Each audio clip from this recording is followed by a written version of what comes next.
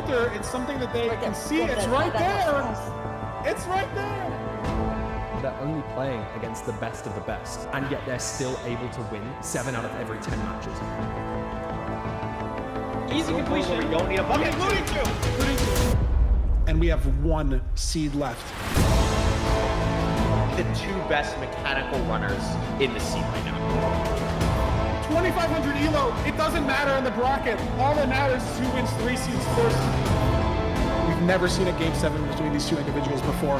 Our 2 most decorated playoff players of all time.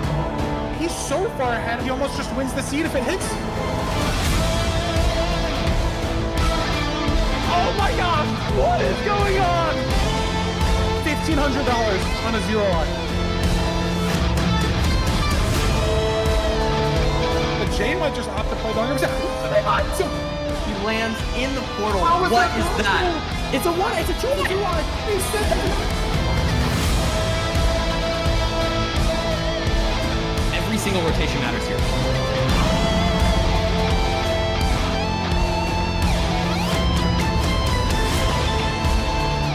No, this is the girl! This is actually the line! Duke's at 88. Lowkey's going to 92. Your eyes are just starting backwards, left and right, left and right. Every rotation, someone pulls ahead.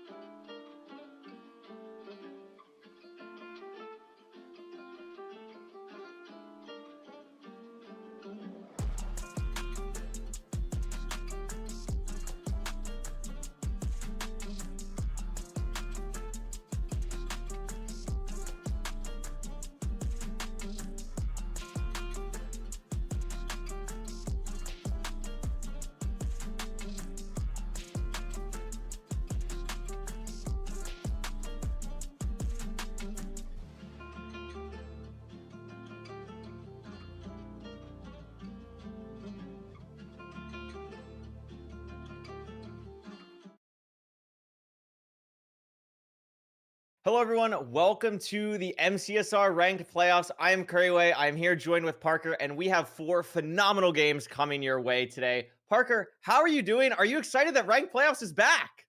I'm excited, man. I high rolled on my walk today. Got a little puppy coming up to me, and then I got to watch Ranked Playoffs, bro. We got some exciting matches.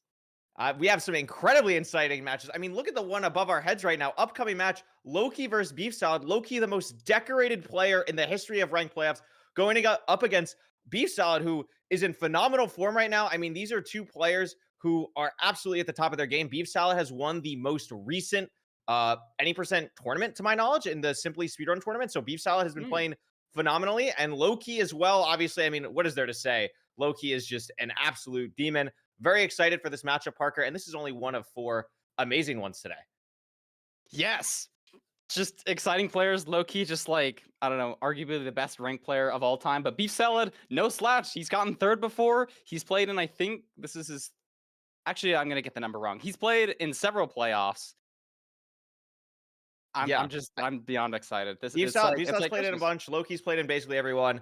Let's take a look at the bracket really quickly if we can. I'd love to take a look at that. Let's see.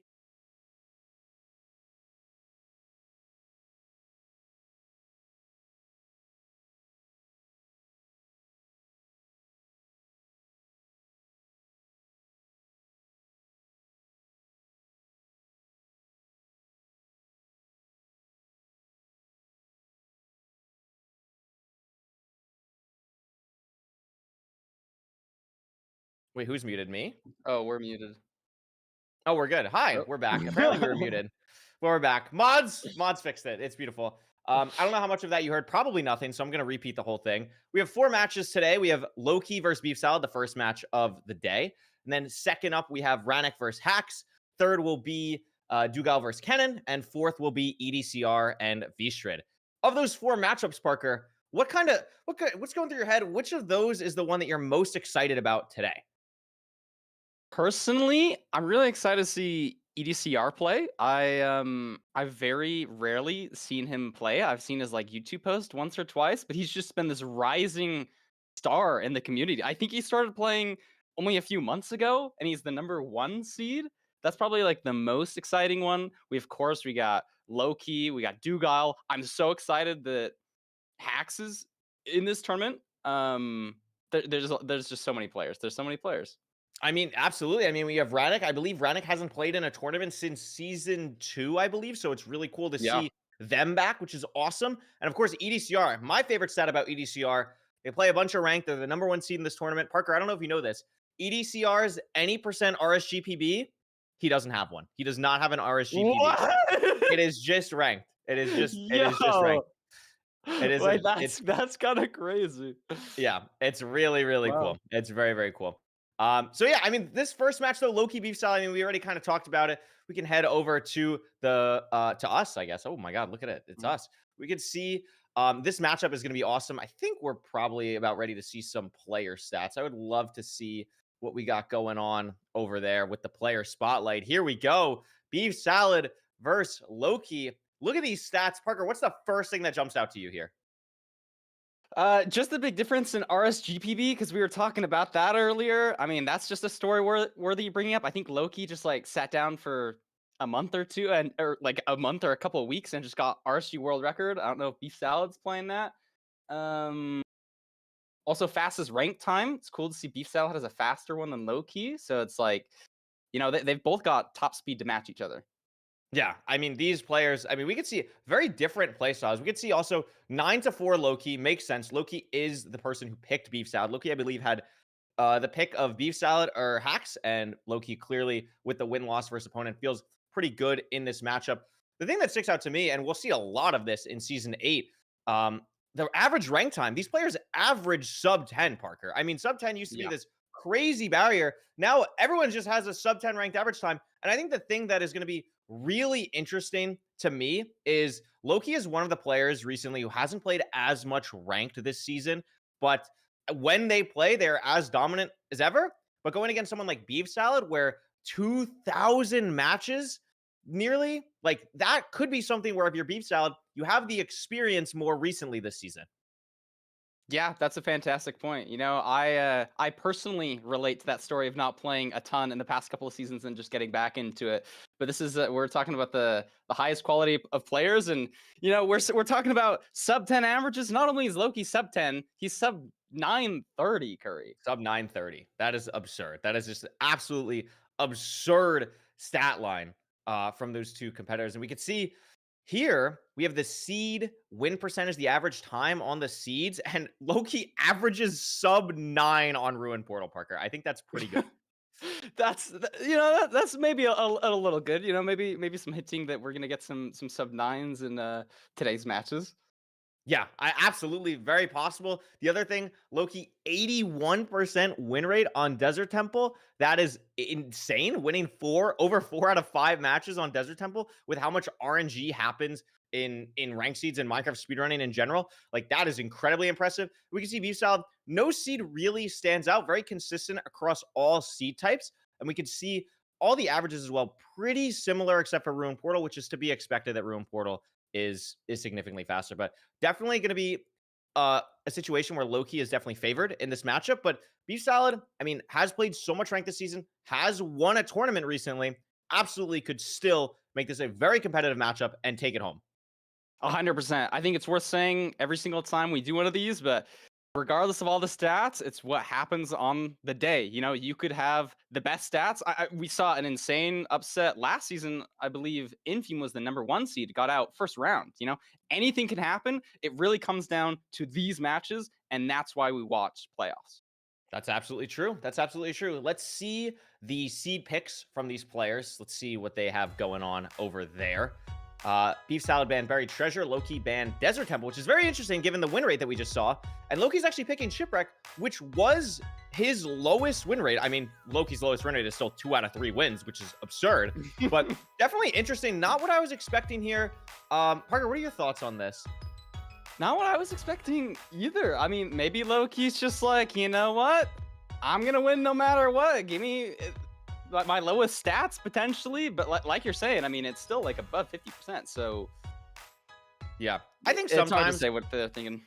I think sometimes when you're a player like Lowkey or really anyone in this tournament, sometimes it's just like, I woke up this morning, I'm not really feeling Desert Temple. I kind of want to play a Shipwreck. Like, maybe that's what's going on here for Lowkey. I mean, we'll see. Definitely an interesting ban situation. I always like seeing Desert Temple. It's just nice having a bunch of blocks. Shipwreck, more notably, a seed type where resources are very scarce. Maybe that's something where Lowkey feels a bit more confident in compared to BeefSalad. Wants to make sure that we're playing a little bit more bare bones in this matchup. So definitely interesting. And I'm just super excited to get into our first matchup of the day, Parker. It's going to be so exciting.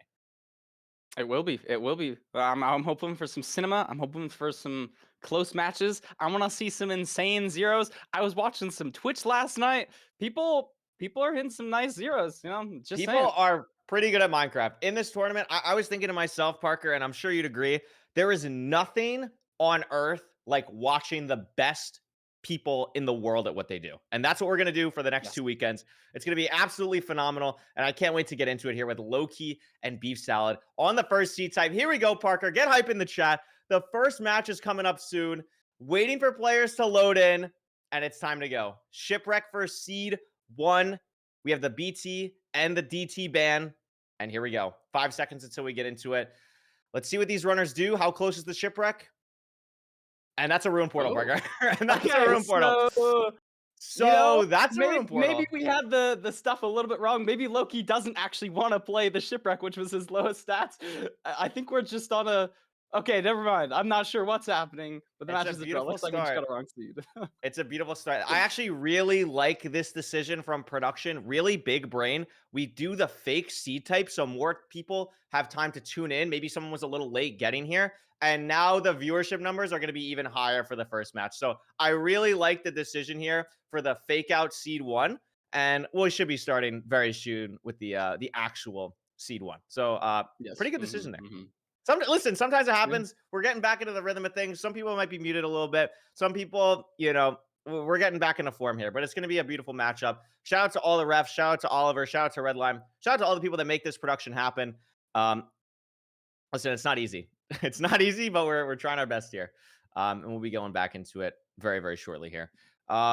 And here we go. Oh, I was going to ask you a filler question, Another and we 10 don't even need seconds. to do it. Beautiful. All right. See. Yeah, we just had to give the script writers a little bit more time to finalize what's gonna Yeah, happen. they were like You know, working we on have the a lot end of matches. still. Yeah. Here we go. All right, shipwreck pretty far. Gonna be Yeah, where were a little bit the annoying. trees? I think we're gonna have to go jungle Maybe a here little far. potentially. Yeah, yeah. Upright yeah. shipwreck at least should be pretty easy. Bubbles wise, health wise, all that stuff. Food situation. Ooh, Five I really gunpowder. like. Yeah, I like the gunpowder. Absolutely. Lowkey loses a second or two to not grabbing it immediately, but that's gonna be big here. To craft a TNT with these runners. 11 iron, 37 rotten flesh, 4 carrots, potential for golden carrots later. Not a lot of food.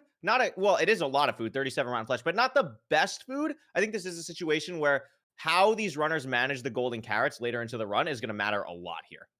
Oh, 100%. You get to use your rotten flesh kind of like tide you over until you can get those golden carrots. I think both runners are going to be able to handle that fine.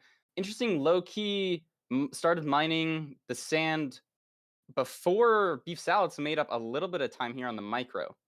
Yeah, absolutely. And also seeing the TNT go off here, 14 wood, a bunch of blocks. Really nice to just have a bunch of resources. I mean, we were talking about it. Shipwreck can be something where it's a little bit more bare bones on blocks because you normally don't get a TNT. Sometimes you don't have enough to craft shears, but runners are just going to get a TNT in the shipwreck. Pretty uncommon. And we see Lowkey heading to the ravine the same time as BeefSalad. Both runners breaking their boat the exact same time. This is what we like to see. We come here for close matches, and they're just, I don't know if there's like a second of stream delay. They're virtually in the same spot. You don't even know who's ahead. You don't even know who's ahead. No, we're not. We have no idea. We see the Nether enter. Very close bastion for both runners. BeefSalad sees the bridge now on the bridge. Lowkey took a little bit better terrain here. He's going to get to the chalice a little bit quicker. And I don't see a fortress on either screen yet, but this is a very standard bridge for both runners. Yeah, it's really a game of the micros. I mean, like, what can you make up time on? They've both made the same decisions. I think Lowkey's just ahead by a second or two now. Mm-hmm. I couldn't also see great if for there golden were carrots. 2 triples. Oh, yes. Golden carrots. And we also see a gold pickaxe for Lowkey and not for BeefSalad. So there is a left side single. So runners should be going to the right side here. Lowkey doing 2 different routes. BeefSalad actually just going for Donkey Kong.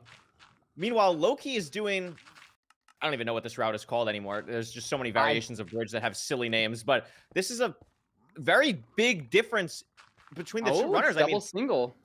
Yeah, double single. I mean, maybe BeefSalad saw somehow that the right side was single and Lowkey didn't. That's the only thing I can think of. But this is going to end up being a situation where it could have had, I think, a lot more variance, but because of it being double single and this not being a triple, I don't think it will make too much of a difference between the time of these two runners.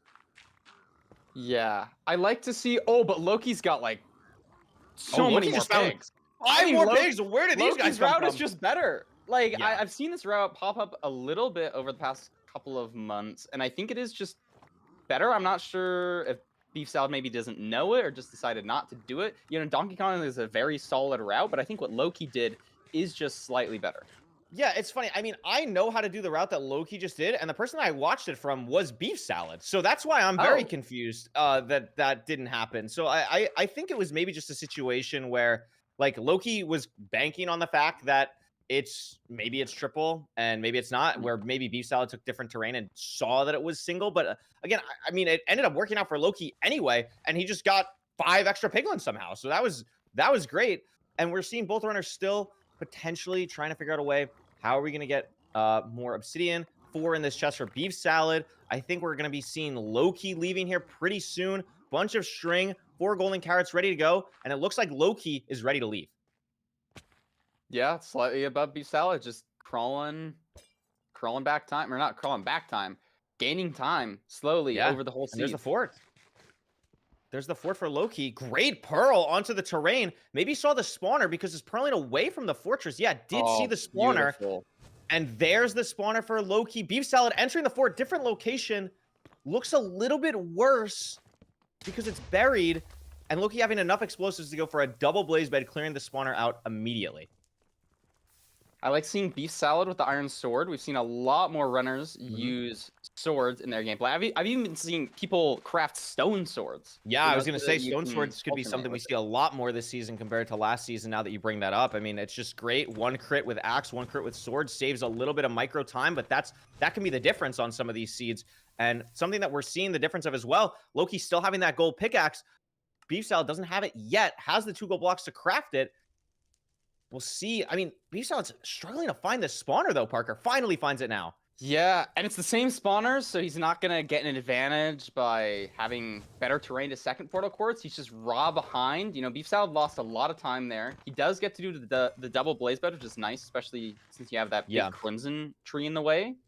But it's looking really bad for BeefSalad. We're gonna have to hope for Lowkey to mess up on something. You know, maybe have a bad nav. I mean, BeefSalad does already have 3 rods from Stray, so it's not as bad as maybe it looks. But I mean, Lowkey already with 5 crafted the portal, blinded already. We'll see how far the stronghold is. It looks like it's a 3-digit number, Parker.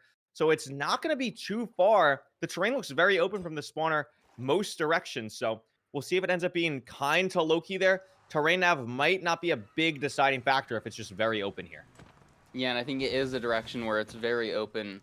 You know, BeefSalad now building his first portal, but Lowkey's gonna be in the stronghold pretty soon. He's got gold picks running down this hallway.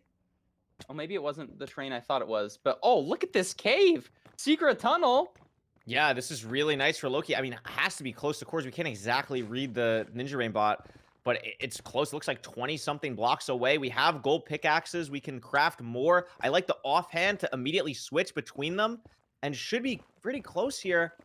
BeefSalad, I think, also only has 5 rods. Yes, so still needs 1 more, while Lowkey should be building the portal very soon, but getting slowed by this lava, Parker. I mean, this was not super clean from Lowkey. There is a little bit of room potentially to make up time, but BeefSalad still just needs 1 more rod. No, has it? right. It's covered by his Ninja Rain bot, and he's out. And BeefSalad not even needing to use the gold picks. I think he's making up time here. Lowkey had a little bit of trouble managing his picks. BeefSalad, please don't die. I think he makes up time, but is it enough is the question. What's this nav like? I don't know. Looks like we're getting some spikes here. Lowkey double checking. Seems to like that. Yeah, I mean, has the hidden room goes down it. We see light down here.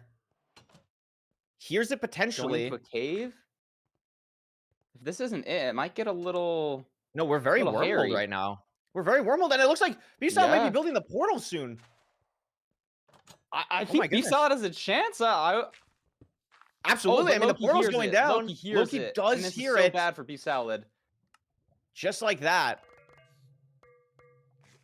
I mean, it has to go for the 0 here. It's buried. 57. Not the easiest 0. And we see, again, now BeefSalad with the gold pick and Lowkey without. This could be something that makes the 0 a little bit harder for Lowkey. Potentially might not be able to push a certain height. And Lowkey's not going to go for it, Parker. No, but he is. Now, it's just a delayed pearl. He's just so going to be late on slightly the lower. pearl. But this could matter. You know, he's not going to be able to push as high as Y level as BeefSalad, who maybe still has some better food. Fly. And it flies. And it no, it stays. Oh, no. It stays. No, it doesn't. No, it doesn't. My bad. Oh my goodness. It's a tough 0. Universal side setup, a little bit awkward. As BeefSalad finds the portal room, the explosives have to start doing a little bit more damage for Lowkey, and he's getting low on health. Oh, this is so bad, Curry. This anchor, I don't think this anchor's gonna do it. It doesn't kill, and he has no arrows? He has no arrows. He has no arrows. Don't die. Oh my gosh. Oh my gosh. Now BeefSalad. 1 anchor and 2 beds. BeefSalad can go for the 0 here. Low on health when this pearl lands. Gonna be a situation where he has to chug rotten flesh and is pushing to 95, which is a rotation higher than Lowkey just went to. Gets there in time. Gets there with time. Oh my. The gold pickaxe mattering huge here. Huge second bet as well for BeefSalad. Lowkey waiting for the dragon to perch. BeefSalad is going to get very low. Oh my God. Has to leave because the run push is not regenning enough. Yeah. And now all of a sudden, we're in a perch race, but it's a situation where there's the dragon perch for Lowkey, has 3 explosives, should be fine on this health. Just a very awkward situation, but after all that, Lowkey should still be taking the first seed in this matchup. Parker, what a first game in Season 8 of Ranked Playoffs. That was cinema. That was cinema. I wonder, do you think BeefSalad bailed because he knew Lowkey failed his 0 as well? Or do you think he just wanted to save more explosives? Because I feel like BeefSalad maybe could have hit that 0. No, I just don't know. BeefSalad was on half a heart and He doesn't was have. worried about the next bed killing. But in the time that he dipped, he regen another half a heart, so maybe could have done it, but was really awkward on the health. And I totally understand the decision from BeefSalad to back out there. Just really awkward timing on the final regen from Rotten Flesh for them. And we see here BeefSalad and Lowkey pretty much identical into the Fortress entering split, but the main difference there was Lowkey just seeing the spawner and entering from such a better spot in the fort, made up so much time, and then was able to make up 10 seconds on each split. I mean, we were talking about Lowkey kind of fumbling around a little bit, maybe finding the stronghold in the terrain, but still made up 9 seconds on BeefSalad, even though they took completely different terrain. So a very interesting first matchup between these two runners. Yeah, that's a fantastic point. You know, I thought he did lose time, but no, he gained time on the way to second portal. Yeah, that was unbelievable. And then 10 seconds finding the portal room as well. Like, I mean, we saw again, like it looked like, you know, what is Lowkey doing? Like losing time here. We're wormholing and still made up 10 seconds on BeefSalad in that split. Like it's actually crazy. And I think it's something I really like to point this out. Something that top runners do so much better than you or me or anyone who speedruns is they just don't hesitate. They just don't hesitate. So sometimes it looks like Lowkey is just like running around or whatever, but he's at least doing something. You know what I mean? Like sometimes runners will just be like, I don't know what to do. I don't know what to do. Lowkey always is doing something. And that's, I think, I mean, he's so mechanically gifted, but to me, his biggest skill is that he just doesn't hesitate ever. It's just so impressive. I think it's a great point you make. You know, you can have the best mechanics in the world, but if you aren't cutting down that time in between the good mechanics of just raw decision making, like, you know, speedrunning and doing things fast is just a game of constantly thinking ahead, you know, while you're doing something, thinking about the next thing that you need to do. I really like that point. Yeah, absolutely. And we're seeing here, I mean, Lowkey only about 300 games in rank this season, still in very top form, but BeefSalad really gave a run for his money there. And I really think, I mean, you know, you save, is there maybe an argument could we have managed food better? Maybe BeefSalad ate a golden carrot at the spawner where we shouldn't have. Like, I don't know, but that's just a situation where maybe if you're BeefSalad, you're kicking yourself a little bit like, oh, I had it. I had the 0 there. But again, we don't know. Like, it might have been a situation where the perch was still fast enough for Lowkey. Anyway, ruined portal pick for BeefSalad. Here we go. This is going to be some speed from these two runners. Yes, if we're hoping for a ranked world record, this is the seed to get. You know, maybe we'll get a ruined portal completable with golden carrots and an iron pick. You know, that's what everybody hopes for.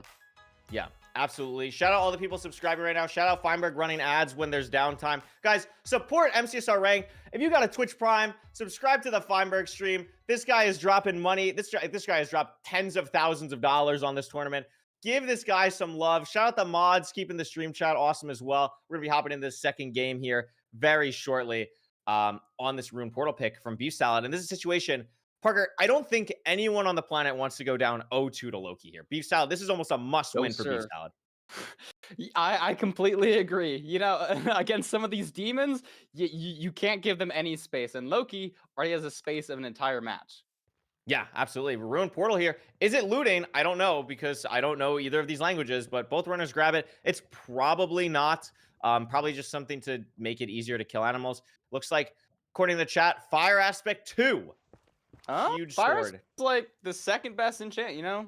Other than looting. It's helpful. Maybe even arguably better, at least for the overworld. Obviously, like blaze splits are nice, but you're going to be able to get cooked food here. I guess you have flint and steel. Never mind. I don't know what I'm yapping about. I mean, listen, it's nice. You don't have to like think about using the flint and steel. You can just turn your brain off a little bit. Just smack some cows with the sword. We're seeing, I like the gold block play from BeefSalad, grabbing it early. We see a difference in the way that these runners are grabbing their resources. It also looks like because of the 4 cobblestone in Lowkey's inventory that we're not going to be making gold tools on the side of Lowkey. While BeefSalad does have gold tools, that could be something that's a little bit interesting. We're going to see there comes the stone axe and stone shovelcraft for Lowkey. Parker, what do you think you would do in this situation? Obviously in rank, sometimes every gold matters. Do you think maybe you would play differently in a playoff situation? Like, I think it's definitely an interesting play that one is making stone and one is doing gold. I totally agree. I think I would go gold just for the fact that we don't have many blocks and you can get a couple extra blocks, you know? BeefSalad entering faster than Lowkey and having more blocks. I don't know about the food situation. I like that Lowkey grabbed food early. That's a very good play. And maybe he wasn't thinking about the gold block early enough to do it. Maybe he wanted to, but just went for the stone. I could see that. But I think gold is what I would do. Yeah, and it looks like, unless I'm mistaken in my inventory, I don't even think Lowkey grabbed the gold block. So very interesting to see that decision-making process. But Parker, this is a triple stables, I believe. So that's gonna be pretty nice for these runners. Don't have to think too much about, do we have a gap, whatever. We could just rip all of this with these runners, and we're gonna see a bunch of piglins, a bunch of gold, and a bunch of chests. So obsidian should not be a problem. Pearls should not be a problem. And here's the route starting for BeefSalad. A little bit interesting in the drop down. I don't know if I've ever seen that exact way before, but these runners, again, second seed, neck and neck. Yeah. I love my triple route. You know, sometimes with double triple, you might not get all the trades, and maybe there's an argument for not doing it. Triple, it's just massive. You get so many chests, you get so many pigs. I mean, just look at both runners' train. Look at all the pigs there. There's so many pigs. I mean, Lowkey loses a little bit of time, accidentally threw the pickaxe. Maybe a 4-second time loss there. Could come back, bite him a little bit. Also, I love this. Did you see this BeefSalad check here for the fortress? Knows the direction of the fortress now. I don't know if Lowkey's pie charted yet, but I really like that spot in the stables that BeefSalad just did to Pyre there. So we know the fort direction. And I mean, look at all this stuff already. BeefSalad 9 obsidian. I don't even know how many chests we've checked. Not too many yet, but wow. Yeah, I totally agree. I didn't see BeefSalad do the pie check, but I did see Lowkey do it. So perfect. Both runners, I guess, know where the fort is now. Checking the chests here. This is just, it's such a fast and like mechanical route this is. You have so many chests to check. How quickly can you loot them? How quickly can you get back to your hole? Yeah, I mean, there's also blocks. There's also an argument of like, how many chests do you want to check, right? Like at some point it can become just a time loss when we have 9 chests up here to check. And we're looking at a situation where we could potentially be seeing a sub 4 fort here. BeefSalad is just out, has everything that they need. Looking here at this terrain though, Parker, not open at all. Is this going to be what BeefSalad needs to see? I'm not seeing any fort here, and this could be a little bit of an ugly situation potentially. Yeah, but there it is. You know, but like, look at that. They both started the route at like the same time, and BeefSalad is just 30 seconds ahead. Oh my gosh. Accidentally threw it a fire res though. Gets the drink down. Also still hasn't crafted an iron axe. So this gold axe is going to break at some point. It's going to be a little bit of a time loss. Has the golden apple. Can get back on health pretty quickly. Lowkey struggling a little bit to find the fortress as well. Similar situation to BeefSalad. And speaking of similar situations, I mean, this is another situation where BeefSalad's entering the fort here, but we don't know where the spawner is. And it could be time where Lowkey could potentially catch up a bit. Oh, 100%. And Lowkey's already pre-crafted with several things. He's got his iron axe. He's got a bed pre-crafted. I don't think BeefSalad has either of those. Maybe a more messy inventory so it can slow it down. But Lowkey hits a zombie pig. Oh my god. That could potentially not be horrible because it's so enclosed in here, but that's definitely not what Lowkey wanted to do. But again, just so quick, no hesitation, just immediately like, okay, well, I gotta kill this guy now. And we could see now almost a reverse of last seed where BeefSalad's the one at the spawner and Lowkey has to find the spawner soon, or we're going to be in a situation where it's going to be almost impossible to catch up. And there's another zombie piglin mad at him. Oh, and there's a wither skeleton. Run, Lowkey, run. This is not looking great. And he's finally found the spawner. But how many rods are we at? How much time has he lost here? BeefSalad has just got to be ahead. Does BeefSalad's ahead, but again, like, wood pick, double spawner here for BeefSalad, but this wood axe is going to start to lose a little bit of time now that Lowkey's at the spawner. It's not going to be anything near the amount of time loss that Lowkey's had from punching a zombie piglin, but it just opens the door a little bit to Lowkey, and that's the last thing you want to do with someone that mechanically gifted. Also, killing another blaze to get 7 because we're leaving here a little bit. I'm actually a little bit confused. No, this actually makes sense from BeefSalad. We're building the portal out because we want to have more terrain potentially to leave, but Lowkey leaving, putting the pressure on BeefSalad here, still needs 2 more rods, but both players measuring now. Ooh. And BeefSalad, because he built not at the spawner, has got a different location, lost an eye into this hill. That's a disaster. Don't know if it breaks, so maybe he's gonna have to kill. He's not gonna have to kill another blaze axe. No, because he has 7, so he's good. He's good. Feels good. Is going to be potentially leaving here. Hopefully it's the open terrain if you're a BeefSalad fan. It is. Lowkey having to dig through, going to the second spawner that BeefSalad found as well. And this Stronghold looks pretty far, but this terrain, I think, will open. And BeefSalad is nearly there while Lowkey is still killing Blazes. And I think BeefSalad is up on the food situation too, unless Lowkey hasn't eaten his golden apple. So if it's far, it's not looking great. Maybe you're gonna have to hunger reset. BeefSalad, though, still... I thought for a second Lowkey was making up a lot of time, but now he's running into more trouble with Wither Skeletons. Yeah, and opens lava. The lava! What is a... Oh my god, that's a Looney Tunes-esque situation for Lowkey. Thankfully, covers it up quickly, leaving the spawner now, but BeefSalad is entering the stronghold. No good spike immediately. Potentially actually has something. It's Ocean exposed, Parker. Is the portal room ocean exposed, though? This looks like it. I think is. This is a portal room. Yes, it Here is. It is. This is a potential sub 8 for BeefSalad. Has to craft an eye. Is pre-crafted, but not that many explosives. Unless his Ninja Brain bot is covering something, I think this is a 3-bed 2 anchor 0 for BeefSalad. That's a little scary. I mean, he has a crossbow. I assume he's going to have arrows, so it's not as scary, especially for somebody as high caliber as BeefSalad. Absolutely. But stuff can always go wrong. First double bed looks great. Bed. Third bed to that keep should high. Be... Oh, has four beds. One was covered by the Ninja Brain bot. We should be totally chilling. One more explosive, a little bit scary with the fire and the netherrack, but is going to be able to close this out before Lowkey even enters the end. And that's a sub 8 speed run for BeefSalad. Talk about a way to bounce back and get your mental right back into this game. Oh, 100%. You know, you need that for the mental. We're not in a grand finals or anything. Oh, and Lowkey breaks Crystal too. Unfortunate. Yeah, that could have been a big thing. Barely sub 8. Wow. Hits this sub 8. Great way to get back into it. And we could see these splits a little bit all over the place. BeefSalad making up 20 seconds entering the fortress. But again, didn't have the iron axe, didn't have the bed pre-crafted. And that allowed Lowkey to make up a little bit of time potentially in building a portal, kind of getting set up and everything. But by the time they were finding the stronghold, punching the zombie piglin, there was no forcing pace that Lowkey could really do to make up from that. And we see a very clean, well-played game from BeefSalad at a very high speed match. Congrats to BeefSalad. You know, maybe he lost a little bit of time on Stronghold Nav, but that's pretty much it. You know, BeefSalad didn't run into any of those major issues, hitting extra mobs, finds the spawner a little bit closer, just like you said. Yeah, I mean, absolutely. What a great matchup so far. 1-1, we said it was basically a must-win for BeefSalad. Clutches up, locks in, gets it done, and now we're in a situation 1-1. Parker, I didn't ask before this match. Did you have a prediction going into this? What was your thought process here between these two runners? I did not have a prediction going into this, but if I were to teleport myself back into that time, I probably would say a low-key win, but BeefSalad wins a match. That's probably what I would have said. You know, Lowkey, he's just the most decorated player. Gotta sit with that. But BeefSalad, I mean, it's 1-1.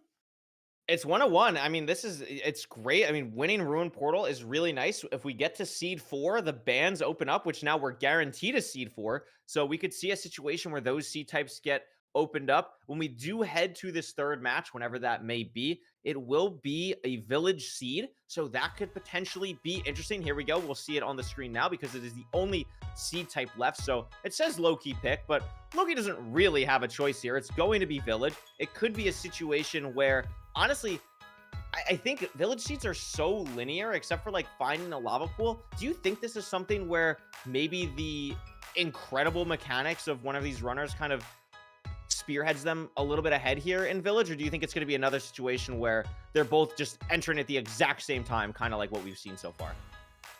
Apart from something weird, like maybe an odd iron count where you make different tools or a weird lava pool, I think it'll be pretty similar. Yeah, I agree. I'd love to see a Plains Village, no blacksmith, fisherman house, rank seed. Let's get on it. Let's see if these players know their fisherman houses for the bucket.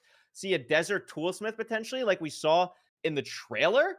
Like there's a lot of like funky village things. Maybe a snowy village. None of these things are gonna happen. It's gonna be a pretty standard village. Yeah, a snowy village would go crazy. Snowy village with the toolsmith chest where it's like an iron helmet and 4 iron. Like you never know. Yeah. But I do know it's not gonna be any of those seeds. That would be incredibly mean. I don't even think we're that mean.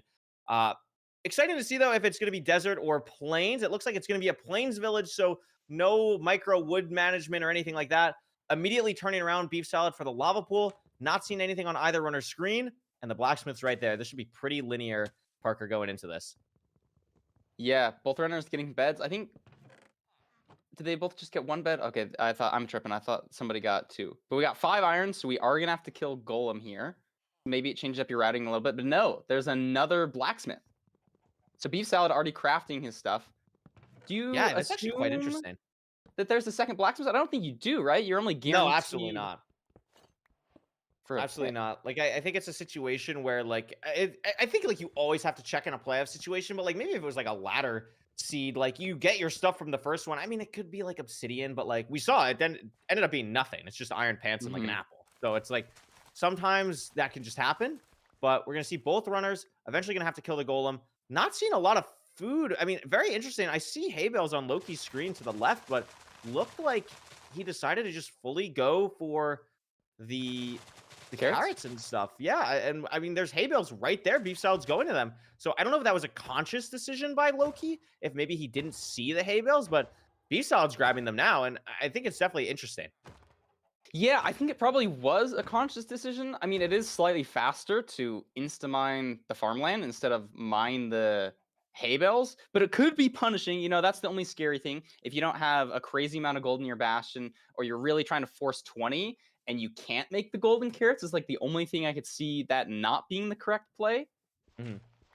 Yeah, it's going to be definitely interesting. Like, as we're going to see this early game, maybe Lowkey has to play a little bit more passive compared to BeefSalad until we get those gold carrots. And could be another situation where, like, if we see a bridge, like, Lowkey's cooking then. Now it's like, okay, we can really crank a fast end game. We have 9 golden carrots. We can just pearl everywhere, not even think about our health. But Village Seeds, you kind of get that anyway with bread. It's just a little bit slower. Really only depends on certain seed types. And this looks really awkward. A very high spawn for both runners here. And a difference already. Lowkey bridging, BeefSalad going lower terrain. What would you do in this situation, Curry? Oh, you're putting me on the spot. I think I like usually high terrain. I mean, I'm not playing these crazy fast seeds, but, like, I really like being able to see as much as possible, especially potential for, like, if you know your bastion might be a treasure, like, any way you can see more fort from high ground. I believe I saw the fort on BeefSalad's screen. I don't know if I saw it on Lowkey's, but this is a bridge, and we're going to see a lot of golden carrots for Lowkey. This could be a decision that ends up paying off big time for Lowkey, and is also going to be the player to get to the chalice first after the difference in routing the terrain.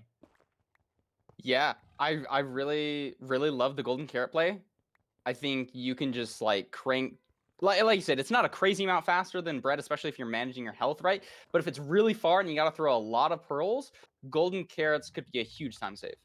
Absolutely, and we're going to see here gold pickaxe craft as well for Lowkey. We saw this difference in the runners last time as well. Lowkey really likes crafting the gold pick, and we can see BeefSalad has 2 sticks in his inventory. Could craft a gold pick, decides not to, and it's a situation where I don't know if it's going to pay off super big for Lowkey here, but both runners this time doing the same right side route, but BeefSalad almost getting knocked off multiple times, getting shot at a lot. There's a piglin up there. It's a little bit awkward, and this is a situation where having the bread now is, like, okay, but it's gonna take a while to regen this up, and Lowkey is just immediately made up a ton of time on BeefSalad.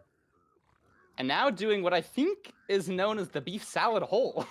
You know, where you dig down right next to your piglin hole so that you could loot the chests as you're waiting for the piglins to pathfind in. You know, it could be a little bit safer.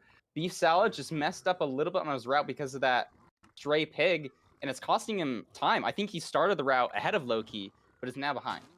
Yeah, this is also a thing that is a little bit different between the two runners. BeefSalad did see the fortress, so BeefSalad does not have the pie chart. I just saw Lowkey pie chart. So that's a situation where, although both runners know the general direction of the fortress now because Lowkey pie charted, I think if you're BeefSalad, this is something that I've found, and maybe you as well, like, I think just knowing where the fortress is, I feel like just speeds up getting there so much faster sometimes because you don't have to, like, look around as much. You immediately know, like, I'm going here, I'm pearling here, and then I'm at the fortress. So that could be a way that BeefSalad can make up a little bit more time after that whole situation. 100%. It's just more information. You know, maybe you can start to picture where your pearls are going to go. BeefSalad's maybe out already?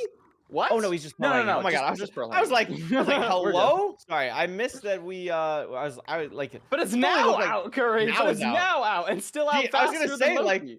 I was looking at BeefSalad's inventory. I was like, are we actually just out already? And yeah, we basically are just out already. Just one final check of trades, and we're here, and we're in a fort again where immediately I'm not seeing the spawner. And this has kind of been the story of the matches so far. How these players play the fortress has been a huge deciding factor in these matchups. We can see both players now getting to the spawner at the exact same time. This is the closest match we've had so far between these three at this, or between these two at this point so far in the seed.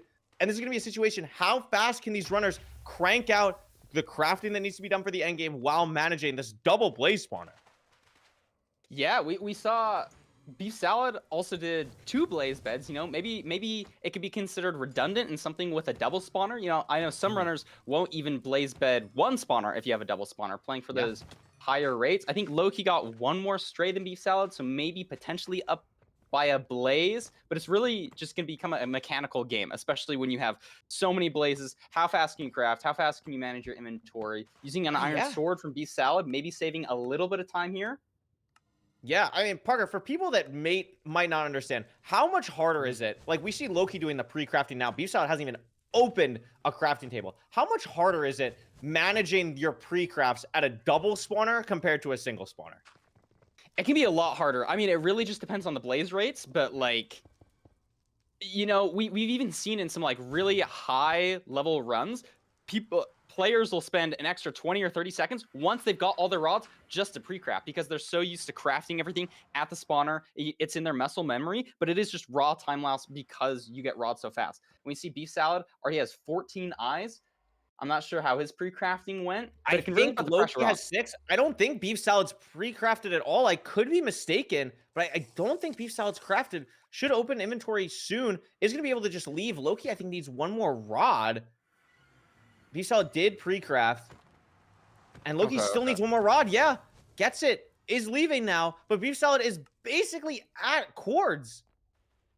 Yeah, just played it slightly faster. Maybe the double blaze bed did come into play, or maybe it was just raw mechanical difference in crafting all your things. Maybe he didn't craft as many things. I know I see BeefSalad has a bow and gold picks though, so I'm not sure. Yeah, it has everything. I mean, this is looking really strong for BeefSalad, and Lowkey's Pearl being under the lava makes it so that this portal build is a little bit slower, and BeefSalad has a decent spike heading through mid, doesn't see it wormholing through here, doesn't like it, and it's also mine shaft, Parker. So this could be a situation where these runners really need to know their spikes, and BeefSalad finds it immediately as Lowkey is just still entering the stronghold. And it's looking really This looks bad. like the right Lowkey terrain. fans now. There's the 0 for Lowkey. What an aggressive Pearl, entering 5 seconds maybe behind, and this is not an easy 0. It's buried. No, it's Lowkey's not. BeefSalad's on one heart. But he did have the gold pick, so maybe is slightly faster. Really scary though. Here's where we see the golden carrots coming into play. Lowkey, Absolutely. 2 hearts higher already.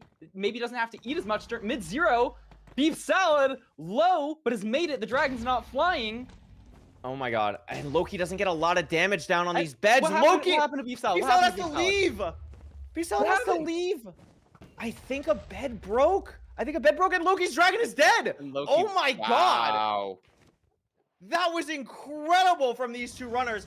Near perfection in the endgame until BeefSalad cannot finish off the 0. Pick, block, betray, according to the chat. Potentially placed Crying Obsidian and had the perch as well, but it doesn't matter because Lowkey got a sub 9, putting himself 1 win away. What a back and forth seed. We could see the farthest split was 13 seconds finding Stronghold. Lowkey makes up 8 seconds in the Stronghold split with an iron pick to clutch out the 0. I mean, just a masterclass from both runners until the 0. And you're absolutely right. The golden carrots for Lowkey, making it so we don't even have to think about our food. We don't have to worry about that during the 0. Is just an extra thing that BeefSalad had to worry about, and it ends up being too much where Lowkey takes seed 3. Yeah, and he could even aggressively pearl in the stronghold too. That's one thing I really like about Lowkey. He'll push super aggressively if he can, and he could there because of the golden carrots.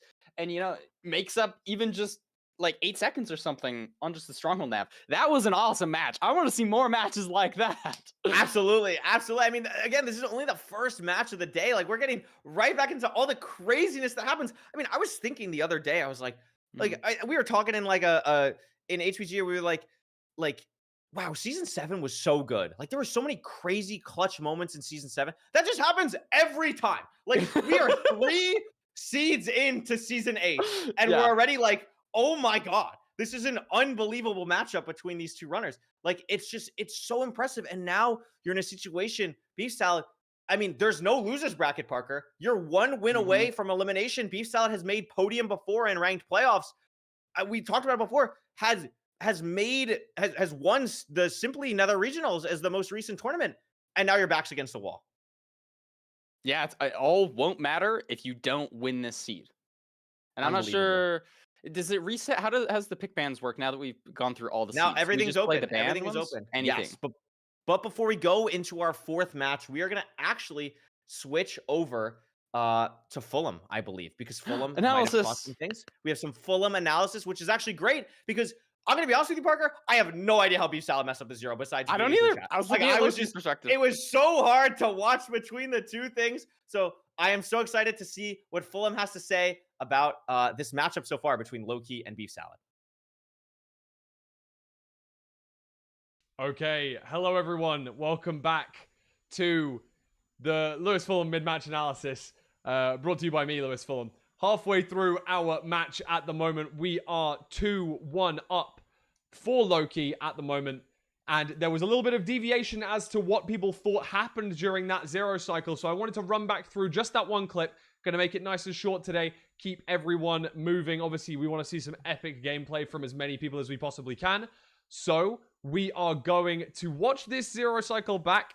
And when I watched, it didn't seem as though there was any mishaps by BeefSalad mechanically.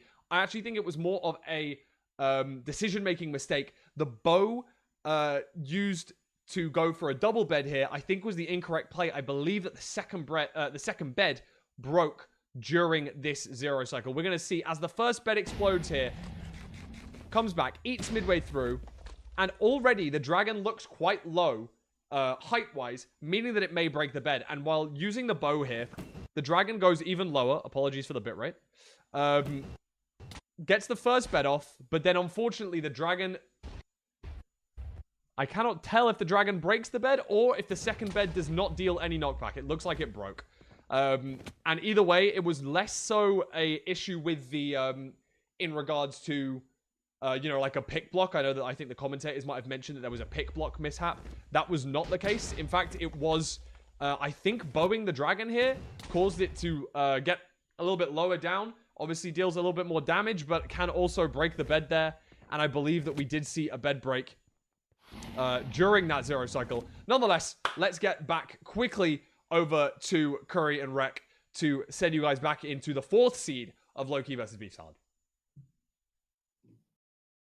Thank you so much, Fulham, for the analysis. I'm very happy that we got to see what actually happened there. And that's the situation. Parker, have you ever had a rank seed where, like, you know, you're ahead, you're like, I played this so good, and then all of a sudden you go for the double bed and exactly what just happened to BeefSalad happens to you, where it just breaks your second bed, and you're like, oh, okay, well, that's fine, I guess. It's not the greatest feeling. I think I would have done the same thing. Like, in my head, the dragon wasn't low enough to break it, but it's just like, you know, at the end of the match, this is why I love that 0 cycles are a thing, like something so mechanically intensive and with so much variation that you have to get perfectly to win.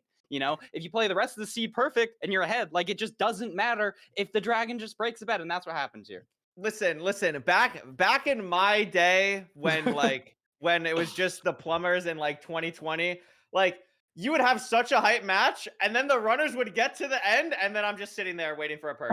We had to have like so many different things. Like, there were so many different tournament things before 0 cycle where it was like, if you stand behind Y70 or Z70, you get an insta perch.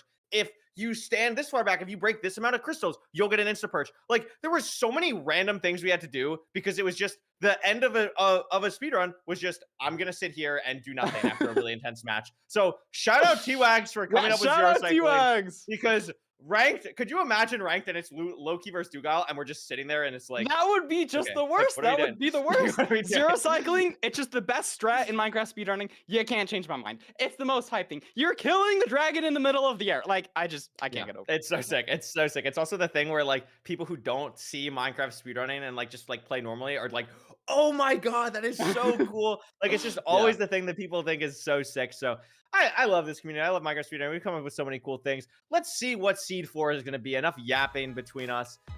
Looks like Seed 4 is going to be Desert Temple. Now, this is a aggressive pick from BeefSalad because maybe you just tuned in and maybe you missed the start of this matchup.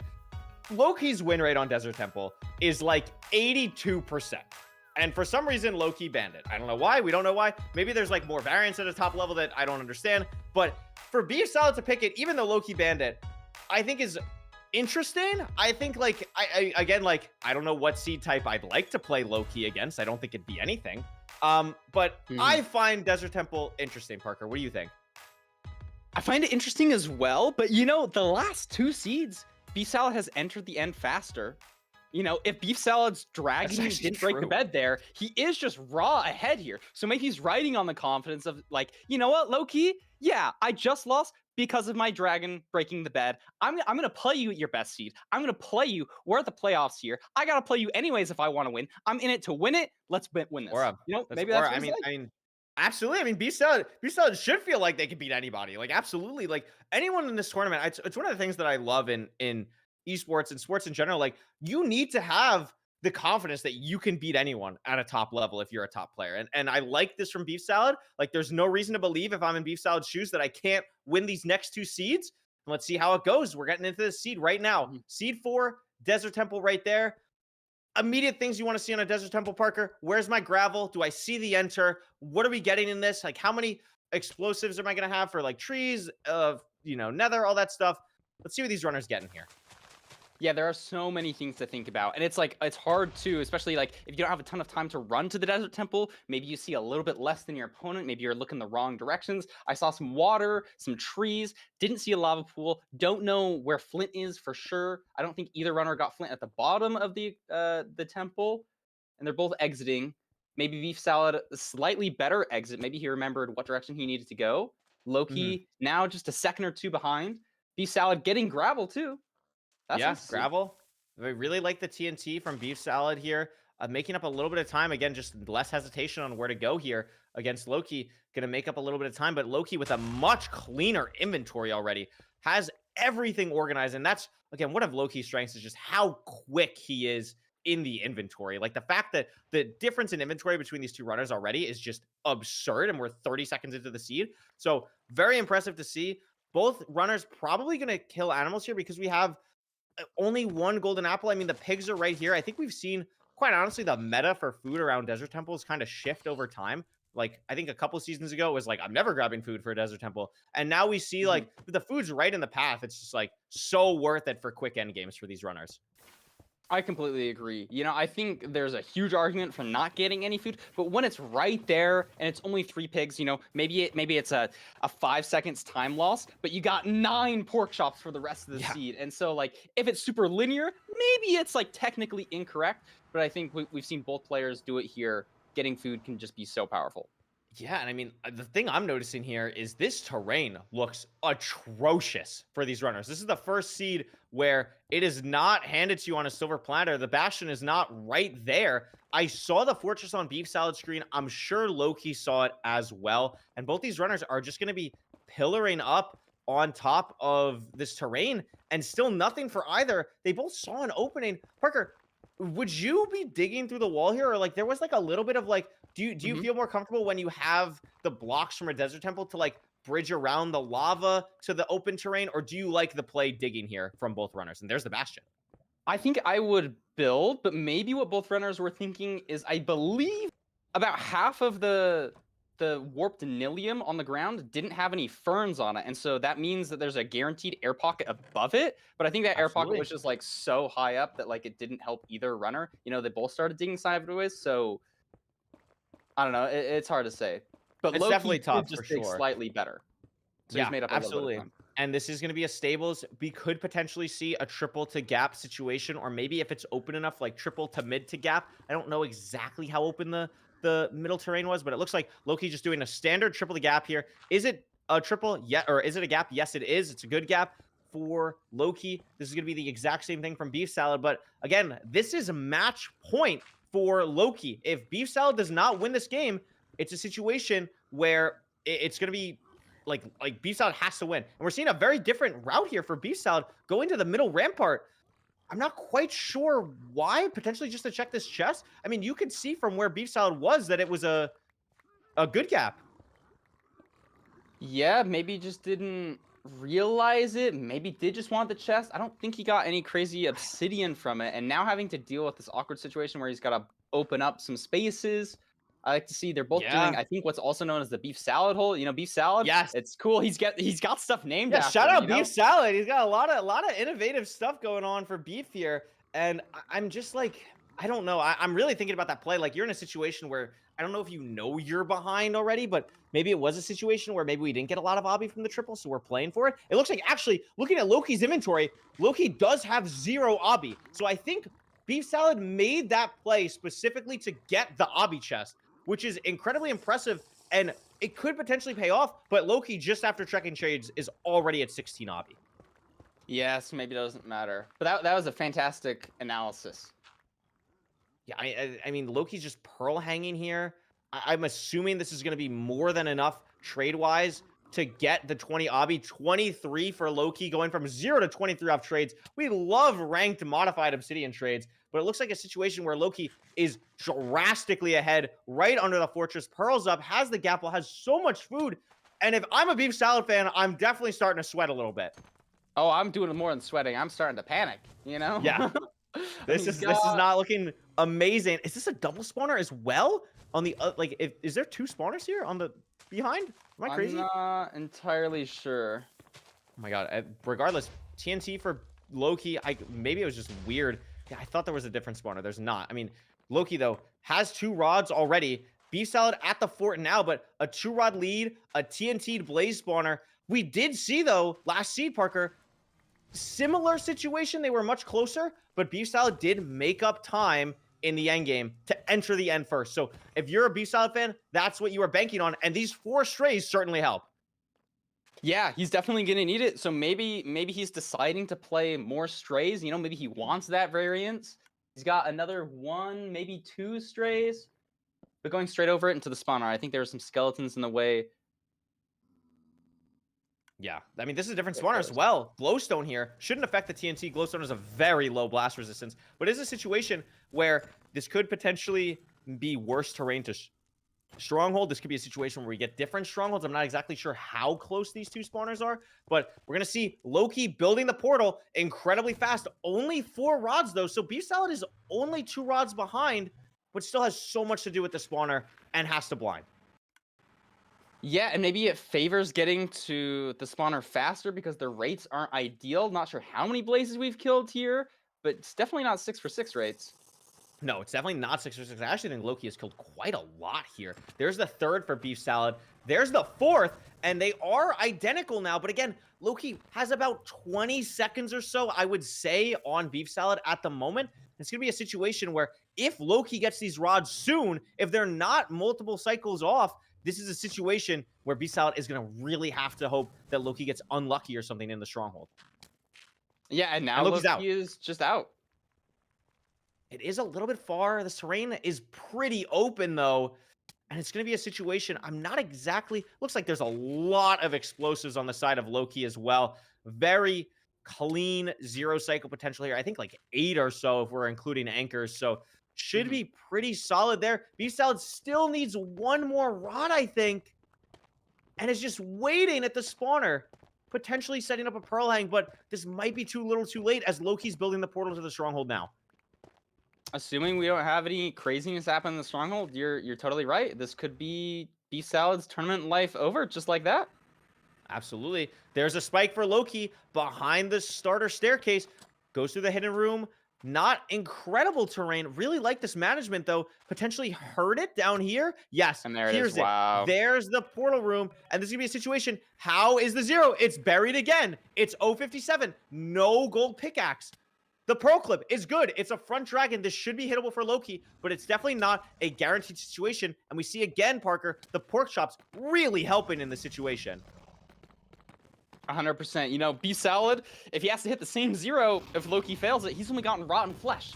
But look at this. Look at that damage. Oh my This God. might even be a 2+2 on a side setup. Nope, not a 2+2. Little high, but this is going to be a situation where I think this game is about to be closed out as BeefSalad enters the stronghold. Lowkey is going to be entering the end fountain with a 3-1 victory against BeefSalad. What a first set of matches for day 1 of ranked playoff season 8. I mean, that was a phenomenal set of games, and Lowkey will be closing this one out with a sub-9 no less on a temple. Oh my gosh. What was their slowest seed this entire morning? Like a 9:30 or something. like that was These ridiculous. players are just insane.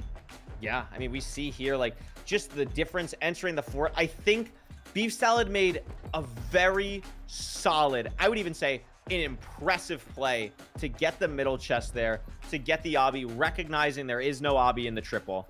But it doesn't end up punishing Lowkey at all.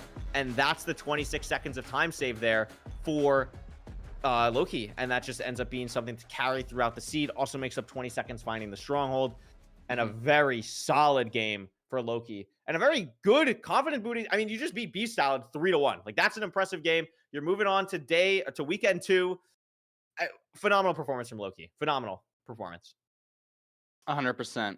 Yeah, I think it's just like, it's so hard to tell sometimes why one player wins over another, but I'm ready. I'm ready for the next match. Yes. Give Yeah, me I some mean, more. Give me some more. The next match will be Ranik versus Hacking Noises. Again, huge shout out to BeefSalad as well. Won the Simply Nether Regionals Invitational before this. Played really well. Gave Lowkey a run for his money. Definitely could have been a situation where we're going to a game 5 right now, and it could be 2-2 with that last 0 on seed 3. So really impressive performance from both runners. This is the type of gameplay that we have come to expect in the MCSR ranked playoffs, and I'm so grateful that we get to watch these players play at an incredibly high level. And don't go anywhere, because we're going to be having a video on this intermission. If you've been seeing all these runners do all this cool stuff and you're like, oh my God, how do I do this? Well, guess what? A lot of the cool intermission videos we're going to have for you are going to teach you a little bit more about how to speedrun, what to watch out for, all this really cool stuff. And the first one that we're going to be playing today is from Parker. Get this. 7-time MCSR ranked playoff competitor, Oxidiot. She's going to show you how to build some nether portals. And when we come back, it will be me and Parker still with Ranik and Hacks for our second match of the day. See you in a bit. Hi, I'm Oxy, and this is going to be a quick explanation on some of the strategies that you'll see top runners use to build nether portals. I would say that there are 3 types of portals that speedrunners generally use in ranked runs, which are lava pool portals, magma portals, and ruin portal completions. Lava pools are the least complicated of these 3. Runners almost always use what is known as Sea School portal, named after the guy that designed it. You always start by placing this block, placing your water next to it, and then breaking the first block. This gives you the first 2 layers of the portal, as well as giving you a hole for the water to funnel into as you build the rest of the portal. From here, we place these 6 blocks. These let the water flow exactly as we want it to, giving us a perfect frame to place lava and complete the portal.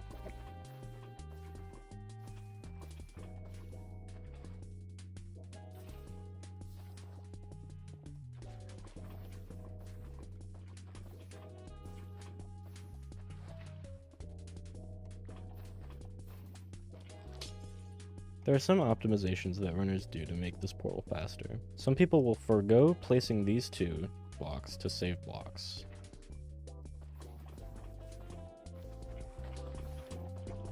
Which requires placing water on the top part of the portal. You'll also see people placing blocks in water after the portal is complete to drain the water faster. There's also what is known as Chad portal, which people don't really do just because it's less consistent and only slightly faster.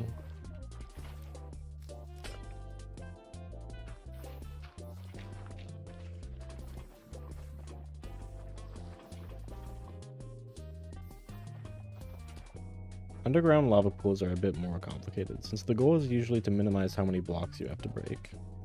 You'll often see runners placing the water in a 2-block hole in the wall, and building the portal around where it is flowing.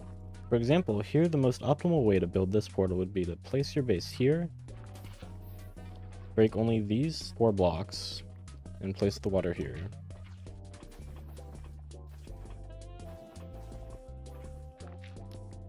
Most ruined portal completions boil down to placing your water in a spot that covers where you need to place obsidian without overflowing into the pool of lava.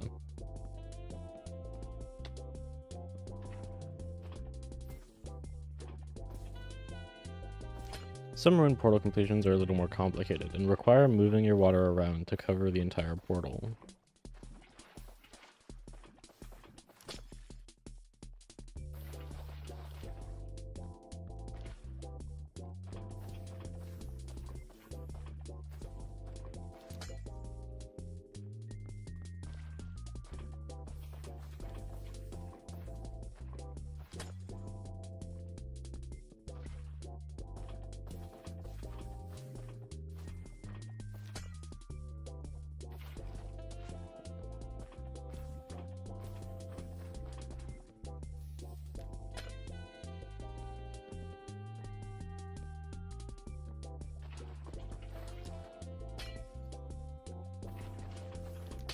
Magma portals could be a lot trickier, since you need to build the entire portal while underwater. The goal of magma portals is to take lava from under the magma, which both gives you the obsidian to build the top part of the portal while also carving out the bottom part.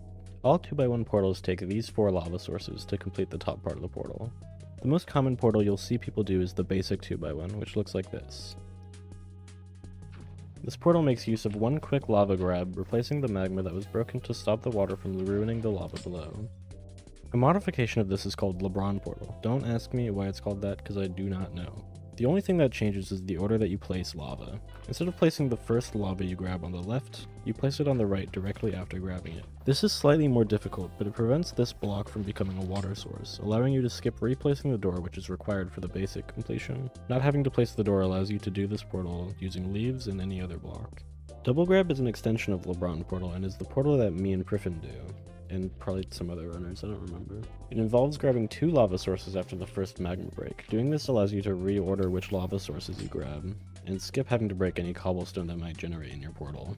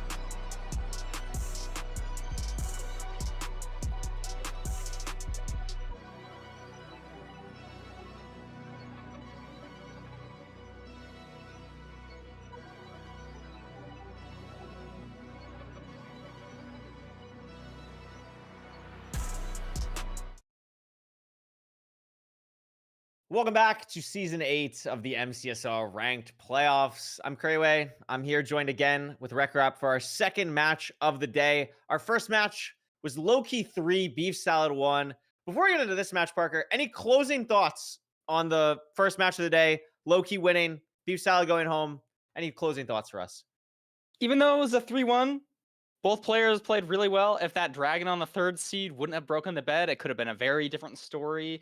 It was cinema. That's all I'm saying. You know, I want to see some more cinema. We had some really close matches, and congrats to both players for showing up. We really appreciate you guys.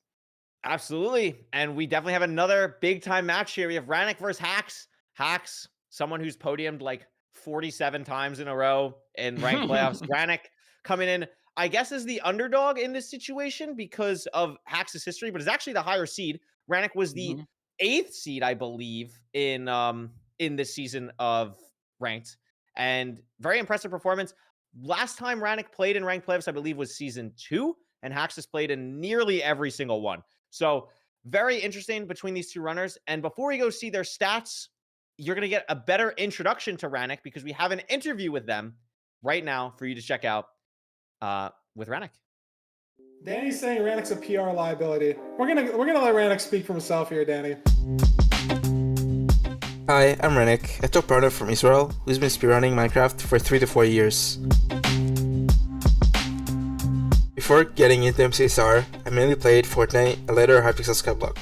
Then, in late 2020, I watched Kronos' 1456 world record, which pulled me into the speedrunning rabbit hole, sparked my interest in the game. Even so, didn't start actually running till late 2021, early 2022. I can probably say that my overworlds are my strongest suit, especially the Desert Temple C-type, and I am generally strong in the other C-types as well. I think my biggest weaknesses are navigating nether terrain and navigating a stronghold.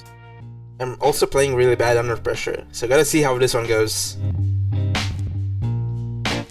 Ever since Season 2, the last time I participated in the playoffs, I feel like I've become a way more micro-focused player.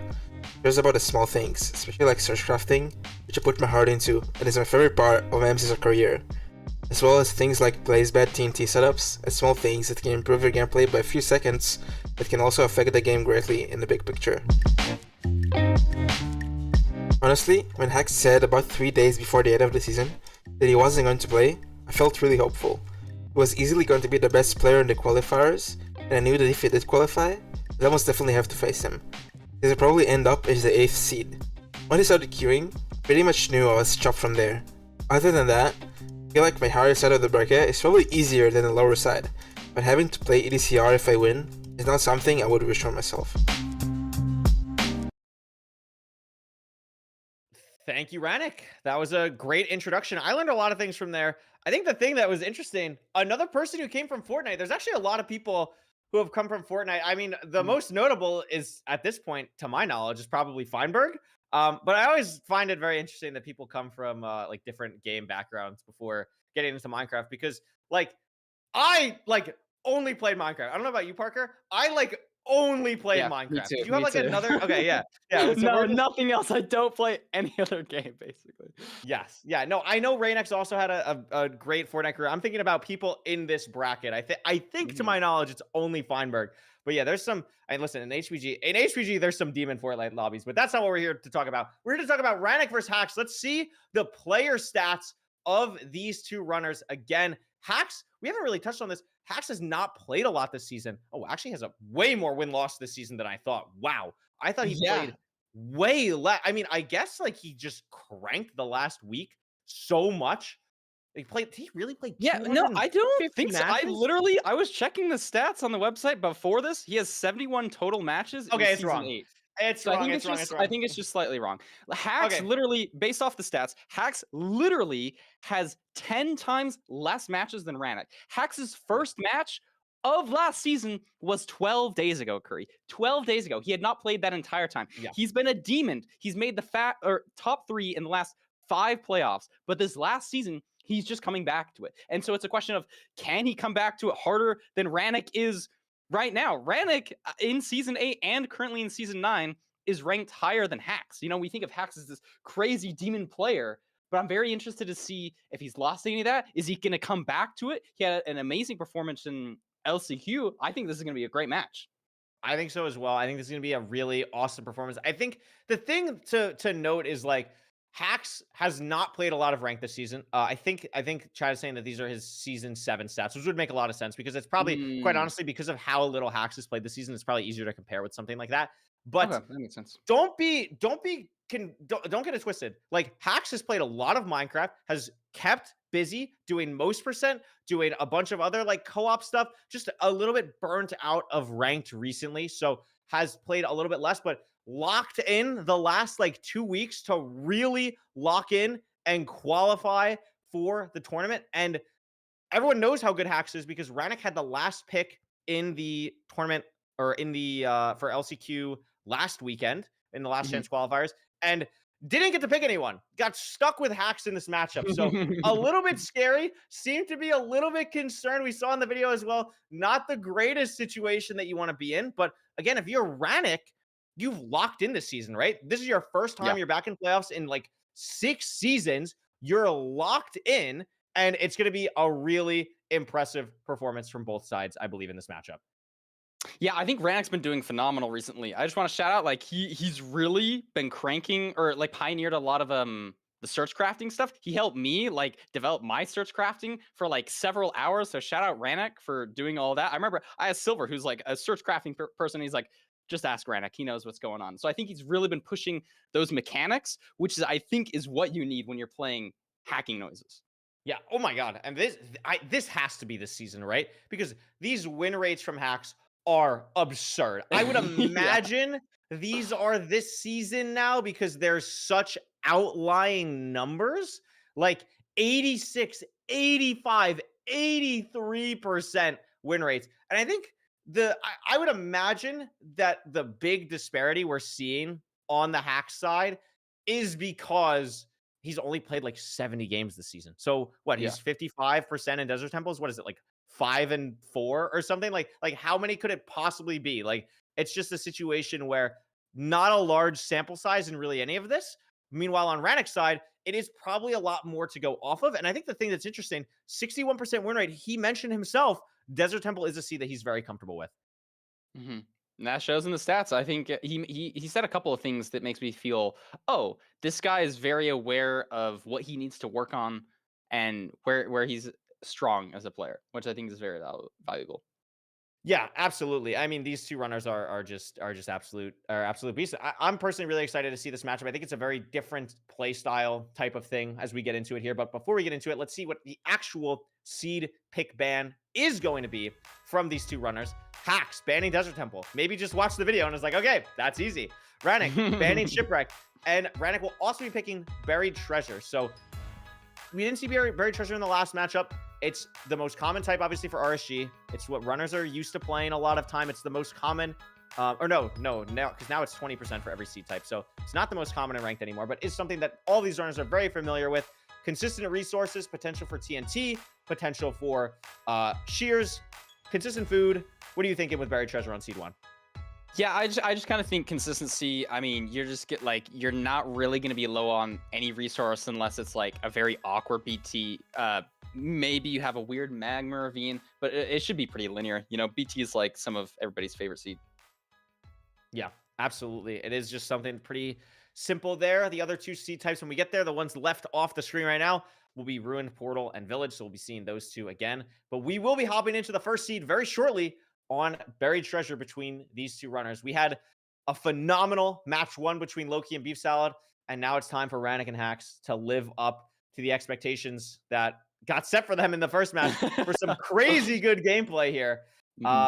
Which situation do you think you'd rather be in this matchup? Would you rather be Ranik, who's like played very well this season, has played a lot back in playoffs, or would you rather be like Hax, didn't play at all, 10 days basically, and barely qualified for playoffs? I think for the aura, you want Hax's aura, but for like raw stats, I think you want Ranik's stats. He's just like been playing more. I think that is better. I like that you mentioned Hax has been doing other things in Minecraft. I wasn't aware of that. So it's not like he's been on a mountain meditating for 3 months, you know? No, he has definitely not been. I've been watching Hax's streams, definitely not meditating. Can confirm that Hax is not meditating on there. These trees very far away.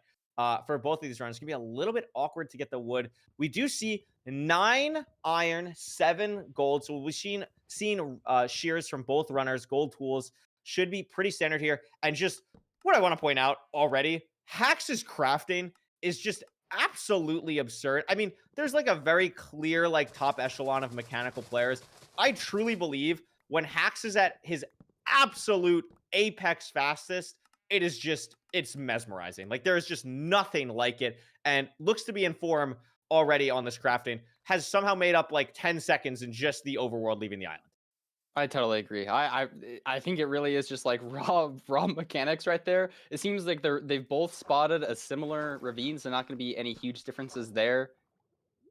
Yep, and it looks good for Hax. This is looks just going to good be for a very Hax. solid It enter. is a different ravine for Ranik, but I think this also looks like a pretty good ravine. No, it's not. Oh, and all of a sudden, never mind. I thought they were. immediately on seed 1, panic mode. But also Hax's ravine doesn't have lava underneath it. Should have some over here. Finds it eventually. Could be a little bit more concerning if maybe Ranik actually had a ravine, but he doesn't. So Hax will be entering the nether here pretty shortly. Has a ravine for Ranik as well now, but Hax a little bit awkward on this portal actually because of it being 1 deep. Actually quite awkward.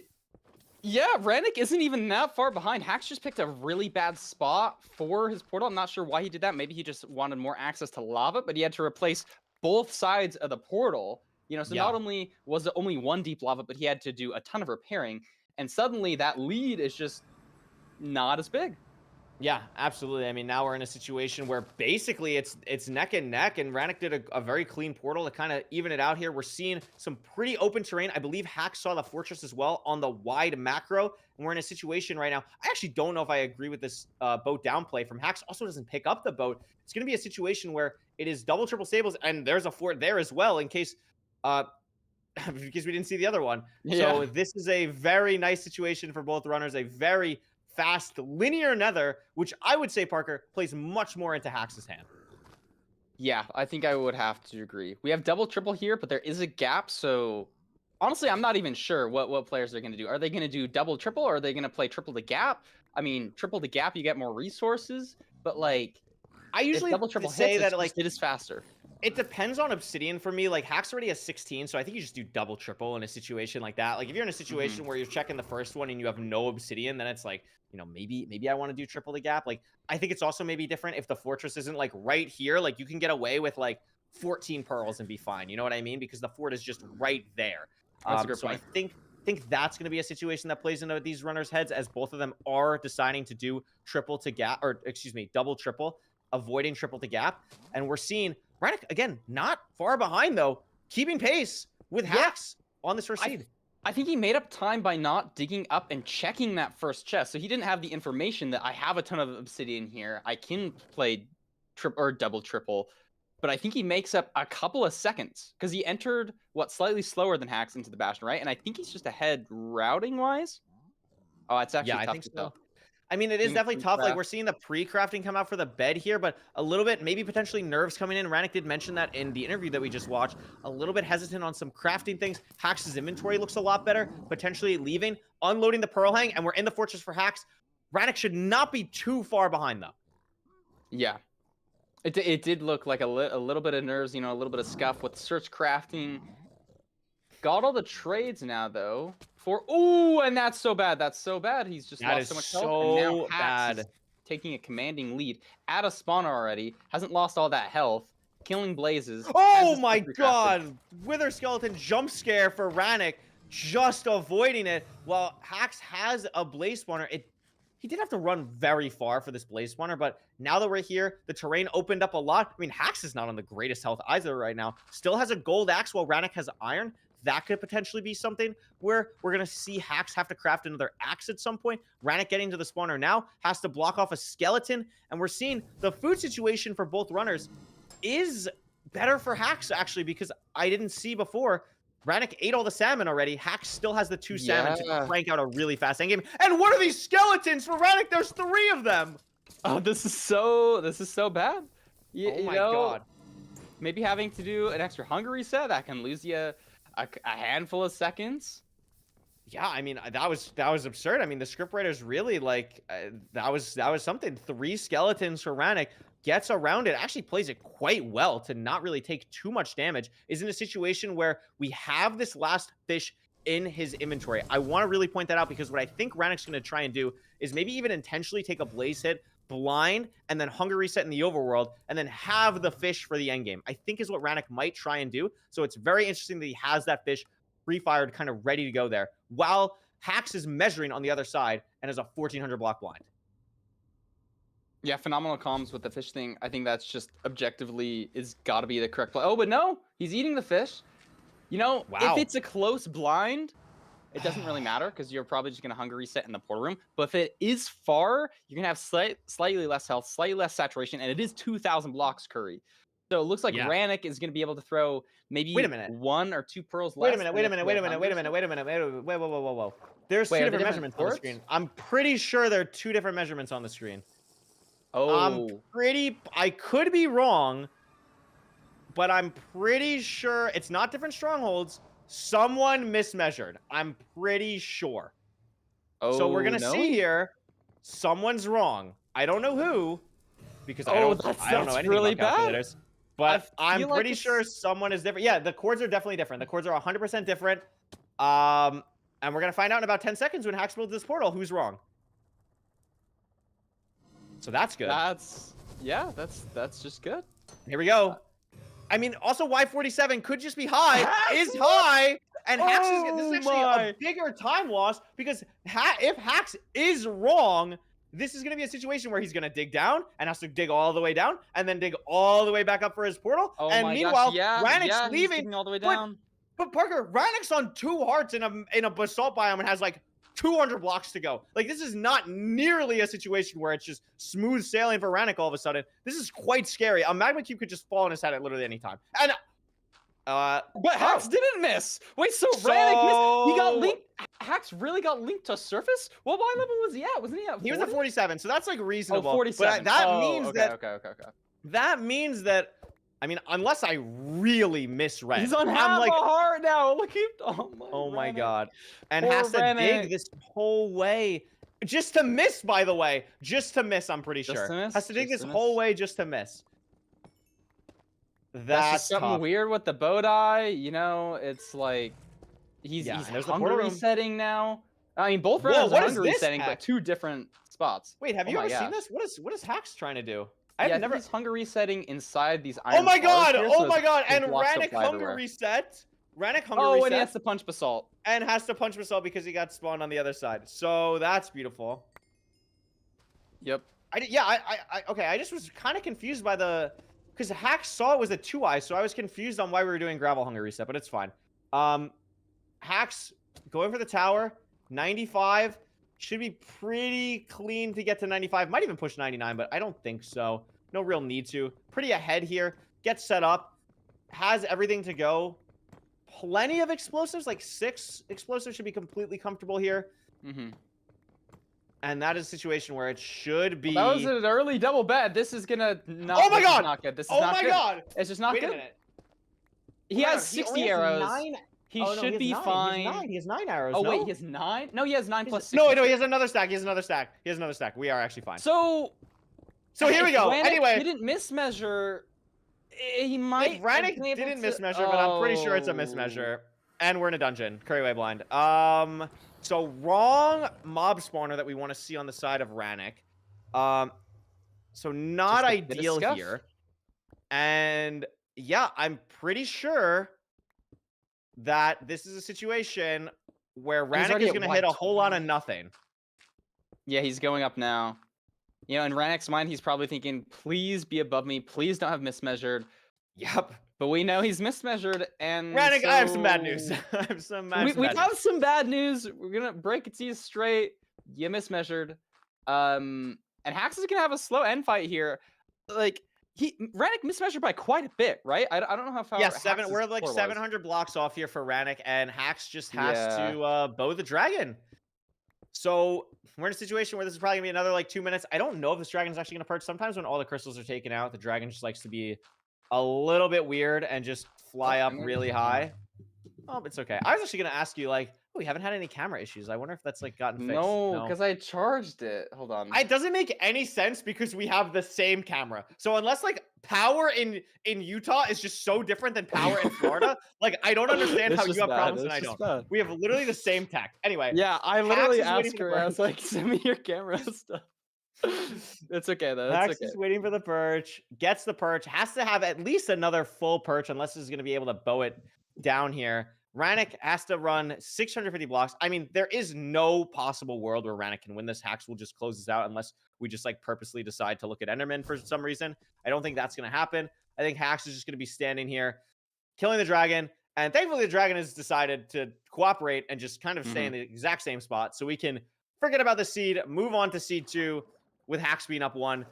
I mean, Parker, you're a big like focus on the mental type of guy. Quite honestly, like which is the worst for your mental? Like, yeah, your Hax you're gonna win, but like this is not what Hax wanted to do. You're gonna feel like, oh my god, I didn't deserve to win that. And if you're Ranik, you're gonna be like, I had this game in the bag if I just didn't mismeasure. So what would you rather be? I feel like it depends on who you are as a player. I feel like for both players, it's the worst situation for both. I think Hax is both of fighting them. lol. Well, actually, Hax is doing lol. I think Hax's fine. mental is actually pretty fine. I think it's mental... probably fine. He probably doesn't care. but Ranik, it's like I think it's like the flustered element. You know, yeah.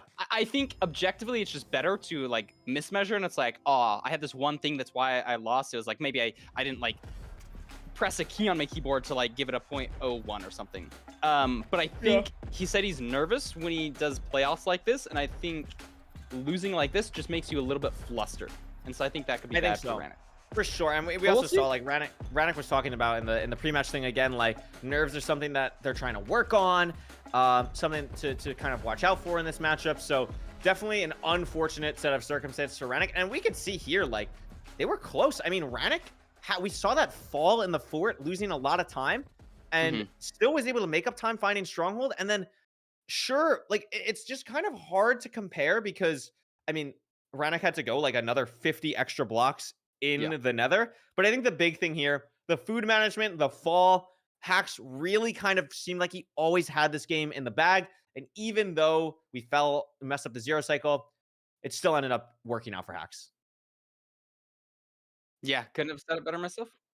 Yep, absolutely. Ooh. And we are going to be heading over quickly after this because we are a little bit confused on what happened. How did one player mismeasure? How did one not? You might be confused as well. Well, guess what? Fulham is going to tell you exactly how this happened with incredible detail and go over exactly with perfection what went wrong with the Ninja Brain bot for Ranik. Setting high standards for Fulham here. I expect works cited MLA format for an exact perfect Fulham analysis. So let's see what went wrong in this first seed.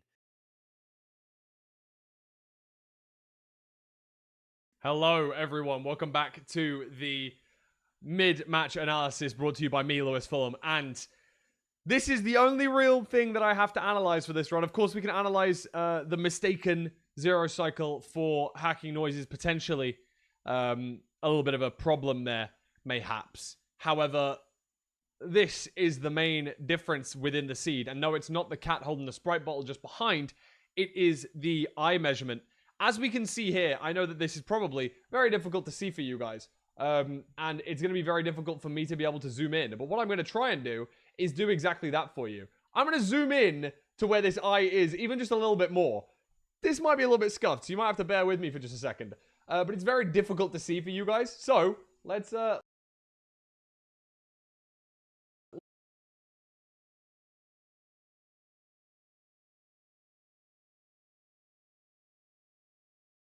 right, let's swap back to me.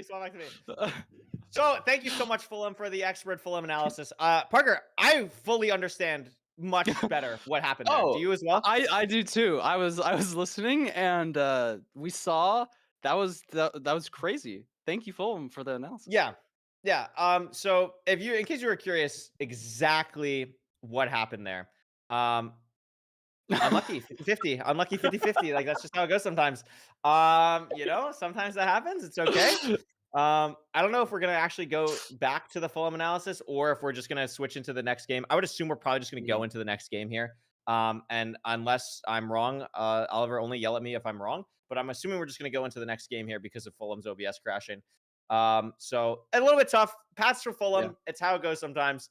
You know, at least listen.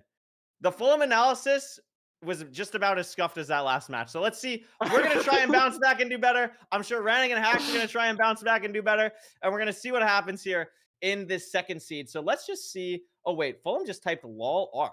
So are we going back to Fulham Lol analysis? R? Do we want to see the What Fulham does analysis? lol r mean? Really? Redo? All right. We're going, guys, we're going back to the back to Fulham Fulham? analysis. So enjoy Fulham. We will be back soon.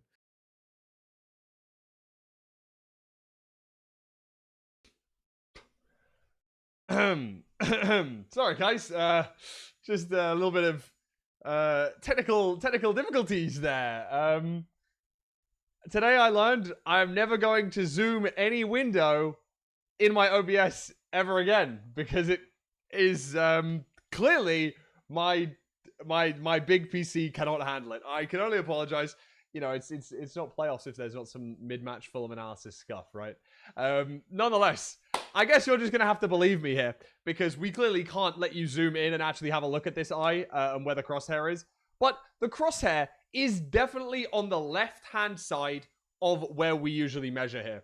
And as you can see on the right-hand side of the screen is the Ninja Brain bot. And once Ranik decides to take this measurement, rather than moving his eye measurement up 1 pixel, because we are 1 pixel to the left of where we should be, Ranik unfortunately moves 1 pixel down, as we can see here, next to the angle.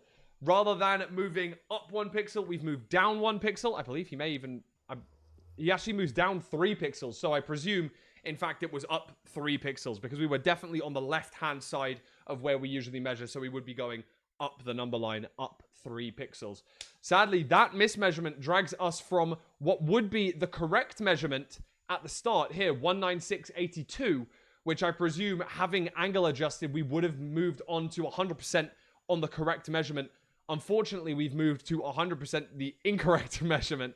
As we saw, Ranik did not hit the stronghold here. Obviously, also, Hacks missing the stronghold, but that was more of a height or potentially a block standing issue with orientation of the portal underground.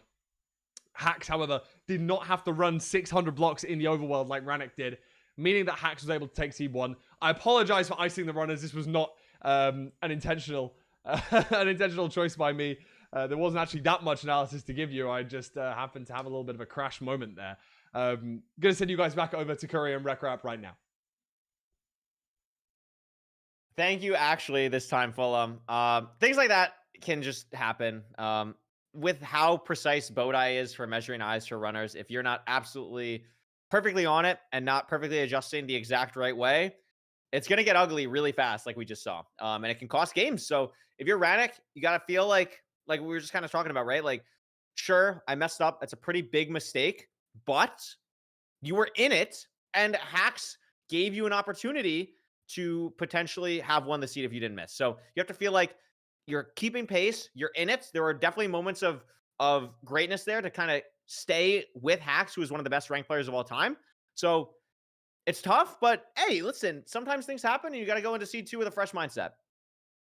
100%. I think this is just this is the breaking point that we're going to see. You know, how do you bounce back from nerves? Is he going to be able to just get back into it? Is he going to make the same mistake?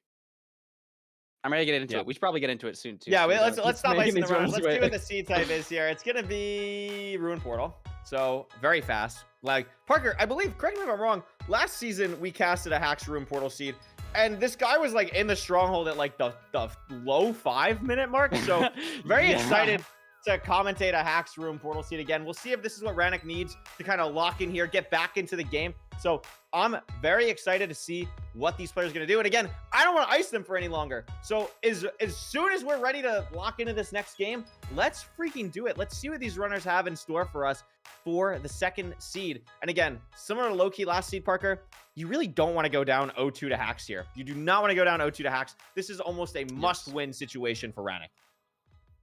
I completely agree. We got some more chat spam from Ranik, maybe just like doing his search crafting over and over. Not sure what he's typing. I know Silver used to do something that was like HG or something to like make sure the macros are working or something. Maybe Ranik's doing like a similar thing. I do that too, actually, to make sure my keyboard is set into the right position, because Yeah. a lot of these top level runners, they will use like a built-in MJ. Windows thing to change your keyboard. So like when you press certain keys, it makes different ones. So top level, yeah, speedrun. Anyways. Yeah, exactly. This And is so wild. this is all crazy top level stuff that you might not think about or might not see in the speedrun, but all of these runners are very aware of, because there is so many like micro things like that to be aware of. Anyway, gold block on this room portal, pretty fast looking overworld. I haven't seen like a great pack of animals because I just see this horse here, but maybe a situation where we're going to see now Hacks running to these animals over here. I can't tell exactly what they are. It looks like a cow potentially.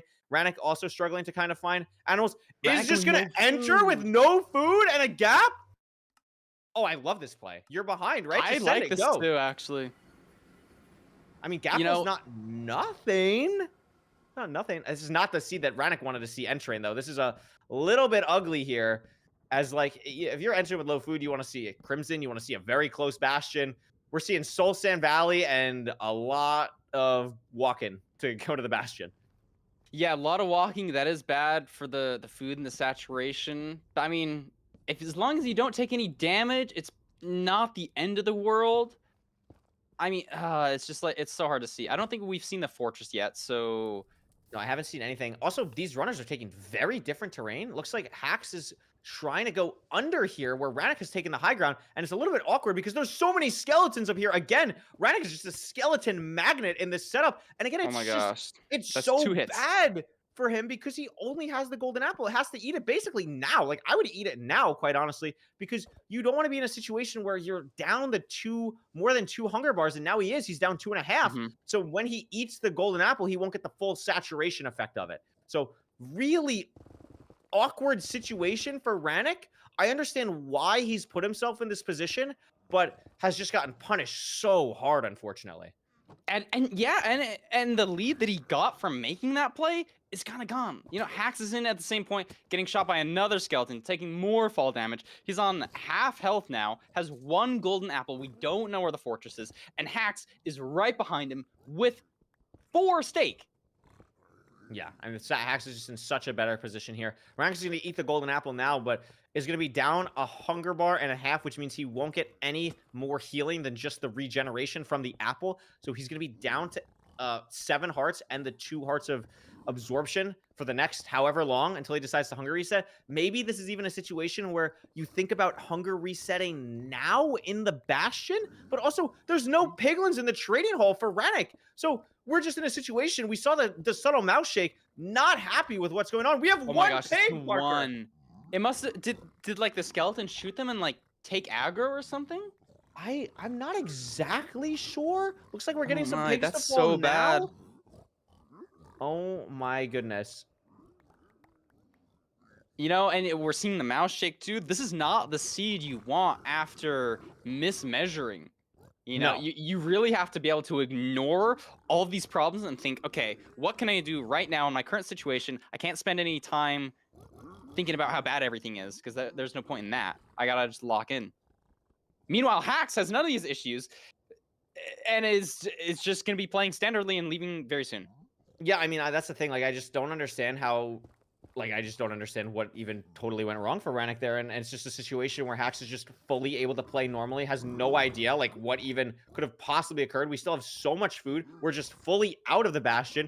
Ranik, not even 20 obsidian yet, in a situation where, sure, we'll get all the pre-crafts of everything all like that. But, and Hax has that as well. And I see the fortress, and it's Soul Sand Valley. This could be pretty quick, depending on strays as well. But a weird pearl that's going to stop the food from being as impactful, the advantage, and is now at a point where we are in the fort, we are at the spawner, and Ranik is still in the Bastion.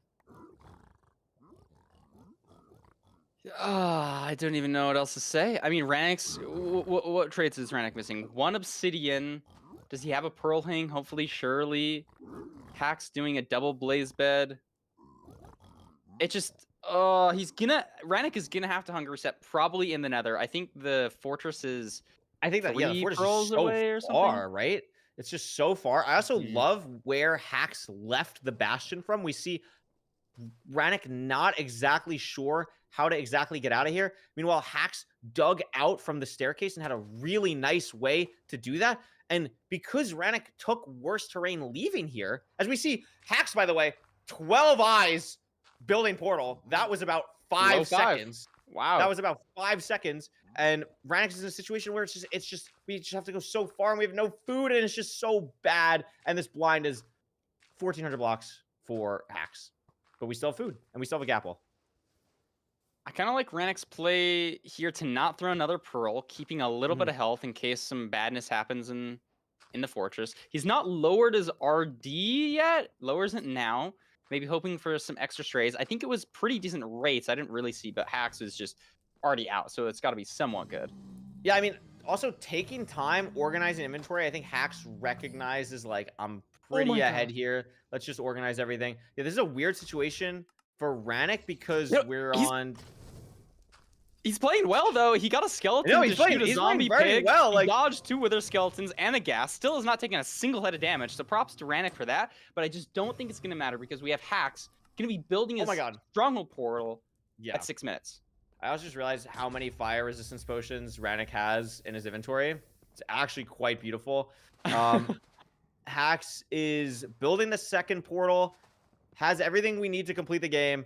And it's looking like, I mean, this is a 6:30 second portal, Parker. We're looking at sub 8 territory here. And I do agree with you. Ranik has played the seed great. I really liked the aggression at basically all fronts, but it's just so unfortunate the way that he's had to go through the seed. And I mean, Hax is finding a little bit of trouble finding the portal room. Maybe heard it, just raised render. So maybe heard it, has it. And this is going to be a 7-minute flat, sub 7, barely, end enter for Hax. And he should be able to get it, a sub 7 completion with his 0. He's got a crossbow. He had absorption hearts, plenty of health, pushing 99. Yeah, clearly making it in time. Plenty of time. Also, might go for a triple bed here. No, not going for triple bed, just using offhand. Tries to go for it for the cinema. Doesn't end up hitting it. Tried really hard to look really cool on the main broadcast. I respect going for the play. Almost able to pull it off. Is still able to finish off the 0, finish off the seed in under 8 minutes. And we're in a situation now where Hax has a 2-0 lead on Ranik. And that's a tough day. That's a tough day for Ranik supporters. Yeah, it's that same story of Ranik's got to be able to lock in here on this last seed. You know, this clearly didn't go his way. Maybe on a different seed where it's more linear, not getting the food would have paid off, but it clearly did not here. And not getting the pigs into your hole, that's just unfortunate. I'm not sure what happened there. It is. Like, I actually have no idea what happened there. You said a skeleton. Like, was there a skeleton? Did you see a skeleton? There was a skeleton on the way down. So I assume that's what did it. I don't know what else it would have. Probably. It's always so annoying. That happens to me sometimes when like I play a treasure and like a skeleton will just shoot from the side. And then it's just all the piglins don't want to get in the hole and then they wander off. And it's just disgusting. Like it's just so bad when something like that happens. And to have it happen in basically a must-win kind of matchup like this, it is really unfortunate to see. But I mean, hey, we've seen reverse sweeps happen before. I think this match looked a lot better for Hax than the previous one, but a lot of that is also just because Ranik went through so many crazy things. I mean, it's 2-0, and sure, you would favor Hax going into this, but I feel like what has happened in these 2 seeds, like, it's hard to count Ranik out. You know what I mean? Like, it's hard to compare the players through these matchups so far. I agree. Let's hope for a nice clean seed here that we can compare them both on. You know, we've just had a couple major mistakes, to be honest. Yeah, I mean, I want to see. I loved the gold apple only enter play there. I really liked that. So I want to see what Ranik has like in the bag. What else do we got going on? Can Hax just come in from playing basically no rank this season and just get a clean 3-0? It's going to be really interesting to see what happens in this 3rd seed. Let's take a look at what this seed type will actually be. Actually, we technically already know. It's going to be Village. Now, again, Village is a seed type where you're going to have a lot of food. It's going to be a very linear overworld. But I say that, and last time we had a Village, we saw the Golden Carrot hay play. Do you think it's going to be a seed where maybe we see the runners do something like that again? Do you think that was like a one-off thing? Maybe they were watching and want to do the golden carrot play? What's the thought process going into the seed for you, Parker?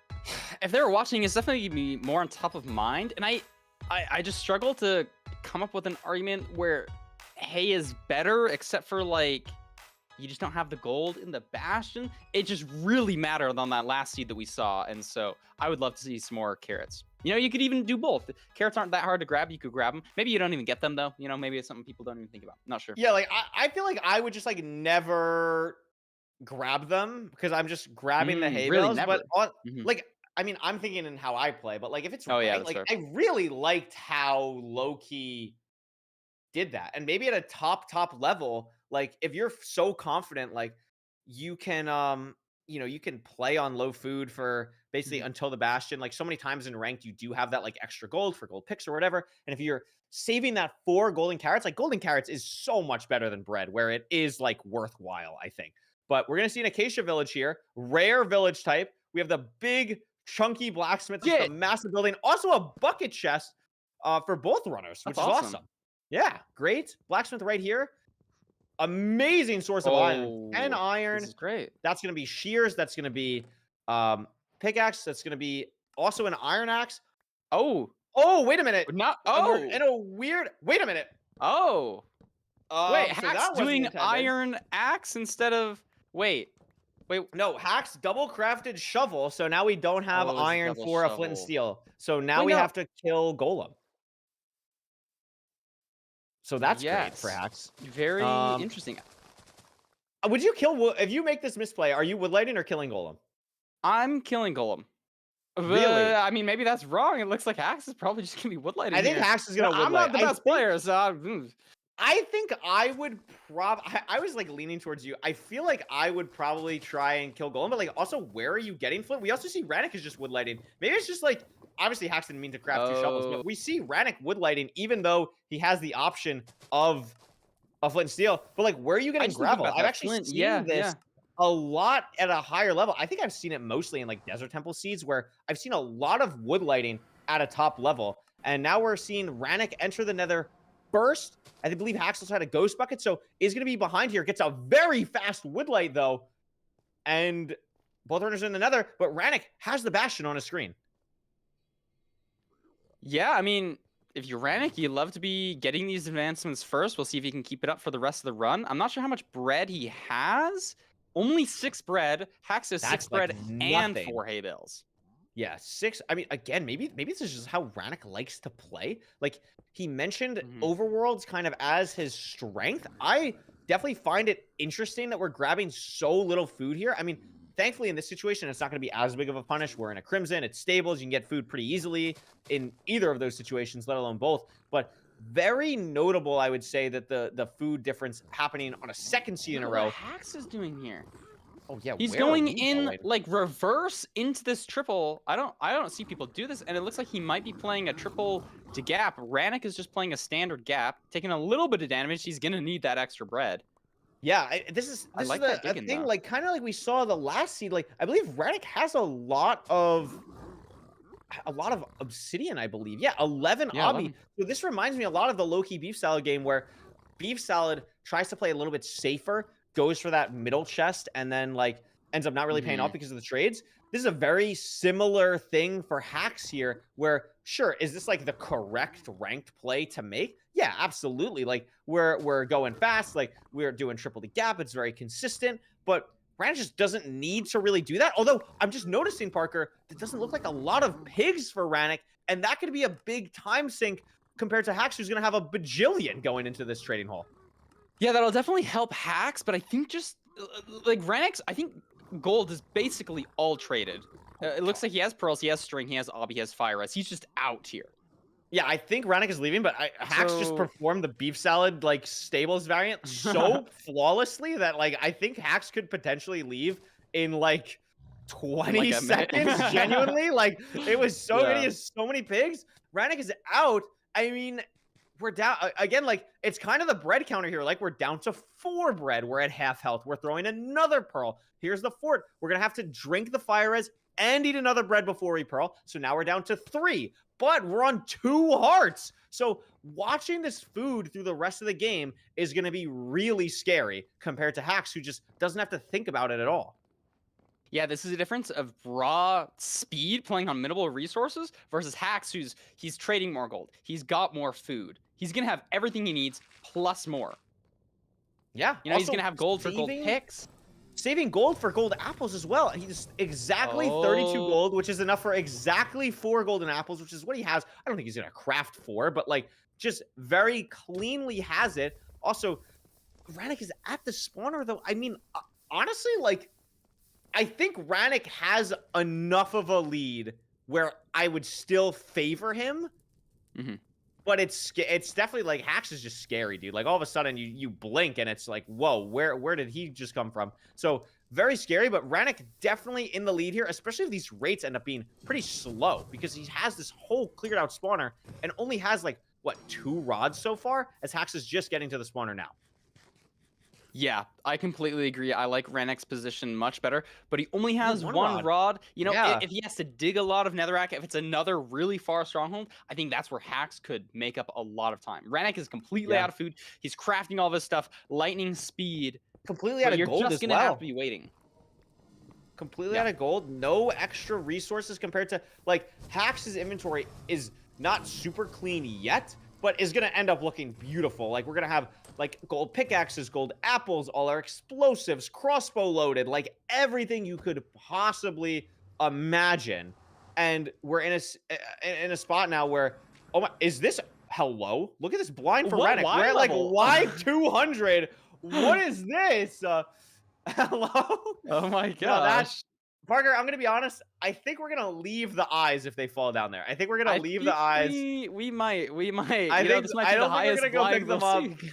Look at him. Wait, what? Oh, I didn't see it. Oh, I missed it as well. That is so funny. I've never seen that. I've just never seen that. That is why awesome. Why 150? And it looks like Ranik was maybe slightly higher than Ranik. In where Hax blinded, Hax is able to pick up the eyes. Ranik wasn't because it was over the edge. So Hax, the scriptwriter, saving Hax there, especially with how bad these rates are.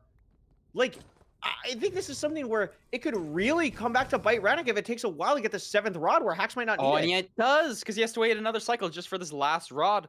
Hax might be able to leave a cycle early. Wow, this is really punishing for Ranik. That would be really, really scary. I believe, like, are they playing different spawners? Like, it looks, I mean, it's buried. It's hard to tell, but, like, I feel like it's the same.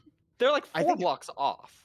Yeah, they're like, their portals are probably just, like, slightly different orientation-wise. I mean, Hax needs 2 rods. Ranik needs 1. Does Hax get 2 rods from these 2 blazes? No. Does. Did he? And is leaving. Oh my. So because Hax could pick up the eyes from the portal location that Ranik was not able to, they are now leaving at the exact same time. And Ranik also just loses 3 seconds to falling in the middle lava section. Hax has way better terrain out of here. And all of a sudden, this is looking like a situation where Hax can 3-0 sweep. Yeah, it just turned around so quick. And look at Hax utilizing the gold picks now. That's something Ranik can't do. They should be going to the same coordinates. Ranik is just behind. Maybe he finds slightly better terrain, doesn't have to mine the blocks. But Hax is going to have to hunger reset. Is only going to be on 1 heart when this pearl lands. Could potentially get shot by a skeleton as well. Like, this is really scary. Watch out. Oh my God, there is a skeleton. Digging down. Has to dig down. I don't even know how close to it might open up and he might die. Oh my gosh. A great spike for Hax. Is this going to be the portal room? Potentially. Here's it. There it is. Has the golden apple. And this is a situation where Hax can just end the seed right now. 57 though. Gold pickaxe breaks. It should be fine though. Back dragon. Tall tower. Not a ton of explosives. Is that only 5 explosives? Only 5 explosives. Decides not to go for it. Opening the door maybe for Ranik. I'm not sure how many. Tough 0, especially with no gold pickaxe. This is Ranik has to go for it though, and he missed again. Ranik missed again. No way. I think it's a different miss though. I think he's 44 blocks off, maybe. So potentially, I actually don't know what's going on. 44 blocks off is crazy, by the way. Like, I don't know how that happens. Oh, I'm not sure if it's no. overworld or nether. Oh, that's just so bad. I'm not seeing the coordinates. 800 and 1600. I think he's He's 40. He's like 40 blocks away. He's like at 810 and needs to go to 850. okay. Interesting. I'm not sure why he didn't just dig through the stone then, why he's going to the surface. But it's just he's gonna be hunger resetting here.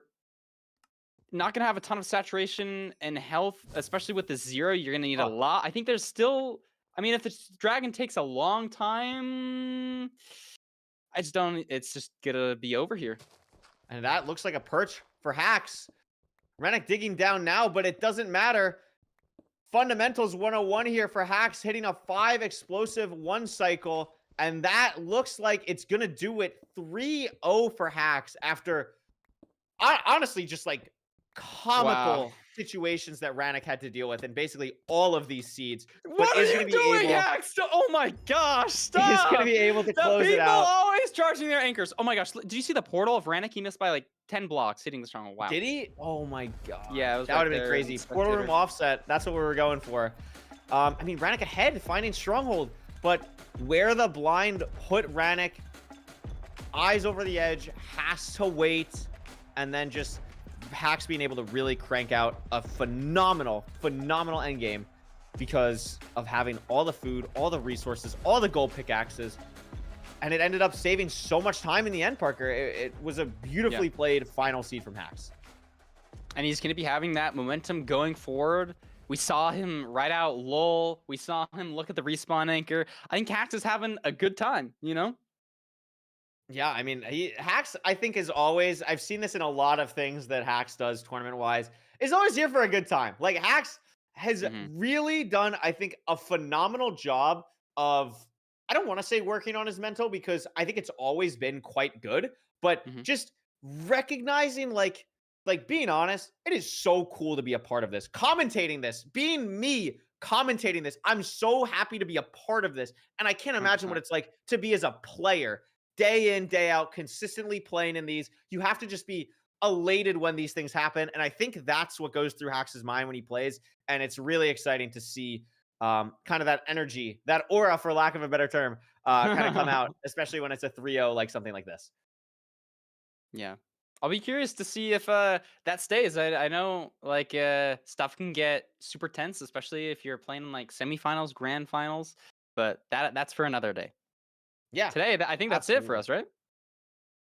We are done, but before we hop out of here, we're going to have an interview with Hacks. The Hacky Noises. We're going to have an interview. So I don't know when he'll specifically get dragged into here. I don't even know what to ask because everything I want to ask is like, did you see this? What happened? But Hacks is going to know what happened. Hacks, congratulations on a 3-0 victory, first round of the playoffs. How are you feeling? All I'll say is, Parker, were you scared by the anchor? Are you doing that for me? Yeah. I hate it, dude. I don't get it. I don't get it. I can't. Sorry. I promise. I might do it. I might do it next time. Okay. I mean, you don't let me change how you play. You have to practice like how the knockback's gonna be when you detonate it to make sure you still always fall in the portal. Like you actually gotta like practice how it's gonna go. I mean, 3-0. Listen, talk a little about like your mindset going into this season of playoffs. Obviously, you didn't play a lot. You played a lot at the end of the season to qualify here. Then you show up, you get a 3-0. What was your thought process going into season 8 of Rank? I don't know. This is the season where I probably cared the least just because I didn't play that much. Like, I feel like I've been very detached for the whole season. But, like, damn, I still get so nervous. Like, you can probably tell. Like, it probably bleeds through the gameplay, especially on the first lead. Like, damn, it's stressful. I don't know. It's like, my mindset is just like, I'm trying not to care, but also that's, like, really hard. I feel like, I don't know. I thought I would be so much better at, like, the nerve control. Like, for quals, I feel like I was pretty in control for the most part, but playoffs is just scary. Like, there's just something about playoffs. It's just like, it's a completely different atmosphere, I feel like. But overall, I'm just like trying to not get too nervous. Like, I feel like there were some plays I made that were rushed. On the first seed, like, I checked the chest when I was doing double triple early, which like I would never do. Like, no one in their right mind would do. I was just really nervous. And I just like made that small mistake. And it's like there were a few other small mistakes like littered throughout, but I don't know. I think it just feels good to be back. I don't know.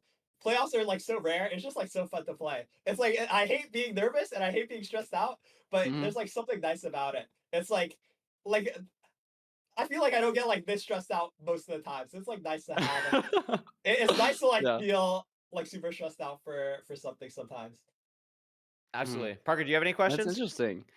Do you feel like do you have any expectations going into this? You said you were very detached, but if you hadn't made like it through last chance qualifiers, would you have like been down on yourself? You think it would have been fine? Are you like, I feel like I could win this?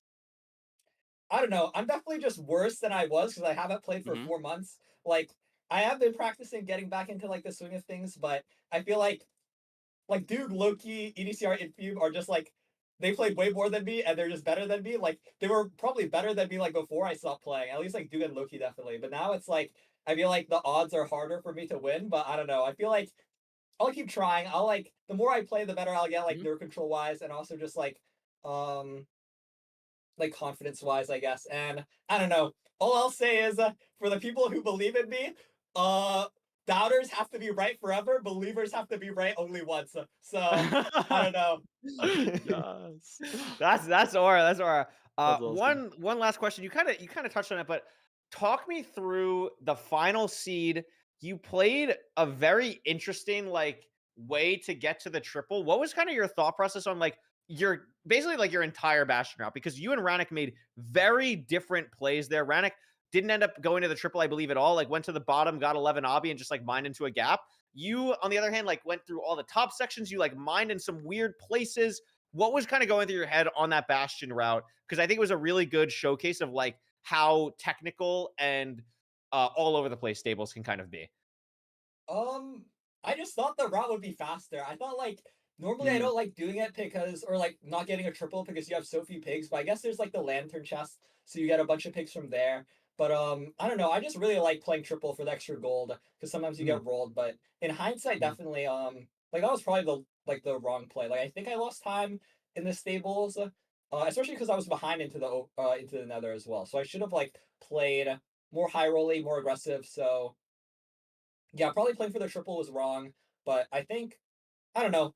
There's like obviously that's like hindsight, knowing that the trades Yeah. hit, but if the trades didn't hit, then like who knows? No, I think, I mean, there were so yeah. many things you did good there too, because it allowed you to have like the gold for the end game, and I think that was the big separator. Like having all of those resources for the end game allowed you to play much faster than Ranik, because Ranik just like was low on food, didn't have gold picks. Because of you going for the triple, it allowed for a lot of that end game stuff. It was a very interesting seat to watch, and congratulations again on the 3-0. Any closing thoughts? Any shout outs? Anything you want to say before you're kind of we won't see you again until next weekend?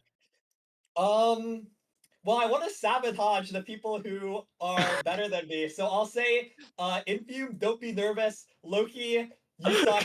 Doogile, you also suck.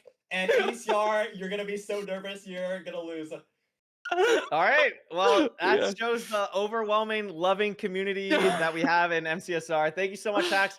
Congratulations, and we'll see you sometime next weekend. Congrats. Thank you, thank you. Oh, that was really funny. That was great. I mean, listen, I love MCSR because of the positivity that we have with everyone around us. Speaking of, Parker, today sucked. Like, you are so annoying to commentate with, and I can't stand you. And I cannot wait for your message in Giga Chads tomorrow when I get to see another beautiful picture of your walks. That'll do it for us for me and Parker. Don't go anywhere. You don't go anywhere, because Lowkey, well, is Lowkey? No, Lowkey played. I was gonna say like Lowkey is like the word Lowkey, you know what I mean? But then like Lowkey's also a runner, so like I shouldn't say Lowkey as the word.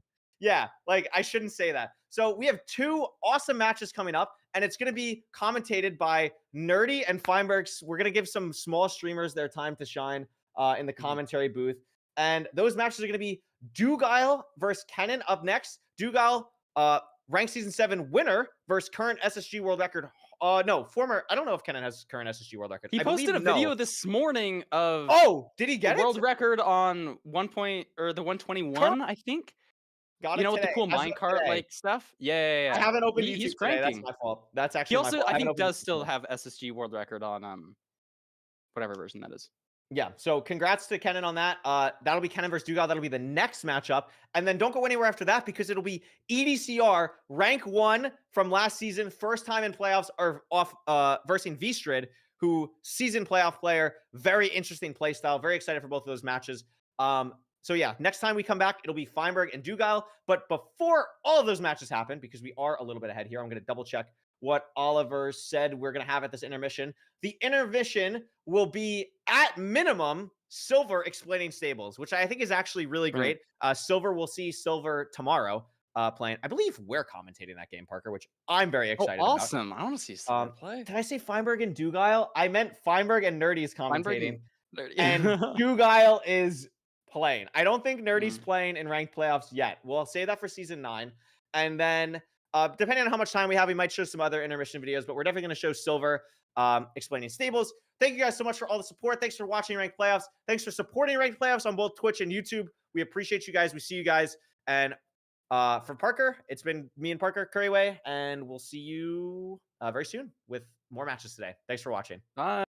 Hello, I'm Silver, and I'm going to be teaching you about stables. The stables bastion is the most random and complicated bastion, so because of that, it becomes the most difficult to route. The first thing I want to cover is the outside stables part. The outside stables part isn't entirely useless because there can be chests that have food and gold blocks, but for the most part, it's unnecessary and we basically entirely skip it. The stables has 3 main ramparts, identified by the size and shape and also the amount of chests. The single rampart has 1 chest near the back. The double rampart has 1 chest at the top and 1 chest at the bottom. The triple rampart has a double chest and a single chest at the top, as well as 4 gold blocks about halfway down the rampart. These ramparts cut off halfway down the bastion. And then we have 3 more sections of the bastion. The middle section is the only consistent part of this entire bastion, and it is essentially just a staircase with a chest at the very, very bottom. The right and left sides have a 50% chance to either be a bad gap or a good gap. A good gap has a bunch of gold at the bottom. The bad gap just simply has a chest. How the ranked filter works is that there will always be a good gap, meaning on one of the bottom parts of these ramparts, there will always be gold down there. Now that we've identified all the sections of the bastion, we can go through some cases and what speedrunners will do in those scenarios. In the case that there are no triple chest ramparts, speedrunners are forced to use a gap route. For the gap route, generally we want to get some armor or gold for distraction by looting any accessible chest. From there, we head to the top of the stairs of the lower middle section of the bastion. Many routes begin from here, so it is important to get comfortable with knowing how to get here. We then begin to identify the gaps. The left gap can be identified by mining through this wall. If it is open, then it is a good gap. If it is closed, then it is a bad gap. The right gap is identified by mining through this wall. And the same with the left gap. If this part is open, then it's a good gap, and if it's closed, then it is a bad gap. This route is a fundamental route which many routes build off of. You run down all these stairs, then block the piglins off here.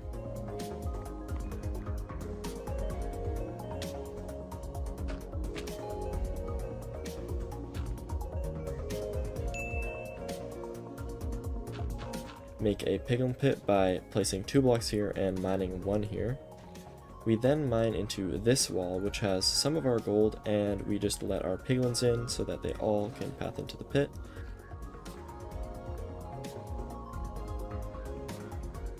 And then we head down to this lower part and collect the rest of the gold.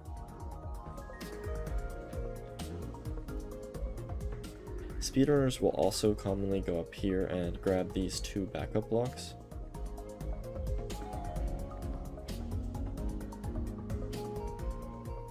In the case that there are 2 triples next to each other, speedrunners will perform a double triple route. This route is great because of the high concentration of chests and piglins in a small area, but it is a bit risky because there are only 8 gold blocks. we basically just use the 4 gold blocks here, and we trade with all the piglins.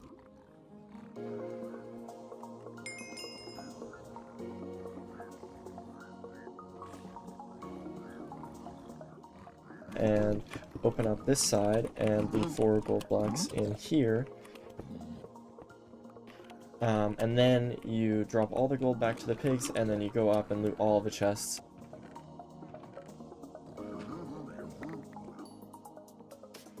You also want to be finding your 5 obby chest. In ranked, in the filter, there is a guaranteed bastion chest with 5 obsidian, and you always want to be finding that because that allows you to get your 20 obsidian so much more consistently.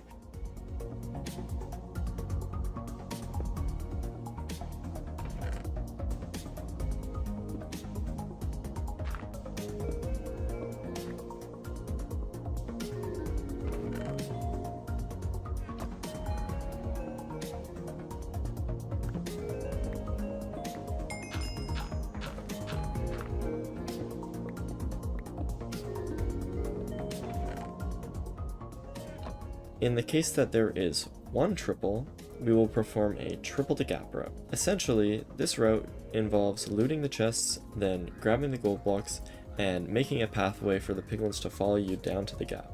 This route is great because of the high piglin and high gold block count. There are many variations of the triple to gap route. Some go immediately straight down to the gap, some will go through the middle ramparts, some will go down into the bad gap, then bring all of the piglins across the entire bastion to the good gap on the other side. This bastion is super complicated. In conclusion, it's okay if you don't fully understand what's going on, as long as you understand the fundamentals that the runners are trying to maximize their gold blocks, maximize their chests looted, and maximize their piglin count. And from there, it's kind of just up to the bastion itself, but I hope this gave you a little more insight into how stables actually is routed.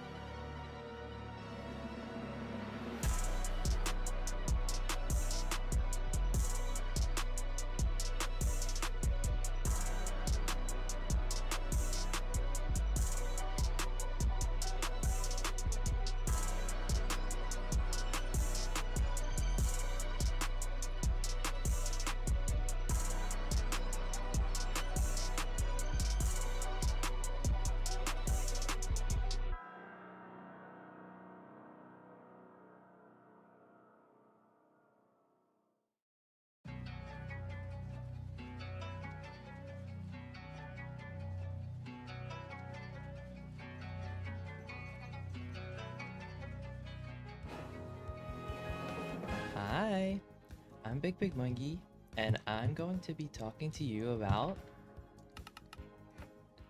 housing. Okay, for the purpose of this, I'm gonna assume you know the basics of housing. What I'm gonna be talking about is what's different every time you route housing, like what changes, what variations you'll be seeing in decision making. Because in theory, if Manhunt's the fastest route, we'd be doing it. We're doing it every time, but that's not always the case. Alright, basic ranked bastion theory. You want to be leaving the bastion as fast as possible with as much stuff as like realistically possible. In housing, usually your bottleneck is obby. You're gonna struggle to get 20 obby more than you're gonna struggle to get 2 stacks of pearls or 2 fire res in housing. If you're not getting the other 3 things, most of the time you do want to just get backups. I'll show you that later. I'll show you how to get that later. But for now, let's talk about obby, because there's two routes mainly that you do in housing: top down and manhunt. One obviously the faster, less consistent one, and the other the slower, more consistent one. First of all, let's talk about top down. Top down is the route you want to be doing most of the time in housing. The reason is it's more consistent. That's just how ranked works. Because you're getting more chests, which means you're getting more gold, which means you're getting more trades. You're also getting more obby in these chests. You're getting more string in these chests. You're getting arrows and bow in these chests as well, which can help sometimes. Another thing that is important with top down is that you're getting the knowledge of what's upstairs, because going upstairs in housing from the bottom is kind of a commitment. And if you're doing manhunt, there are scenarios where you're like on 16 obby, you're like, oh, I'll just get one more chest from the top, because 4 obby is how much you get in a chest as the minimum, and then you'll go up and you'll get nothing, and there's minus 20 seconds, and you don't want that. So if you're doing top down, you do the top down, you go down, and you know you don't have to go to the top. You know where else you can get your obby from. Let's talk about manhunt. Manhunt, in theory, is the faster way to route housing. If you get all your trades, manhunt is faster, because you're starting your trades earlier compared to top down, because you're not checking chests, and on average you're also getting more picks, so your trades themselves will be faster. The problem with this though is obviously you're checking less chests, which, as I explained with top down, is a good thing. So missing out on chests can punish you a lot.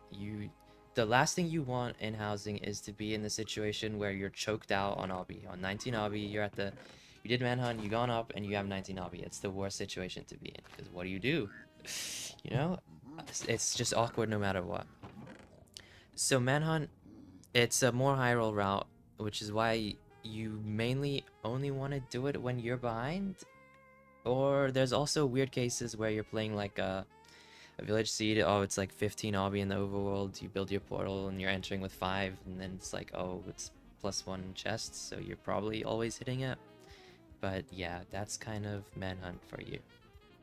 One housing route that you will pretty much never see top runners doing, and is also a very common, more beginner / mid-level mistake, is just doing mid down. Mid down is just wrong. It's just not a good route, because it has the disadvantages of both routes. You're getting less pigs because you're starting here.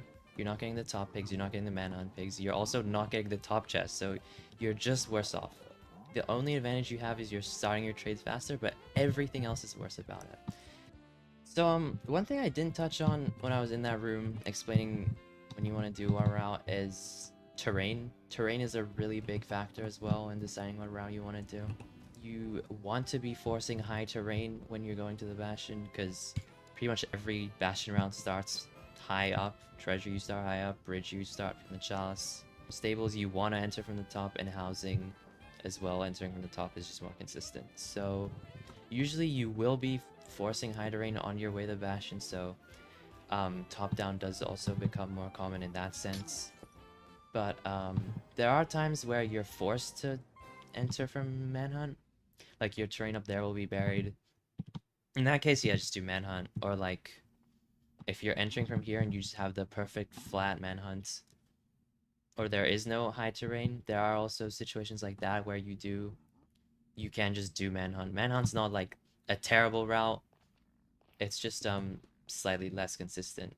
If you're only here for playoffs, you'll never see this in your life, but if you're like more active in MCSR, like you do runs, you watch someone do runs, you will at some point in your life encounter lava housing, this horrible Bastion type where you have lava flowing through your housing. It'll flow all the way down here, all the way down onto your gold, and it just makes your Bastion this like unroutable mess. There's not a super convenient like one size fits all solution for lava housing if it's already lava. Like there are routes you can do. I'm not going to teach you those. You can go find those on your own and some Discord or YouTube channel or whatever. There are, however, preemptive measures you can take to stop the lava before it gets there. If you spawn in super close to the Bastion, the lava hasn't had time to flow down from whatever terrain it's taking to your Bastion. I'll show you how to do those, because those are really easy and they can just win you a ranked game for free. When you're stacking up to get these blocks over here, which you should always be doing. Break this block while you're on the way up. It will catch the lava. If you don't have lava and there's lava flowing down, it will catch it, and the pigs from Manhunt will be able to safely get here, and so will you. Now, if you're doing top down, a lot of the times if you're doing top down and you know it's lava housing, it'll be a really awkward, fast-paced situation where you're racing the lava basically. Like, oh, you see this, you're like, oh my god, I have to block it. What do I do? One really easy way to do this, I believe, is mining this block on the way down. That will stop the lava. That'll catch the lava. Okay, I said I'll talk about this, so I'll do it now. Backups. Usually you will see people doing this if they are out of options for obby, or if they need like more than one thing, like obby and pearls or obby and string. Because at that point it is better to just get both at once from the gold, rather than getting a chest and still being low on something else. You know what I mean? So the easiest way to do this, if it's open out the back, you can just go around. Backups will be in this weird, cracked, polished blackstone brick wall. Mine through here. There's 3 there. There's another if you mine a bit diagonally this way. The other way to get to them, if it's not open out the back, you can just dig down onto them. In this little corner here, go 1 forward, just go all the way down. You'll hit that 1 block. Mine diagonally this way, you'll hit the 3 blocks as well. And those are your backups. Okay, last thing I want to touch on, just because I'm biased, is what you may have heard referred to as monkey chests. It's a kind of a win condition. I shouldn't be talking about this because it's not that good. It's a kind of a cheesy win condition, but there are chests in this area of housing that you can look for if you're desperate for obby. You've tried everything else. You don't want to get backups. Because it's such a commitment. You'll see people forcing chests in here. I'm not going to teach you how to identify them. There's a video by 11 billion that teaches you how to do that. But just from looking at this, I know there's 1 chest that's like easily visible, and it's right here. Bang! And there's the obby. Oh my god, that's actually really funny. That's all though, I think. I think I'm done for now. Bye!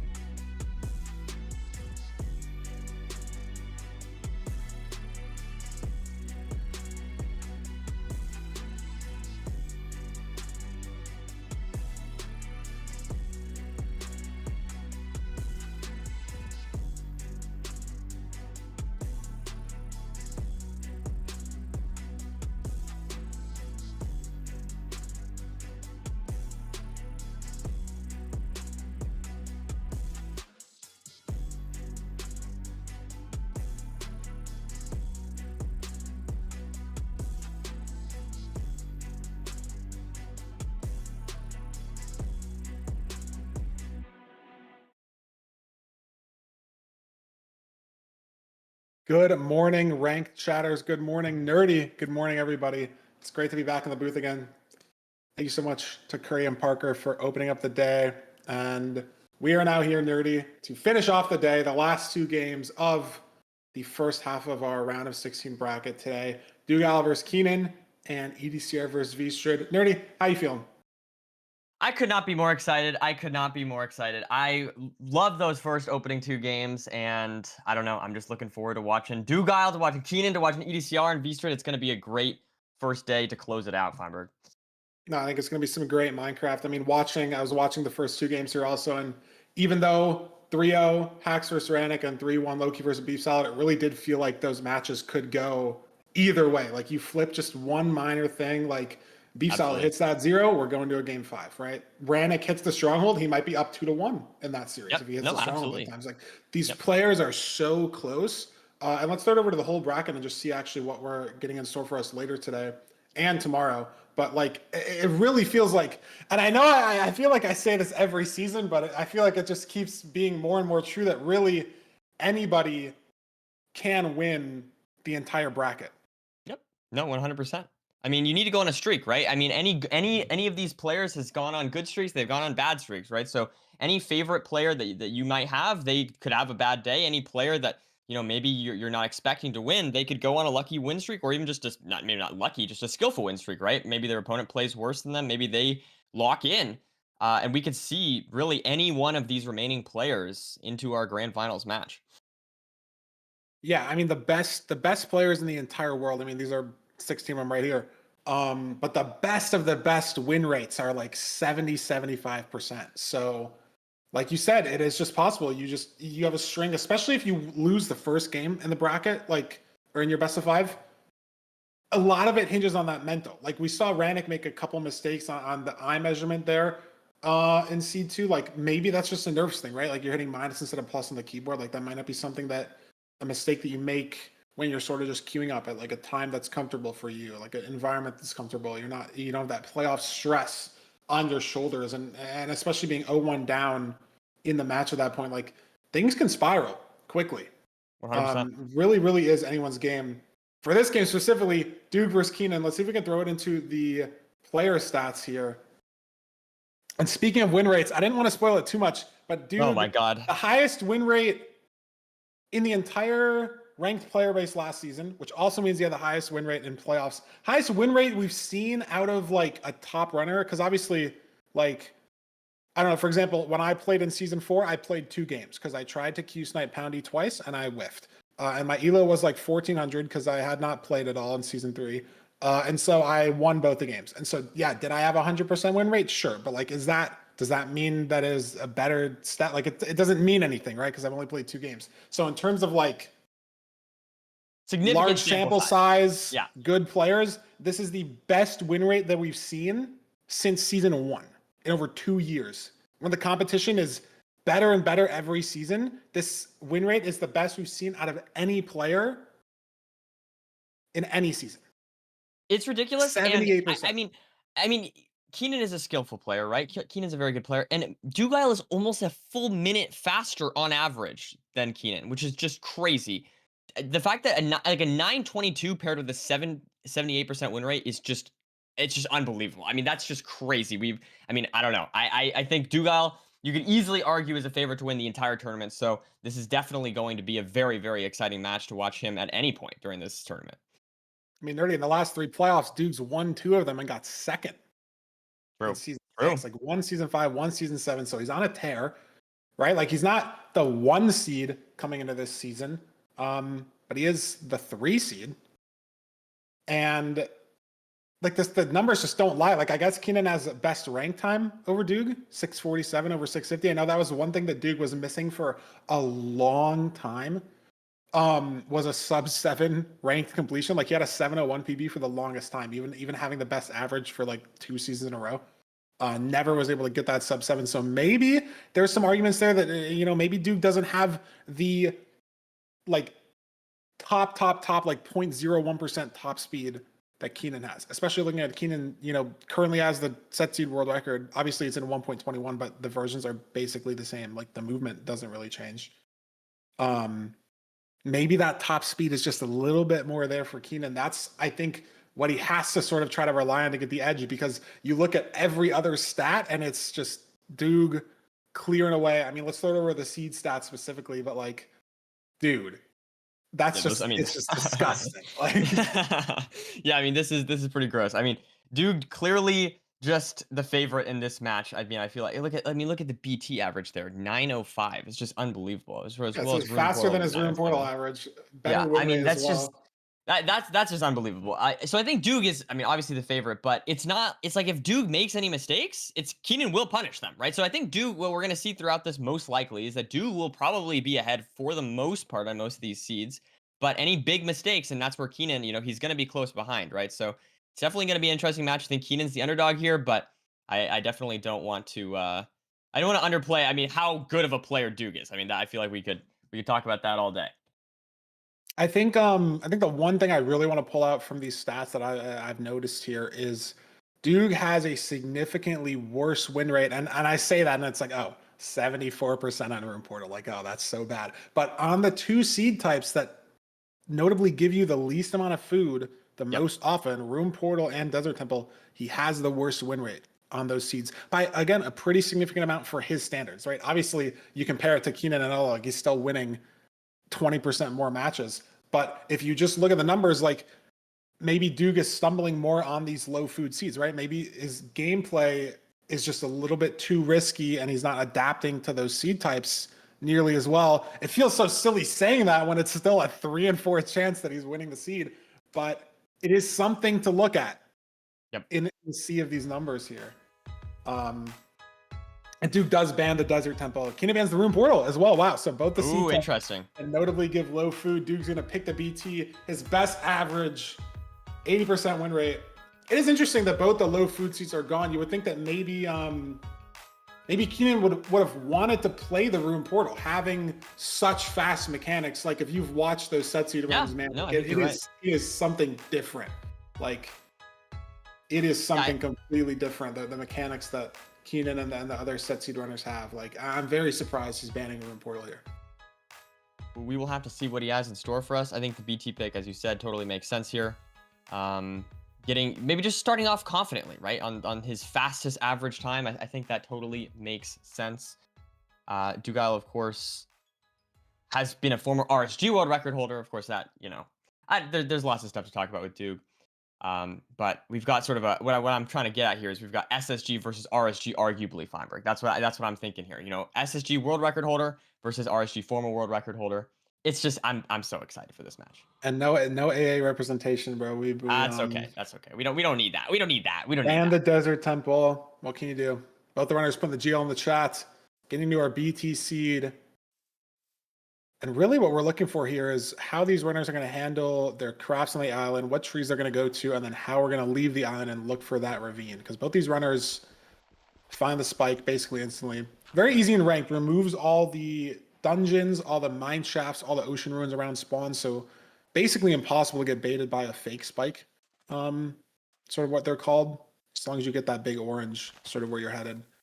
And it's not the best tools either. I guess we don't have a good axe. I mean, maybe the TNT placement matters a lot here if you don't want to make a stone axe, but exposed stone for both these runners here looks like we're probably going to be getting a stone axe, diamond sword, pretty standard tools. Gold shovel as well. You love to see it. Just a little bit faster there. Oh wait, maybe Kenan going for the stone shovel. Yeah. Fair enough. So slightly different routing there from these two runners, but shouldn't necessarily matter. As Kenan is out first. Yeah. A little bit better routing on that stone, maybe, and it did come down to that TNT placement as well. I think Doog got 8 logs and Kenan got 11 from placing that TNT down. So Doog had to go grab 2 logs there on the side to have enough explosives for maybe a double blaze bed. I mean, we have 2 TNTs, so not on this seed, but just having enough for maybe ground zero, maybe some weird side setups, just having that wood in case you need it. And Kenan's going to be in the nether first here. Ooh, but Doog makes up a lot of time in the portal, I believe, there, so able to catch up some time. First try flint means that the stone shovelcraft did not matter whatsoever. We see Doog maybe able to catch up on the terrain nav. That's something that he's notably very good at. Block movement, things like that. Getting 2 bastions is definitely a strength of Doogile. So we'll have to see if he makes up any time here. Maybe, I don't know, it's hard to say, but definitely possibly saved a second or 2. Nothing super significant here. This is stables. Notably, I don't think either runner got a great glimpse of what these other ramparts are looking like. This is right triple, so we might just be sending triple to gap from this situation. If it's a double in the middle, we could be sending it through the middle here. Let's see. It's a single, so we could be sending it down the terrain. Doogle's looking at the terrain there. But there was some netherrack. We'll see how these runners handle it. There it goes Kenan right here, digging through this netherrack. And you got to be careful of your health here. 3 hearts. Doog on 8. Yeah, for sure. Just scary. You know, you fall down. Hard for the piglins to see the gold right away. But both these runners are keeping themselves alive. Half a heart, I should say, for Kenan. Wow. My God, yeah. But he's Scary fine. stuff. For Doogile now. on 3 hearts as well. The straight Oh my God, piglins, Doogile has a this could be straight actually pig. really awkward. Gonna lose a few And seconds. not only is it awkward for, the health, but the time, right? Like now he killed the piglin, and not only did that take time, but he's 1 piglin down, which could lead to having to wait for an extra trade cycle, right? Like if you're here in the bastion for a minute, that piglin's going to give you 10 gold worth of items. That's enough for like an entire cycle with the rest of the piglins. So that could be a potential 10 to 15 second loss for Doog there. Just the piglin decided to wander down. Nothing he could have done. A bit unlucky there, but still, Kenan playing the seed very smoothly so far.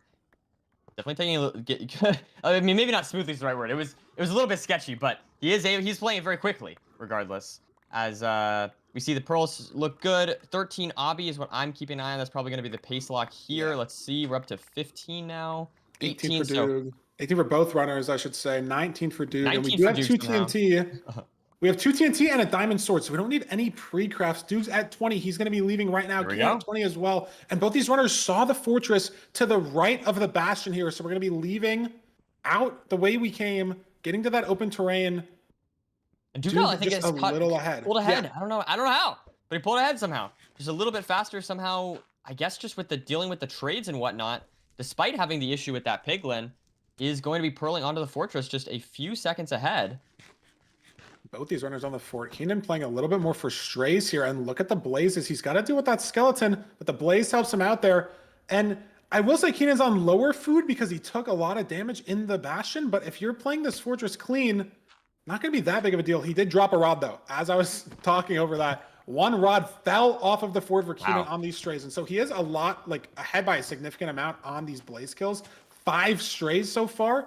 Doog is set up at this spawner. So Kenan is just ahead on this fort by a little bit, but that 1 rod could matter a lot. You know, if that 6th rod comes in really late, or like the gap between the 6th and the 7th rod, I should say, has a lot of blazes in it, Kenan could lose a ton of time here in this fort. We saw that happen in the Ranik and Hacks match. Ranik having to go for a 7th rod, losing his entire lead off of it. Yeah, 100%. So 4 rods for both runners here. Expect to see some pre-crafts happen soon. Ton of explosives. And exactly 20 obby. So, and no misclicks, or no misplaces, please. That would be bad. 5 rods here for Doog. Looks like Kenan is building the portal. I believe this blaze or the next one should drop the 5th rod. There we go. That's the 5th. Oh, wait, that's no. the 6th for Kenan, so no Doesn't matter. punish there. Yeah, doesn't matter. So the Doog has the blazes also. I'm not entirely sure about the pre-craft situation. I saw the explosives in Kenan's inventory. But for Doog, I'm not sure. He does have them as well. So very similar situation for both these runners. But the health, Nerdy, could matter a lot. It's 1,700 strongholds, so going to see both these runners hunger resetting down here. But potentially could have helped Doog a lot if he had to, if he could dodge this hunger reset, being a couple hearts up. But can't have that swing in his favor here. But he is still ahead, Nerdy. He's kept his lead from the fort. No, he has to kill another blaze. Gets the rod right away, though, so does keep the lead heading to Cords. But not by that much. Kenan's able to throw this pearl and leave. Maybe only 7 or 8 seconds separating these runners, and that's a lower pearl from Doog, so Kenan lands on top of the fort here, which it doesn't look like he did either, and he's in the lava, so it's actually a worse pearl than what Doog threw.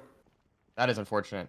Losing a few seconds there to the lava, but Doog here looking like he's just finding the coordinates, the exact place that he needs to build his portal at. That's perfect Like terrain. stopped by 1 block here. Oh, falls. A little bit awkward. I think that he's trying to scaffold off this terrain. I like that play. It gets him lower as well for the hunger reset and the stronghold potentially. Can just rip that end starter or rip that faster in the portal if he wants to. Kenan gonna fall here as well. Same situation. He's not going to pearl the side of the terrain as Duke looks for his spike, and he's not loving what he sees so far. I thought I saw a spike down mid. Maybe I'm mistaken. Like right off the rip. Oh, there we go. Yeah, off to the Nice left is spike what I top saw. left. He's going to try to commit to that, yeah. Keenan's building under here. Look at this. Under the lava building. Didn't misplace, but this might not hit Ooh, interesting. starter specifically for Kenan. Yeah, Oh, he's under. yeah. He's under here. Could just Will be the this variance matter? that he needs, though, right? Are you closer to Yeah. the portal room? Are you deeper in the stronghold, potentially? Getting better nav, but Duke's in the PR, so it doesn't matter, even if Kenan is farther ahead in the stronghold. 057, I believe. Is going to be a little bit tight, potentially. But it's front. We should be getting there. We have so many explosives as well. We don't need to push the height. Keenan's not in the end. So as long as we hit that 0, don't need to be doing anything crazy here. If you're Doog. No triple beds, no 2+2. And he's just going to be taking it safe here. Rotation potentially. No, not quite. But does again, have to do one more. Yeah, doesn't matter. He okay. just has that lead off of the nav. And I mean, he built his portal up. Kenan built it in the lava, opted to not build up or not use that terrain. And that's, I mean, Duke was ahead, right? So it's hard to say if that fully mattered, but he did spend a lot of time in the stronghold. The spike wasn't the cleanest. So if Kenan got a better spike and was able to, throw a couple better pearls to terrain, maybe build his portal up and not miss in the cave below, could have went in Kenan's favor there up to the end of that seed, right? It was very, very close. 100% there. We see entering the end, 720, incredibly good pace. Kenan, I mean, yeah, like you said, 20 seconds behind, still a sub-8 end enter is not bad whatsoever.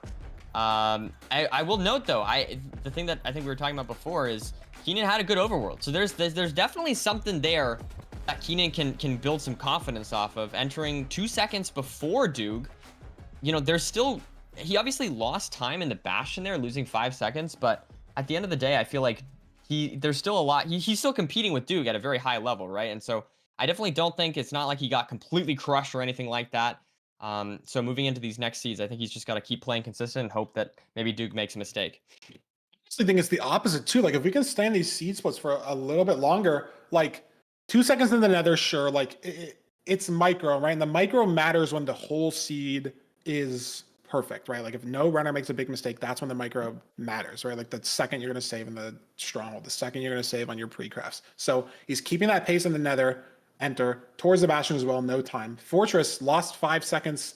Is that because Duke maybe had 1 or 2 extra pigs? Like, is it because Kenan took a little bit too much damage and had to wait to heal to play it safe? Like, I'm not sure. But look at the Fortress defining stronghold split. Kenan saves 3 seconds, and Duke had to kill a Blaze when he came back to the nether. Kenan didn't. It just came down to Kenan's mechanics on that measuring split. I didn't fully track how he lost so much time measuring eyes. Maybe he had to throw 2. I know Duke had a hunger reset, so that can't be sort of the time loss there. But the main thing on the seed is that 30-second difference between the blind and the I Spy. Because Kenan saved time in the stronghold. He saved 8 seconds. Even though he missed lower, he got his preemptive spike better. It's just the lava pearl that he threw to cords and a little bit of shakiness heading to the cords themselves. That's the one split. But you look at everything else on the seed, and Kenan's matching the pace, if not ahead, on these micro splits. 100%. Yeah, no, I mean, I think like we saw the lava pearl seemed like just the main mistake in the seed.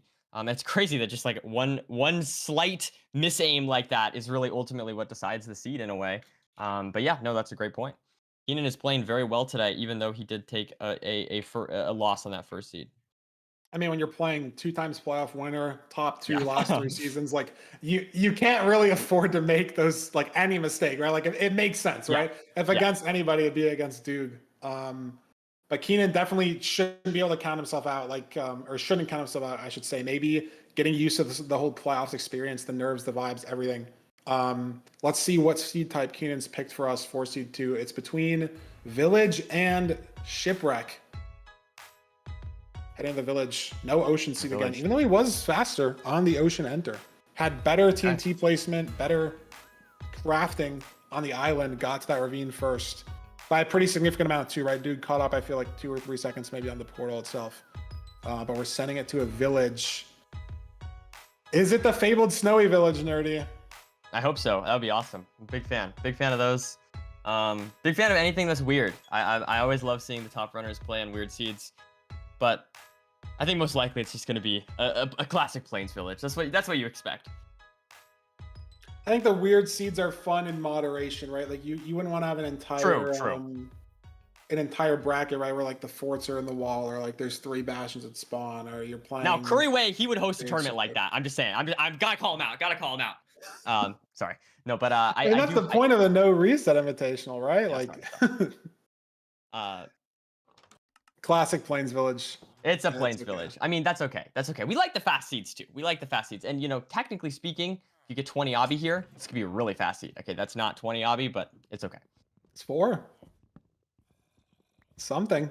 Is there a second blacksmith? Yeah, I don't know. Probably has to kill the golem here. Gonna craft some shears, which of course you can do because the golem's guaranteed to drop 4. Wow, Duke's getting 6. Yeah, he's making a stone sword. I've seen him do this. It's interesting. It's similar to the iron sword play. I actually meant to look at this a while ago. Let me go to the wiki. I don't know the difference between the stone and the iron sword. Isn't it 5 versus 6 damage? Yeah, it's 5 or 6 damage, and the speed is the same for every sword. But that 5 damage, like the breakpoint doesn't matter because the axe crit does 13.5. So you need to do 6.5 with a sword. So the stone sword crit will do 7.5 and it works. So it's it's the same exact idea as the, you know, holding an iron sword or making an iron sword or whatever. Dude, as we're yapping, this is a crazy shift in the seed. Dude has to go so far in the swamp for gravel because the swamps themselves won't generate gravel. It's just sort of the river biome. And I'm honestly shocked that there's gravel that deep in the swamp. But Kenan found gravel 1 block exposed in the side of a a hill. Not even a mountain. Just like see the stone that Doog is jumping up right now. There was just gravel next to some stone there. That's so excellent find from Kenan. But Kenan doesn't seem to know where the lava pool is exactly. I'm not sure if Doog knows either, but Kenan just boated across the swamp, now heading to a lava pool. So maybe he saw this from far away, and it looks like Doog's heading to the same lava pool. He's ahead. Once again, ahead in the overworld. I mean, it came down really to just that gravel, but still, I mean, that's once again. I mean, this is a significant amount of time, though, as well, right? And I mean, maybe not as much as we thought, because he did just have to grind gravel, so he's actually only ahead by like 3 seconds. I didn't realize he didn't get it from the mountain. So he's ahead though, Nerdy, like you said. That doesn't change what you said. It's just I thought he was going to be ahead by 15 seconds, and now he's only ahead by 3. But if you're ahead by 3 seconds when you kill the dragon, I mean, you win the seed, right? Like, it is important. It is good for the mental as well, knowing that you're ahead against a 2-times playoff winner again. And look at this decision from Kenan. Look at this. He's going down. Interesting. See, totally different decision making. Wow. Committing to mana. There's so much obby in that outside chest. Oh my god. I will say, with a little bit of lava there, it's a little bit awkward. It's a little bit scary. Placing the flint and steel. Now he's going to get. I think this is going to. He has 14 obby, Nerdy, and maybe this play is correct, even without getting the obby there, because you have 4 obby from the blacksmith. Maybe the odds that you're getting 16 from the bottom of housing instead of 20, like that's the big idea with top down, right? Manhunt's just the faster route. It gets you more pigs, gets you your trades done faster. Like look at how fast Kenan is heading down this bastion, getting into these gold blocks compared to Duke, right? He saved 10 seconds starting the trades. The thing is, Duke's looted all the triple chests at the top of the bastion, which is just more chests than there are mana. And it's easier for Duke to leave out of the bottom of the bastion than for Kenan to leave out of the top. It's faster for Duke to get the outside chests. So you're covering more bases when you're playing top down. But Manhunt is just faster. And Kenan hit obby out of the outside chest. So he's just going to be able to leave this bastion faster. Unless for some reason he has like no pigs. But I'm looking at his inventory and looking at the trades that he has. I feel like Kenan's going to be so ahead leaving this bastion. Like, we'll see how it actually turns out, but... Duke pearl hanging. I think we're going to see that from Kenan as well, but a little bit... I don't think Kenan needs a pearl hang. I think Kenan is leaving. Is he just leaving? Kenan is leaving. Right. You're totally right. Wow, look at that. Yeah. He is pearl hanging and deal this inventory. He does have the pearl hang out, so like he doesn't have to run out and use this time that Kenan just did. So he's leaving as well. Oh, wait. There's Duke, and I think he's like a second behind once again. Yeah, honestly... Didn't really lose any time to the top down versus Manhunt play, which is a bit surprising to me. But Kenan's kept his lead into the fort. No, that's a very good point, though. Yeah, that's a very good point. I do still like Duke's play better though, right? If Kenan didn't get the outside obby from that man on chest, like he would just be raw behind because he didn't really save any time on this Bastion. It's so interesting. It's such an in-depth. It's such an in-depth part of the run. I know Duke could save time on the stone sword here. I'm surprised he mines 2 cobble. I haven't done the math on the time that the sword saves for each individual blaze kill, but like it does just take time to mine 2 cobble. I've seen Duke craft a stone sword on Desert Temple Seeds because you blow up the TNT at the bottom of the temple, you have like 20 cobble, right? Like you have it. Sure. Here he had to go out of his way to mine 2 cobble to actually craft that sword. Like sometimes people will craft an iron sword from the iron in the Bastion, and then that's not really like you're not going out of your way to get that iron. So it must still be faster. I kind of like it. I don't know. I mean, I assume Duke's just doing the faster thing, you know, and I respect the commitment. Oh, it saves time on the golem kill. That's an interesting thought. Stone sword faster than. Forgot that you have to kill the golem in the village. That's. I thought that was the main reason he did it. Oh my, this fiber guy. No, I thought it was for the blazes, dude. Sorry. No, but we have 6 rods already here for Doog, 2 stacks of pearls. It's looking great. But there's 6 beds, 1 anchor. Is that how many Kenan has? I didn't see how many he has. Kenan has 12. He's out first. I don't know if he's pre-crafted though. He built his portal on the blaze spawner, like on the soul sand. So I don't know. He is pre-crafted. He fell off. He fell off with his pearl. He fell off again. No. Oh my god. This is the micro that Duke needs to get back in this seed. Duke does have a 50%, so he has to remeasure going down. Kenan did have to throw 2 eyes also, so this is evening out. This isn't like ahead for Duke, but Kenan is ahead going to Cord still. I don't know how he played the fort so much faster. It seemed like both the runners just went to the spawner and blazed out of the spawner, but Kenan measured so much quicker than Duke started measuring. And it's beautiful Cord decision, but a little bit different from both these runners. They're different chords. Nerdy, they're different chords right now. You're right. And Duke have a Kenan missed on 2 eyes. Again. Yeah, so I think so. Duke had to measure 2 because the first one was like a 50-50. Kenan also measured 2 eyes. I don't know what happened. Kenan also measured 2. I'm looking, I don't know what happened. His errors are really high. It looks like maybe. I'm not exactly sure, but that's what it seems like to me. Unusually low. Yeah, I see the error message. I don't. I can't read the numbers with the quality on the cams that we have. We'll have to send it to Fulham and see. Maybe there's some desync. Maybe he hit the plus instead of minus button like Ranik did earlier.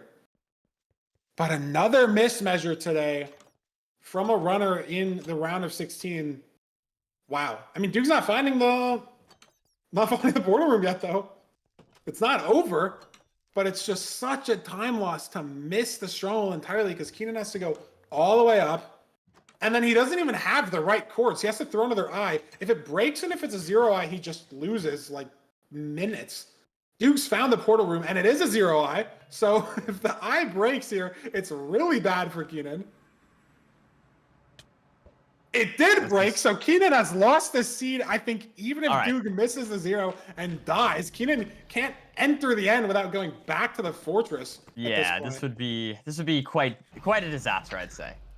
But I don't think Duke's gonna mess up. Back 95 here. We'll see. First bed looks good. Gets the bow ready. There's the double bed. Okay, this should be a 3 rotation, surely. And there we have it. And honestly, I think that's for the best for Kenan even. You don't want to know it's a 0 eye. You don't want to know. Yeah. I feel like if he went through the pain of having to play out the seed, that could be really bad for the mental. He's just got to lock in and get a reverse sweep if he wants to take this series, Feinberg. I can't believe he missed. I mean, maybe just not adjusting the offsets correctly or something. I mean, who knows? But he had the lead for almost the whole seed. Yep. Even with that though, like even with the same split, Nerdy, he lost time in. Like look at the finding stronghold 20 seconds, and they both had to throw 2 eyes, and they both had to like do this ocean upwards pearl. Kenan fell off his portal, I guess, right? So he maybe lost 5 to 10 seconds. But even with that, they were building their portal at the same time, and they weren't like 100 blocks away from each other. They were like, we saw on the screen like on when Doogile was building, we saw where Kenan was building off his gravel. He lost time again on the post blind. Getting to courts again, Doog saved like 10, 15 seconds, maybe even 20. Like, I feel like Kenan did lose a fair bit of time in the ocean on the post blind, but Doog with just way better pearls and way better train nav once again. And Nerdy, maybe it's one of these things that like you don't have to do that in SSG. That's not a skill. That is true. That's not a skill that you practice. Like your mechanics, your head editors, your block movement, everything you practice. But in SSG, you know, like, oh, you're building off of like this netherrack in the wall, or like you're throwing the pearls off of like a visual lineup. And in set seed, you're allowed to pause, right? Like it only goes off of in-game time, like timing system. Some of my words there, but like you can wait and line stuff up and like make sure you're throwing the great pearls and like pause when your pearl lands and like line it up with the terrain on the wall. You can't do that in ranked. You're losing that time when you're pausing. And so Doog has saved so much time. It's been the most significant split in both of these runs is this post blind, making these seeds from like very close nail biters to Doog being ahead both times into the stronghold and winning both the seeds. Yeah, pearls seem to be a big separator. We do have a Fulham analysis segment here to maybe go over what could be going wrong for Kenan. And I guess we need a few more seconds, but that's okay. Yeah, no, Feinberg, I agree with you. I feel like if you're Kenan in this situation, that's kind of funny. If you're Kenan in this situation, I feel like you gotta, I mean, this is a very tough situation. Going against Duke, 2-0 down, but this is you still have the opportunity to come back. You still have the opportunity, and I don't know. I mean, you never know. If we've seen reverse sweeps happen in the past, so I wouldn't put it past Kenan to potentially be able to come back, though. It is looking quite good for any Doogile fans in chat. Completely agree. We did get the ready. It said Fulham said ready-ish. I don't know exactly what that means. He's still typing, so we'll see. We'll see what he has to say. Okay, we're gonna throw it over to Fulham. Give us the go ahead. See him break down those measurements and anything else on that seed, and then we'll be back for seed 3 in just a bit. Man. Uh-oh. I'll do this real fast. Uh-oh. Uh-oh. I'm trolling. I'm sorry. I was ready, but I was only ready-ish, guys. I'm sorry. You have to bear with me sometimes. So unfortunately, I have to deafen during these calls, so I can't exactly know when I'm getting sent over to the main screen. My sincerest apologies for a little bit of a technical hiccup there. The reason that I was ready-ish is because I was going to try and figure out exactly which coordinates were correct for Kenan. But after throwing 2 eyes, we had 4 separate possible coordinates that could have been correct. Now, let's show this first throw. After boating, we see the first throw, and he measures it perfectly. Notice that here, we have what is known as -2, okay? So the pixel that we are trying to measure is 2 pixels over to the left. But we have some eye wiggle here, meaning that it switches between being 2 pixels and 1 pixel incorrect. You can kind of see it. Hopefully I can try and pause it on a frame where it wiggles. I don't know if I'm going to have that luxury. You can see it just... Can I get the right frame? No, I can't. Hopefully you guys can see it wiggling there between the 2 and the 1 offset. Now, Kenan notices this. Firstly, inputs -2 into his calculator up here and gets a 98% accuracy at 1100 away. Then he changes to -1 and notices a 96% accuracy at 1043. So, decides to go for a second eye throw. And after throwing this second eye, he's getting a +1 and a +2 wiggle. You'll see it for just a second. I don't even think that that second play caught it. Here you go. So we're at a -1, -2 wiggle. So we have -1, but it also was -2. Again, the same wiggle both times between -1 pixel and -2 pixels for both eyes. And I think Kenan might have low-rolled the 75% chance of getting it wrong both times. Or I guess the 25% chance of getting it wrong both times. Because this is accurately 100% said that we are this far away. So we've had a double eye wiggle moment, which is Very unfortunate, and I don't know if you can completely put that on Kenan here. I'm not sure whether he checked between the -1 and the -2. We can't really see it in this clip. He instantly, once the Ninja Brain bot refreshes, he's already at -2 here. But it was wiggling between both, and unfortunately, that's the sort of thing that can happen on, in games like this. And 99 times out of 100, you're just going to send when it says 100%, even if you do get the standard deviation message beneath. Some people may want to rethrow an eye, especially because you can notice that the error for I1 is very high when we know that there was a wiggle in that eye as well. It's just a very difficult situation. You do feel for Kenan here, who was unfortunate enough to have both eyes not be absolutely perfect. Unfortunate, but he's going to have to lock back in for our next seed. I'm going to send you guys back over to Nerdy and Feinberg right now. Unfortunate eye wiggles for Kenan. Just sometimes the way the game goes, but is what it is. Nerdy, I think like you said, you put it best before the break, or before the Fulham segment, I should say. Kenan's just got to play his game, right? The only something you can do. At the end of the day, you can't interact with your opponent at all. Like, I guess they get the advancement info. But you just have to play your game. You got to keep that mental up. And if you're playing your best game and it wins you the seed, it wins you the seed, it loses you the seed. Against a 2 times playoff winner, like it loses you the seed, right? Like there's only something to do against a guy like Doog. Let's see, I think we're sending it into a shipwreck for seed 3. We'll double check that on the seed picks here, but that should be the last overworld type that is available. 2 sub-9s already in this best of 5 from Doog up to 0. I don't think Doog has ever been reverse swept. Let me, well, actually, it won't even show me on the website. We have this nice little player stats thing. Doog has had 5 3-0s, and he's never been 0-3'd in the bracket, but we don't have a column for like reverse sweeps or reverse. Yeah, I mean, I think they're kind of rare, right? It's like you need to win 3 in a row after having lost 2 in a row. So I feel definitely like a lot rarer you're the than just stats like guy. having a 3-0. Yeah, Yeah. And what's the obviously name going for against a, winning 3 in a row is very hard. what's the name for a reverse sweep? Is it just like a choke? Like if Doog lost this, like what do you just call it, a choke? I don't know, like a better word for that. Like if you're up. No. I just don't know a better word. I don't know. Because it's called a reverse sweep. Like I feel like that's a fine name. That's a fine name, no? a clutch, maybe. Doogile got reverse swept. Nah, swept. That's the word. Couldn't think of the word. Sweat? Oh, okay.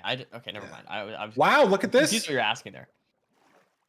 Already a crazy, interesting moment in the seat so far. Doog didn't grab the wheat.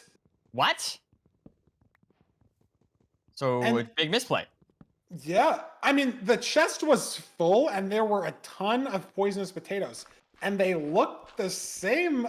Like they looked similar colors, I guess. Like, but he didn't. He just didn't grab. He just didn't grab the wheat. Like he's just down 4 bread. And like, Yeah, but sure, this 48 never- rotten flesh is a lot of food, but like, purling is so slow on rotten flesh healing. Like you'll heal the hearts, but over minutes. You'll heal the hearts, not over seconds, which is what you need purling to the fort, 2 coordinates, up to 0 towering potentially.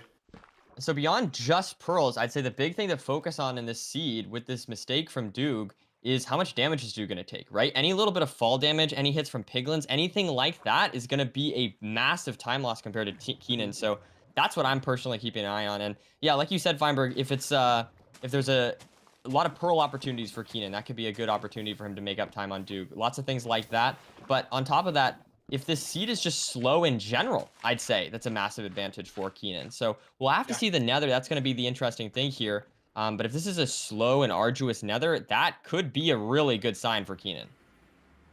Nerdy, this is the second ocean seed we played today, and the second time that Kenan's lost a significant amount of time to the portal. This one a lot worse than seed 1.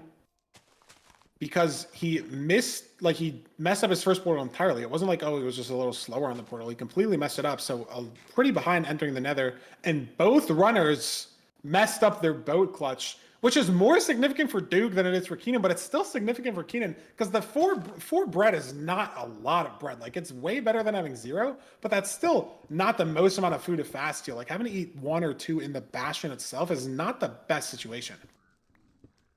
They both missed the boat clutch here. Very interesting situation. Duke going for, looks like just single triple here, if I'm not mistaken. No, it's the left triple here is buried, and Kenan just checked it and saw, and so they're both going to be. Why did I just totally saw that wrong. I'm so sorry. That's okay. But yeah, no. So I just fully thought that he missaw it, and then I actually missaw it. It's okay.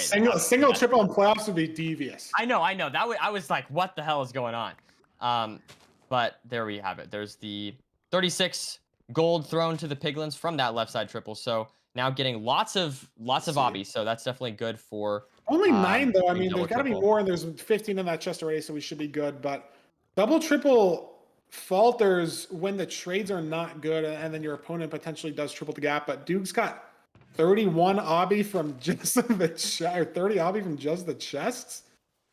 I don't think he's leaving here. Looking for a good pearl hang to cords, or to the fort, I should say. Not cords. Yep. The fort is at coordinates, I guess, but that's not what I meant. Gonna be checking his trades here and potentially leaving. And Kenan hasn't pearl hung. 11 pearls? Kenan doesn't even have pearls from the trades yet at all. He has no pearls in his inventory. Duke has 15. Hone sword again.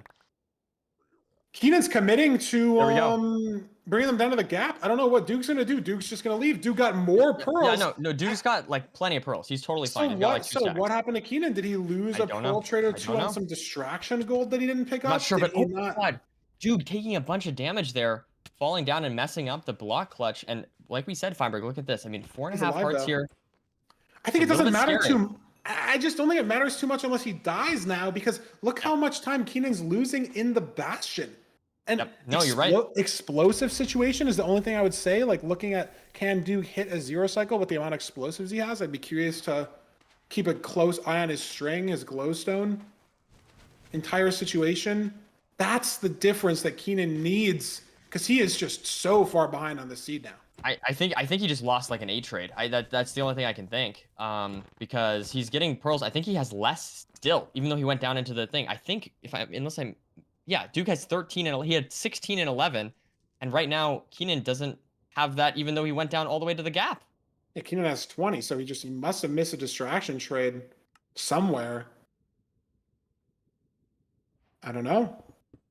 And he hasn't found the best terrain to the spawner either, just finally spawning it on his screen.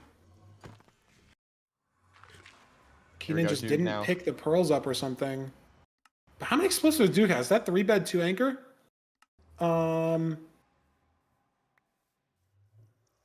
Sure. I'm not sure. I mean, maybe I think he was kinda low. Maybe Kenan didn't elevate his trades.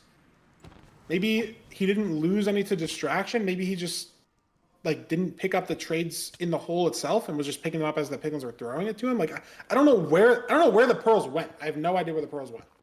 Yeah, I'm trying to think too. I feel like that specific route, there's not a lot of opportunity to distract the piglins with gold. So I'm kind of curious to watch that back. But it's just like that's the only thing that my brain could go to, is that maybe like yeah, at the top of the triple he had to distract someone or something. Like, I don't know, just insane situation. Regardless, in the stronghold. I mean, look at the pace. Look, 6 flat stronghold. Wow, This could be a sub 8, not just a sub 9. But the spikes are not good for Duke. These spikes are way too big. I like that one on the right for a bit there, but he's got some sort of overlapping spawner situation here. The problem is I feel like Kenan is just too far behind. It could come down to the 0 cycle, though. We saw Kenan double bed that spawner, so it's possible he has so many explosives that he's comfortable double bedding and going for the 0. I don't know. Yep. You know, if it's a hard 0, if it's a side setup, Duke might not be able to get enough damage on the dragon to have a fast chase down or even want to go for the 0 in the first place. So the seed is very much not over, even though Duke has had a big lead into this stronghold. Yeah, no, 100%. And I think also this stronghold is a little bit weird and potentially could give a variance edge to Kenan. You know, if we see a luckier nav or maybe a more skillful nav, depending on how you want to put it. But it looks like Duke is struggling a lot in this stronghold, and so we'll have to see. I mean, it looks like there's maybe at least one fake spike, potentially two. Kenan's here now, sending top left. I don't know. Going if Duke farther, sent Duke this. hasn't been here. This is the first time Duke is going this direction. And Duke's like explored a lot more of this stronghold, but he hasn't explored the right way yet. So all it takes is Kenan to just go where the portal room is, like duh, but like that's all it takes, right? Like it doesn't matter that Duke's been in here for longer. Like his odds of finding it go up and up the longer he's been here, more than Kenan, but Kenan just needs to go the right way. Great spike down the stairs.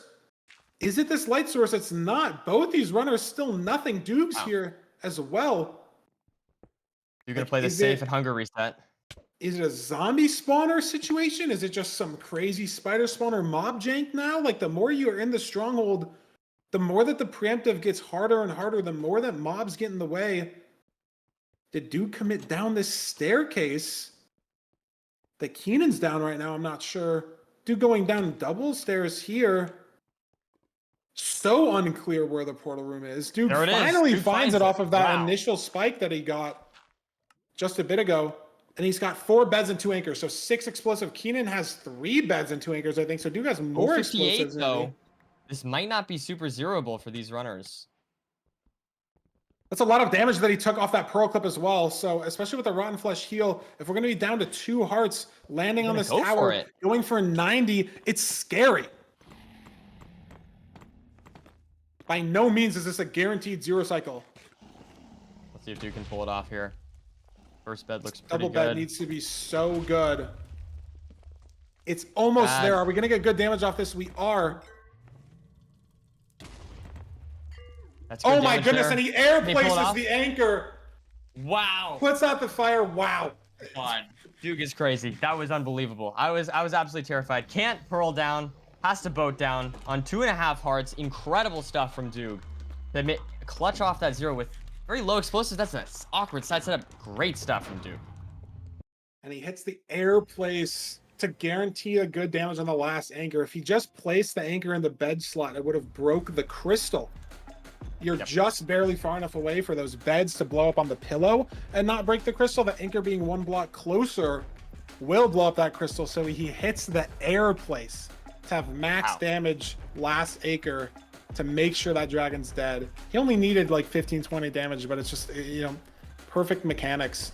And he gets that seed done. Kenan, unfortunately, I think we saw some people in the chat saying he threw an eye in the portal room. I saw him digging up at the end of the seed. Was too busy mesmerized at Doogle's sick explosive side setup there. Yeah, that was unbelievable. But it's a quick 3-0 for Doog, Nerdy. Last 3 playoffs, top 2, all 3 seasons, and he's won season 5 and 7, making a statement, quick 3-0 on Kenan. Not saying Kenan played bad in any way, but just you're going up against Duke, there's only so much you can do. Yep, 100%. If that seed was almost sub 8, if the nav was a bit cleaner, just perfect gameplay. You didn't even need the bread in the shipwreck. Didn't matter at all. Yeah, I mean, I feel like Duke played that very well. Honestly, like my analysis is that I feel like Kenan played these seeds well. It was like 1 mistake in each seed was the difference, and Duke just punishes that. But he was keeping up in a lot of splits with Duke. So I feel like the 3-0 timeline doesn't necessarily give Kenan the credit that he deserves for how well he played, in my opinion. Yeah, especially more so on seed 1 and 2. Like this last seed, not as close as the first 2, but seed 1 and 2. And obviously, he missed the stronghold on seed 2 due to some eye wiggle unluckiness, even after two measurements. But he was like keeping pace on 90% of the splits. It's just when you're playing Duke, if you mess up that last 10% of the seed, he's gonna punish you in that. It's gonna hit every 0. He's gonna hit every split, top speed perfectly. I mean, the only shakiness, for lack of a better word, we saw from Duke in all 3 of these seeds was the stronghold on seed 3 here. But there's only so much you can do when there's cave spider spawners, mine shaft, nav, like double staircase down. I don't necessarily think he played that stronghold badly. It was what Kenan needed to bring it back, and he just couldn't hit the nav in time to give himself a chance on that seed. But I mean, closer than the 3-0 scoreline says, like you said, Nerdy. And we do have a Doogile interview here. So that's very exciting. We'll have to see what Doog has to say after winning 3-0 against Kenan. Doog, welcome to the booth. Congrats on the 3-0 victory. How are you feeling for next weekend? How are you feeling after after your win here? 3-0 felt good. I don't know. I was like kind of shaky, Lowkey. I woke up this morning and I was just like so tired and like my hands were freezing cold and I was like, wow, I might just like choke on everything. And like, I don't know if you guys noticed this, but on the first seed, my crafting was like so slow on the island. It took me like 3 Yeah. tries to make the axe and I was like, oh my God, like this is just gonna be a disaster. But I feel like after that, I kind of locked in and like pulled it together. And did you know that you missed? I mean, you probably don't know this, but you missed 4 bread in that last seed. Yeah, Were you yeah. aware?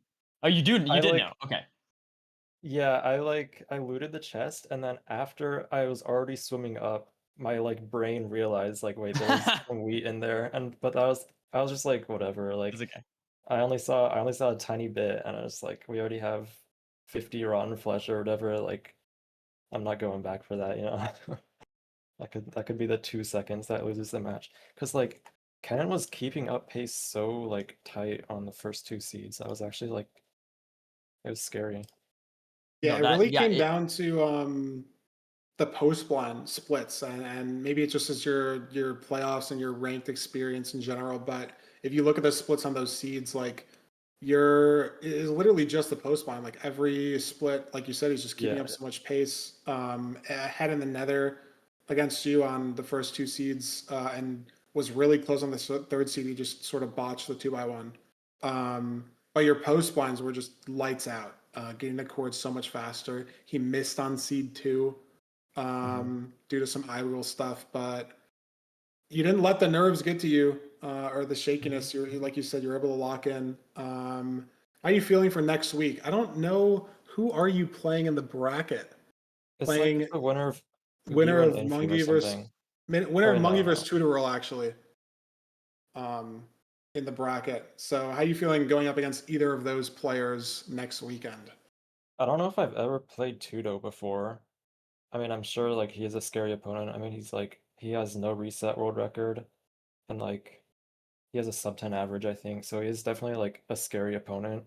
And then Mongi is also like I don't think I've played him since season 7 in playoffs, but like our matches were so insanely close that season. And like I remember he would just gap me on terrain nav to stronghold like every seed because he's just so good at that and like terrain nav in general. And terrain nav is definitely like one of my biggest weaknesses. So if I'm playing Mongi, then that's what I'm most worried about.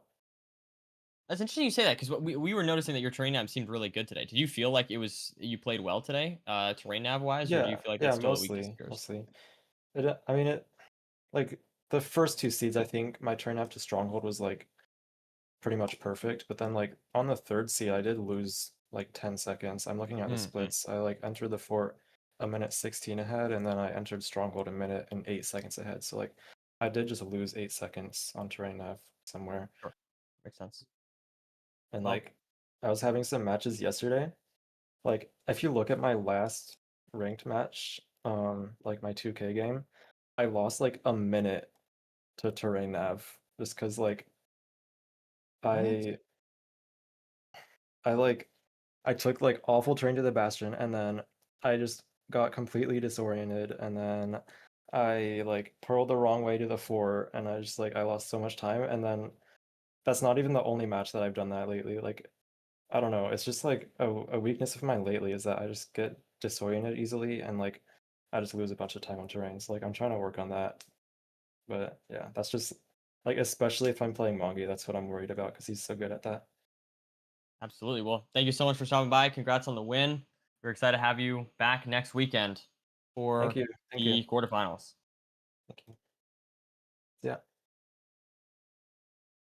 I mean, it's good that he knows the weakness, right? Like that's something that I think is really important to know what you need to work on, especially like when you are someone like Duke, where you won last season's playoffs, you won 3 seasons ago. Like knowing actionably like what you have to work on is so important, and it's going to make him that much scarier next week if he's able to lock that down. and improve on those mistakes or gaps in his gameplay, because it's such a hard thing to know why you're losing the time and where you're losing the time and how you can get better at it. And the fact that he knows that, like, going to be very, very scary for the winner of Mungie vs. Tutor Rule next weekend. Yeah, no, 100%. I mean, I think it's interesting just to show how meticulous Doog is, right? Like, we were complimenting him on his terrain nav to stronghold. And he's like, yeah, that's my biggest weakness right now. I need to work on that. So, like, even though he played really well, he's still looking for the time. He's like, yeah, you know, I might have won against Kenan, but I lost 10 seconds in that split, in the terrain nav split at the end there. So that's not okay. I can't have that happen. No, it's so funny that he says he's looking at the splits, and as he's saying he lost 8 seconds, it's like, oh, I was a minute 15 ahead in the fort and only a minute 8 ahead on the stronghold. It's like he's still a minute ahead on the seed, but he's thinking of those 8 seconds. He's thinking of any of the time loss that he can possibly squeeze out of his gameplay, like able to analyze that micro. And it's what's made him so scary and what's made him a multiple time playoffs winner. Yep. And I'm very, very excited to see him next week. But today, Nerdy, we can look as far as we want in the next weekend, but today we have one more bracket game left. EDCR versus VStrid might be the most exciting game of today.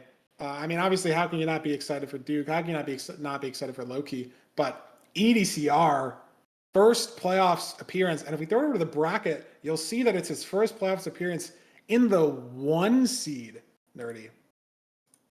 Wow. Finished last season at rank 1, 2400 elo. Not to spoil too much about the stats or all that. We'll get into that in a bit. But number 1 seed heading into his first playoffs. And the thing about EDCR, and I don't know the exact numbers because it's not on the website, not in our player stats. But you'll look at basically every top runner, and sure, maybe not everyone started playing ranked in season 0 or was, playing. Some people played in the closed beta, whatever.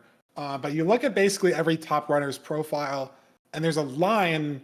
It's right. There's 3 lines in your profile when you click on it, like above your graph. It's account created, like first played date, most recently played date, and PB.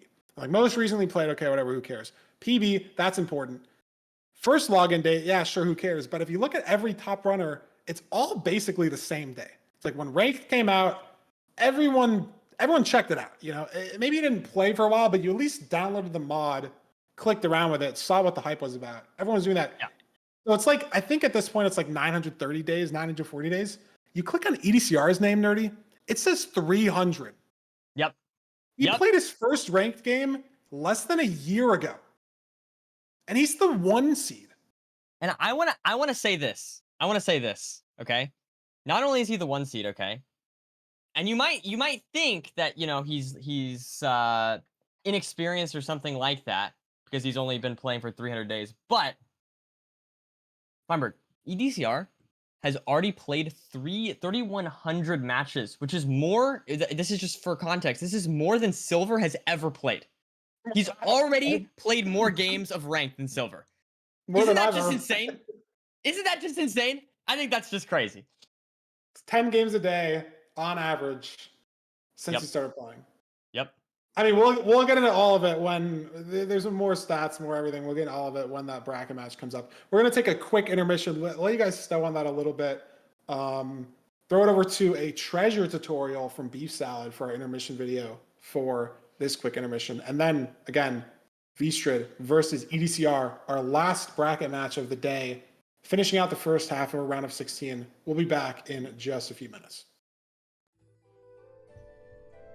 Hi, I'm BeefSalad, and I'm going to tell you about the Treasure Bastion. So Treasure is easily the most recognizable bastion, largely thanks to the giant cube, but also the lava basin in the middle and the ramparts containing the chests are also fairly distinct from anything you see in the other 3 bastions. There's really only one main route in Treasure. It's not like housing or stables where you might see different players start from completely different parts of the bastion. In Treasure, you're always trying to start from these 2 gold blocks so that you can break them and bring the pigs up the stairs, connecting the 2 ramparts and then trading here while you mine the rest of the gold in these walls. and then go down and get the chests and go back to your trades. Before connecting the two ramparts, players will mine a block here to prevent the big ones from getting stuck. In the original version of Boomer Roads, you mine this one, but recently players have been choosing to mine this one instead, placing a block here, so that the pigs go up the other way, and you have less pigs to deal with when you're connecting the two ramparts together. This is called Safe Boomer. Alternatively, you might see runners go here and dig through to start trades on the left side. This is called T-Wax route. It really doesn't matter which variation you do, they're all pretty much the same. In terms of the generation of the bastion, there's not much variance. The layout is always the same, but there are a few small differences. Each of these gold blocks at the top have only about a 50% chance of generating, and almost every blackstone that you see in this bastion has a chance of just not being there. Usually these don't matter, but occasionally it can mean the players have to react quickly to blocks being missing near the trading hall, and if this block is missing, it matters quite a lot because the pigs can wander up here and be quite dangerous when you need to get the gold. When the trades are done, if the players still don't have enough pearls or obsidian or string, you'll often see them vote down here and go to bottom treasure to get more. Usually they'll just find the gold and probably get the chest, which most of the time doesn't have anything, but getting gold blocks from here is faster than mining them, and diamond swords can be useful, especially if they have looting. You'll also sometimes see them check the outer chests by looking at the lanterns, or usually the only one that you would see is when players are entering the bastion. They'll check for one here. To find the fortress, we normally use a technique called PIDAR, where we cross chunk borders to detect the presence of a spawner. But since treasure has a magma cube spawner at the bottom, we can't use PIDAR. Unless we go down and break the spawner, which if you're already going down here, it's quite easy to do so. But if you're at the top with all of your trades already, and you can leave the bastion, then it's quite a significant time loss to go down and break the spawner and then PIDAR. Instead, you'll often see runners choosing a direction to commit to. The way they do so is using their knowledge of the regions where structures can generate in the middle. Each quadrant surrounding the origin generates only one structure, either a fortress or a bastion. And since we're in a bastion, we know that there can't be a fortress in the same quadrant as us. So we'd have to either go positive X or negative Z.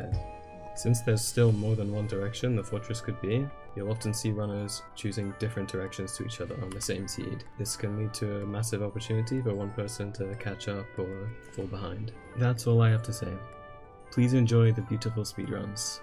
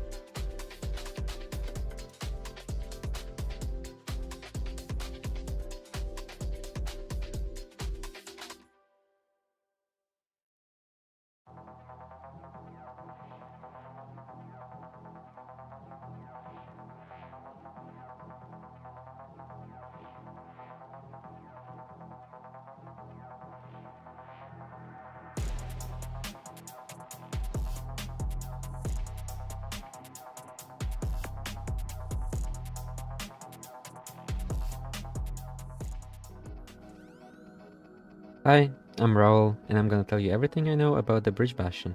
So, the Bridge Bastion, also known as Big Face, is a unique bastion in a sense of routing because all the gold is super separated from the piglins. So usually in the bastions we would want to overlap grabbing the gold and trading it, but because the piglins are so distant from the gold, the routes are widely different from every other bastion. It's easily recognizable obviously by the two bridges, the legs that it has, and the chalice. It has 3 ramparts like stables, but this rampart, the middle one with a lodestone chest, has a higher height limit, and it's also easily recognizable by when you're entering at one of the ramparts, you will see a black stone wall. So the runners, when they enter here and they see this wall, that means they are in the bridge and not housing or stables. All the modern routes revolve around grabbing as many picks as possible, obviously because we have 16 gold blocks. That's a lot of gold to trade, so we want to maximize the pick count. All the modern routes grab as many picks as possible, and from basically 3 places. You want to grab the picks from the lodestone area, from this corridor, and the main bridge. And we do that by making one of the 2 bridges. You either make the bridge over here that connects these piglins, the guys from up top here, and you run towards the right rampart.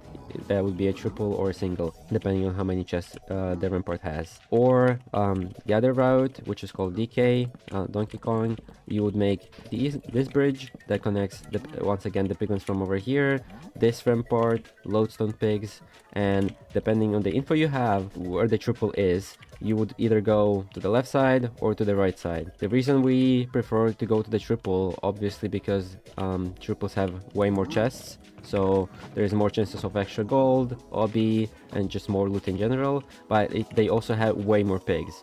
As you can see, this triple has a bunch of pigs, and the single only has 2 pigs down here. There also is another unique route that revolves around going over here, breaking the gold block, placing this block, and toggling difficulty to hard.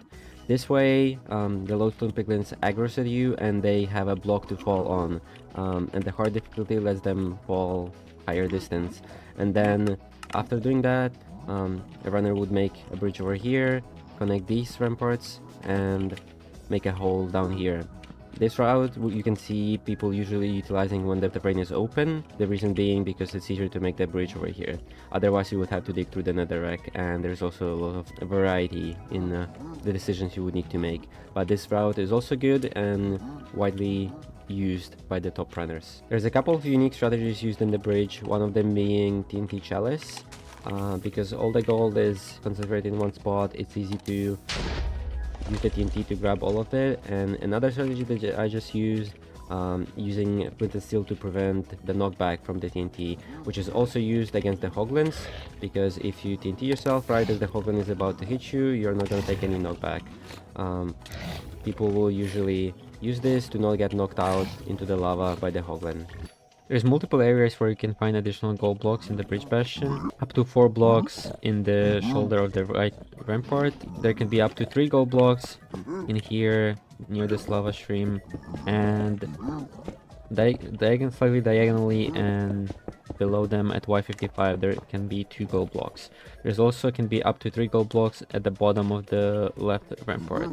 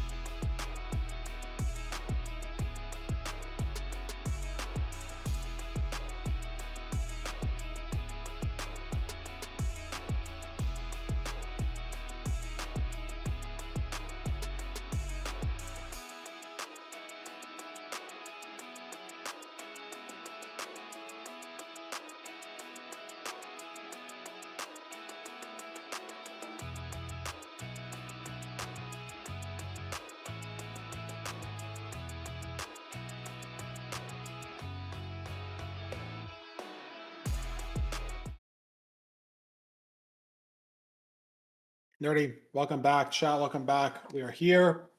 The final match of the day, EDCR versus VStrid. Again, like I said, maybe the most exciting match of the day. Nerdy, what are your predictions? What are your thoughts? How's EDCR's first playoffs experience going to go? You know, I don't remember what I said, and I need to make sure I'm consistent. I think I said 3-1 was my prediction. I have this somewhere. If I'm wrong, I'm Is sure it not someone just has on the your same. whiteboard? I know I erased it off my whiteboard, but I should have kept it. I should have kept it. I'm sorry, but I'll stick to whatever I said. I think I had EDCR going through. I think it was 3-1. I think I had 3-1, maybe 3-2, but I'm pretty sure I had 3-1 if I remember right. So that's gonna be my prediction going with this. But I'm willing to change it if I said something else. I can't be like, oh, it was 3-1, and also say it was 3-0, and then if I said it was, just go whichever one was true. I can't go like that. I got to be consistent with my predictions here. You know what I'm saying? Picture. We have a picture in chat. You predicted EDCR over VStrid 3-2. Oh, 3-2. Honestly, Oh no. Honestly, oh, no. that's what I'm lying. I was gonna go for also. Is Okay, EDCR yeah. over VStrid 3-2. I think this being EDCR's first playoffs, let me check the stats thing here. How many playoffs VStrid has played in? VStrid has played in 4 playoffs.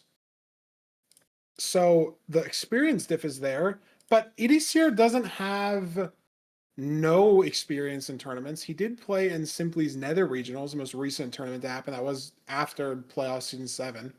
So it is the most recent iteration of a sort of ranked 1v1 style tournament. So he's not foreign to the concept, but he's foreign to playoffs. And we saw that went for Infium last season. Yep. Is the problem. NA is crazy. That's crazy. Yeah, look at these stats. I mean, the numbers are too big. The numbers are huge for both these. I mean, this is crazy. I mean, they've played against each other over 100 times. That's wild. And EDCR has a significant, he has like a 2-3 win rate, basically. Almost exactly 2-3. Yeah. Over VStrid in the 1v1. How do you play 2,500 games in a season? Like that's crazy. That is just insane. Yeah. No, that's crazy. I will say, I mean, I was gonna say look how many games EDCR's played, but VStrid low-key mogging him in that way. He's got more reps, but I don't know. I feel like EDCR is learning so fast. And the other thing I was gonna bring up, right? We said, for example, that EDCR already has more matches than Silver, which is a crazy stat. But the thing I'd say is not only that, right? But he doesn't have any like bad habits or whatever. You know what I mean? Compared to runners that maybe are stuck in the past. I'm calling you out, Feinberg. I'm calling myself out too. I'll own it. Okay. I have some bad habits as well. Okay. But my point is that like he's learning the new stuff, right? He's got so many reps on all of the new tech, right? And so I think that's gonna be very interesting to watch. I do think that the playoffs nerves are going to be interesting. How is he going to handle that? Is his mental in this situation going to be good? Is he going to be able to be able to play this well under pressure? We don't know. I mean, he's played well, obviously, to earn rank 1, but will he be able to continue that in playoffs? I think that's going to be the storyline that we'll have to answer today. All that matters is the 5 seeds that you're playing in the bracket, right? It doesn't matter that you play 1,000, 2,000 games in the regular season. The 100 games that they played during the regular season just against each other doesn't even matter. Yep. Just about the 5 games that you have to play, the 5 seeds in the bracket itself. And these stats aren't out of the water crazy for EDCR, but he is just significantly ahead everywhere. It's not like the minute that we saw Doogile over Kenan on every split. Right. Like looking at the room portal, that's only a 13-second difference, but the win rate there significantly better for EDCR. What I noticed, yeah, 100%. I mean, he's holding that win rate, and the other thing is important to note is he is the number one seed. There's no possible like easy matches that he can get with being that high of elo. So maintaining that win rate, I think, is very, very impressive. Yeah, it's not the fastest average like compared to we saw Doog having a like sub 940 or sub 930 almost across the board on every seed. EDCR does have some seeds here that are above 10 minutes. but not by much, right? It could be something that matters potentially later down the bracket if EDCR moves on today. Obviously matters for VStrid as well, comparing VStrid stats to someone like Doog or someone like Infume. Looking at those stats tomorrow, no Infume, one of the other players that has like around a 930 average. Closer this match than it was in the last one. I'm just hoping we don't get a third 3-0 in a row. Whether it goes EDCR's way or VStrid's way, I hope we get a seed win from both of these players. 3 3-0s in a day is a bit too much. Yeah. No, I agree. We gotta have some fast matches, but we also gotta have some drawn out best of 5s. Actually go to the 5th match. You know what I mean? It's called best of 5 for a reason. So, banning a ruined portal, I think makes sense. We got a BT ban there from EDCR. A little bit interesting. Wonder what's up with that. But maybe wanting to play this sort of slower, the slower seeds. I'm a big hater of. Those are my 2 favorite seed types they just banned. But it's okay. It's fine. We'll see. Maybe we'll see some interesting village seed, or in this case, temple seed. I mean, I've played 100 games against each other in the regular season. Like this is maybe the only player card situation, like stat situation, that we ever really could have where you could just make the stats off of just them playing each other, and like it would be enough of a sample size to like matter. Like they played at more games against each other than Hacks played all season last season. That's crazy. Like the sample size for crazy. EDCR versus That's VStrid crazy. would be more significant than what we put on Hacks' card. Yeah. Well, we put the wrong stats on Hacks' card, so it'd be more significant anyways. But you know what I mean? Like they played more matches just against each other. Like maybe there's something there. EDCR, it's his first playoffs. I know he does a lot of coaching, a lot of like off game prep as well, like not exactly in the seed itself. Maybe there's way more to that decision than we think there is, right? I know a lot of like the seed pick bans, people think, I mean, even I think it sometimes doesn't matter that much, right? Like it is just the overworld at the end of the day. You do have to play the entire nether and the entire end split to beat the game, but maybe there's more there than we think. Maybe EDCR has a big underlying reason there banning the BT. But we're in the 100%. Either way, 11 iron. I did want to say, I think maybe I'm wrong here, but I feel like this first seed is going to be really telling. You know what I mean? Yeah. Like, are we going to see the shakiness? Because if he wins this seed and it's looking clean, then I think there's no reason to think that that's going to change. You know what I mean? So I feel like this seed is what I think is the most important to gauge the mental of EDCR. We've already seen VStrid in the past. We know VStrid's a solid player. We've seen it in multiple playoffs. So we know that he's probably maybe more used to this situation, right? But if EDCR can play well in this very first seed, I think that's exactly what he needs to carry the momentum going into this playoffs tournament. Yeah, and I think he had a little bit of a shakier TNT situation with the gravel and the pressure plate, but the mechanics, TNT in the portal to insta-break that block.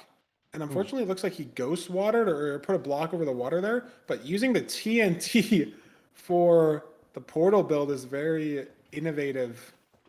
But because of that water bucket mistake, VStrid's going to be in the nether first. I mean, barely. But he is. And VStrid's down to 1 heart somehow. Didn't hit the boat clutch or I don't even know what happened because they got out of the boat on 1 heart. Was there a mob maybe? Yeah, I was just totally looking at EDCR. I just didn't catch what happened to VStrid there. That's really bad because really bad. we have rotten flesh. So like, what's the healing, right? Like, we're just doing treasure on 3 hearts. Like that's so bad. Because treasure's the Bastion rat where it's so easy to just have random piglins on these stairs hit you once or twice, and VStrid's on 4 hearts. That's just gonna kill him. EDCR's on 8. We can like tank. Bam, crossbow shot. EDCR We tank the shot, but that's a gold block down. I know he doesn't die, which is very important. He's panicking a little bit here. Breaking the chest, gonna throw a gold. I don't mind this pivot, but definitely some hesitation, definitely some shakiness, taking some damage. Oh, and look at that. The terrain there too. No crazy wandering pigs, but that could have been bad for these runners. Yep, 100%. In the staircase, and he's gonna eat both these gaps. Both these apples. Sorry, not gonna make them into gaps. Yeah. I mean, there's not that much golden treasure, and he's a gold block down nerdy too as well. So not like the best situation to like potentially make a gap, but he's committing to eating both those apples for the slight fast heal advantage they're going to give over Rotten Flesh, as Vstrid has pretty much recovered from the one heart situation on the way to the Bastion. I don't think it's taken any stray damage, maybe one hit so far in this treasure. So Vstrid's been slowly healing up, slowly bringing back from that early mistake. Yeah, and absolutely. And I think we definitely see some maybe turning nerves from both these runners so far. A little bit of shakiness. But I will say, neither of them died, right? Both in very dicey situations, and both of them able to push through, which is a very important skill in ranked. And so, wow, I'm impressed.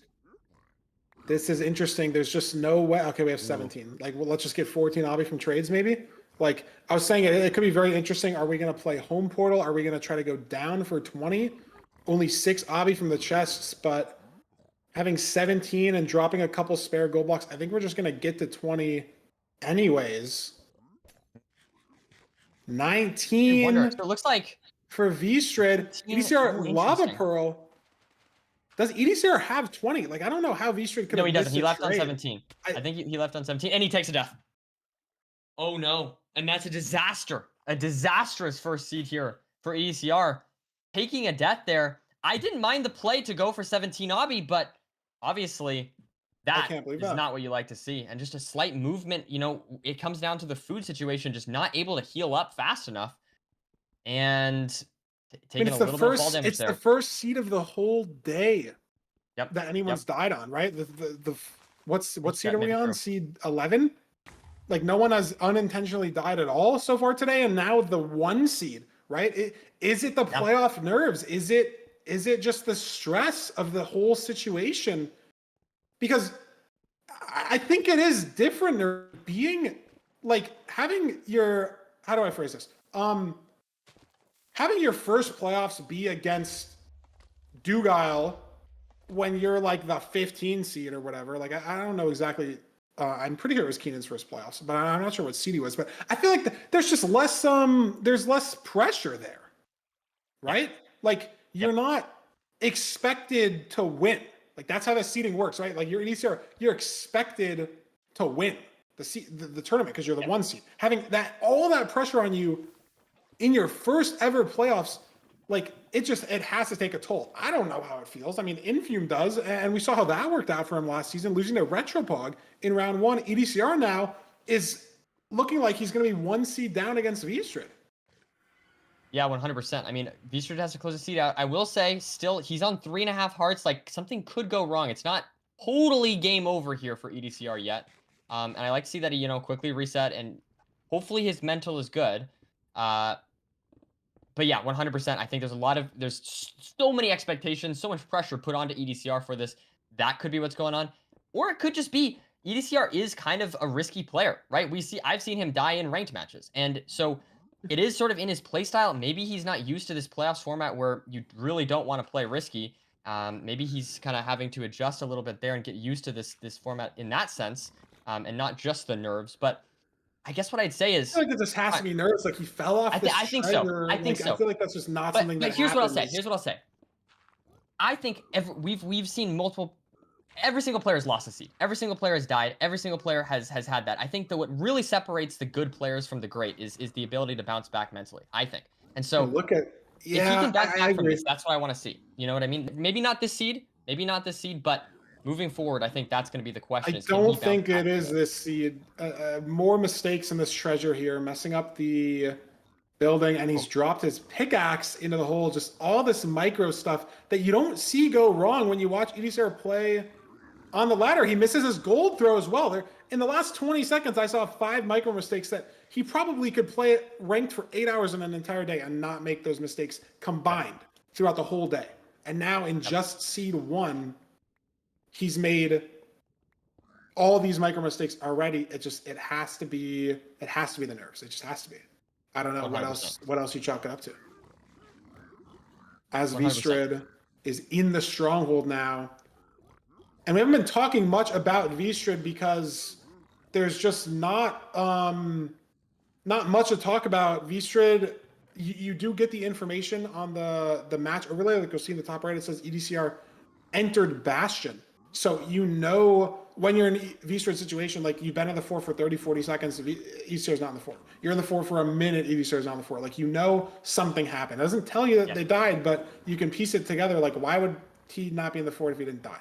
So VStrid's been able to play this seed safer than he usually would, right? Knowing that the pressure is not entirely there, and so has cleaned up the fort and the post-spawn split, and now heading for the 0 cycle. 059 with a gold pick. We have 9 explosives. He's gonna go for the 0. Is gonna go for it. Let's see here. I mean, you have 9 explosives. I feel like you have to. Maybe if it was a harder situation, you wouldn't, but like if you get a max perch, like that's okay, well, it did fly at 90, but I think you have to go for the 0. Like max perch is 3 minutes. Like you can play fort to finish in 3 minutes if the rates are good and you get good strays. Like you do have to go. It's for the 0.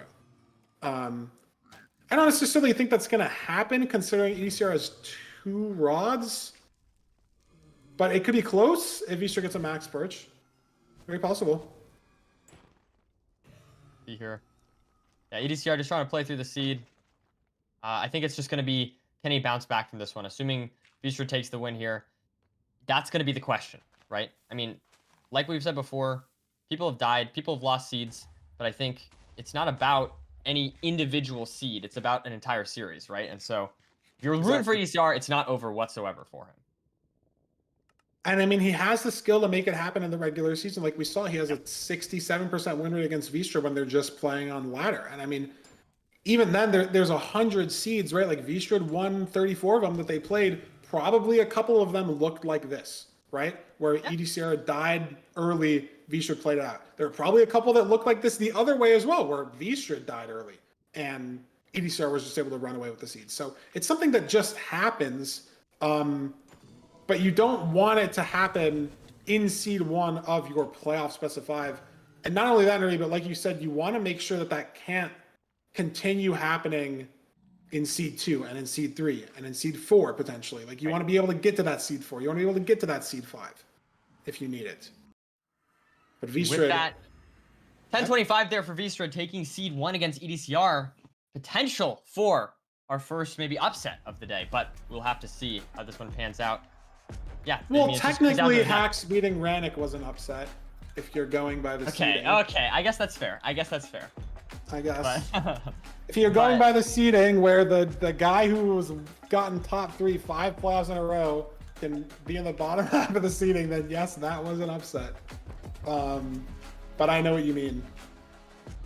And it's made, like, I don't know. I mean, maybe it's still going to be 3-0. Vistra could just run away with it. Yeah, no, I mean, it could go any way. It could go any direction. Well, I guess it couldn't be a 3-0 for EDCR, but I do think that this, we said the last seed. I said the last seed was the important one, but this one's also going to be very important to keep an eye on EDCR's mental for, is can he bounce back? I think that's going to be the question that we all need to answer, and we will have the answer to that shortly. Yeah, I mean, it scares me.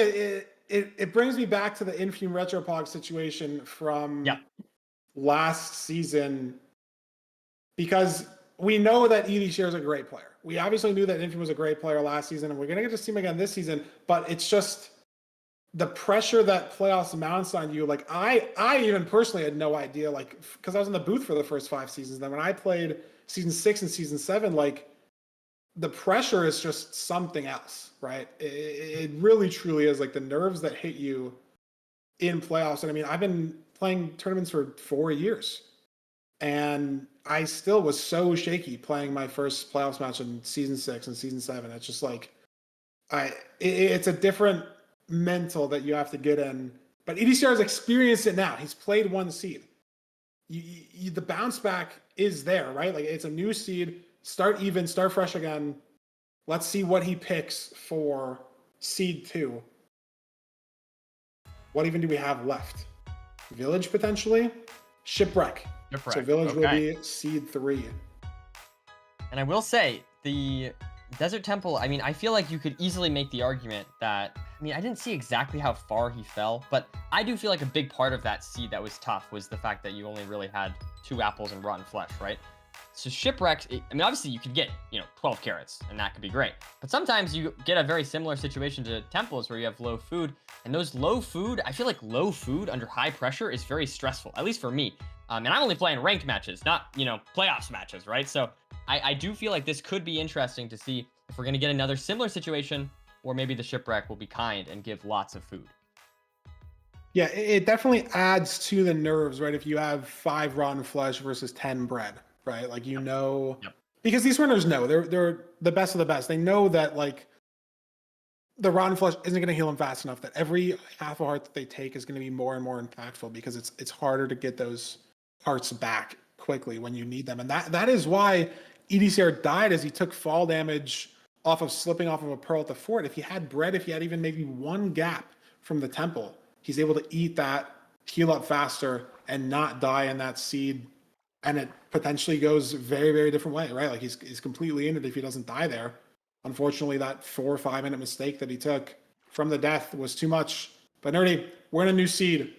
Oh, wow. There's 15 carrots. The shipwreck had to show me up. I'm sorry for disrespecting you, Mr. Shipwreck.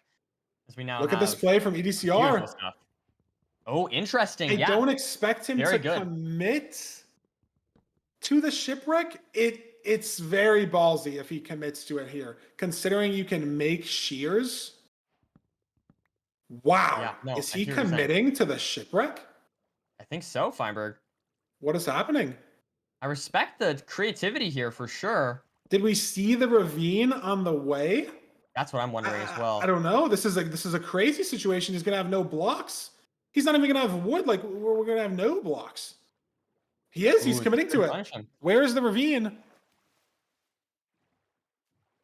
Is it farther? Not like directly further from the shipwreck, but it is the same way if this is the real ravine here. Not sure if there's any other ones closer to the island. Maybe good? I think it's good. I mean, it's just you're just taking a full gamble. He's entering the nether with 24 blocks. I mean, he's getting, again, the flint rates are bad, so he's able to get a lot of gravel here. So this is helping him out as well. So I guess he's got 38 blocks, but this is just such a high risk play. And now, like, you look at Vstrid's situation just now hitting the ravine. So Vstrid's going to be entering here. He loses the door. Wow. How's it going to go here? See if he can clutch this up. And oh no, he's one messing door. up again. He's not committing to an L as well. He's committing to one door 2x1. Wow. Able to make it work. Only a little bit sketchy there, but he is able to get in, but it's not that much faster. It's not that much faster. Vstrid's portal's pretty scuffed. Vstrid's portal is pretty scuffed here. It's going to be significantly faster. Okay, that is true. I thought that he was going to... Okay, I'm sorry. I missaw that. But I guess the point I'm making is that we're going to have to see if this block situation will be an advantage for Vstrid entering with 53. Not too much.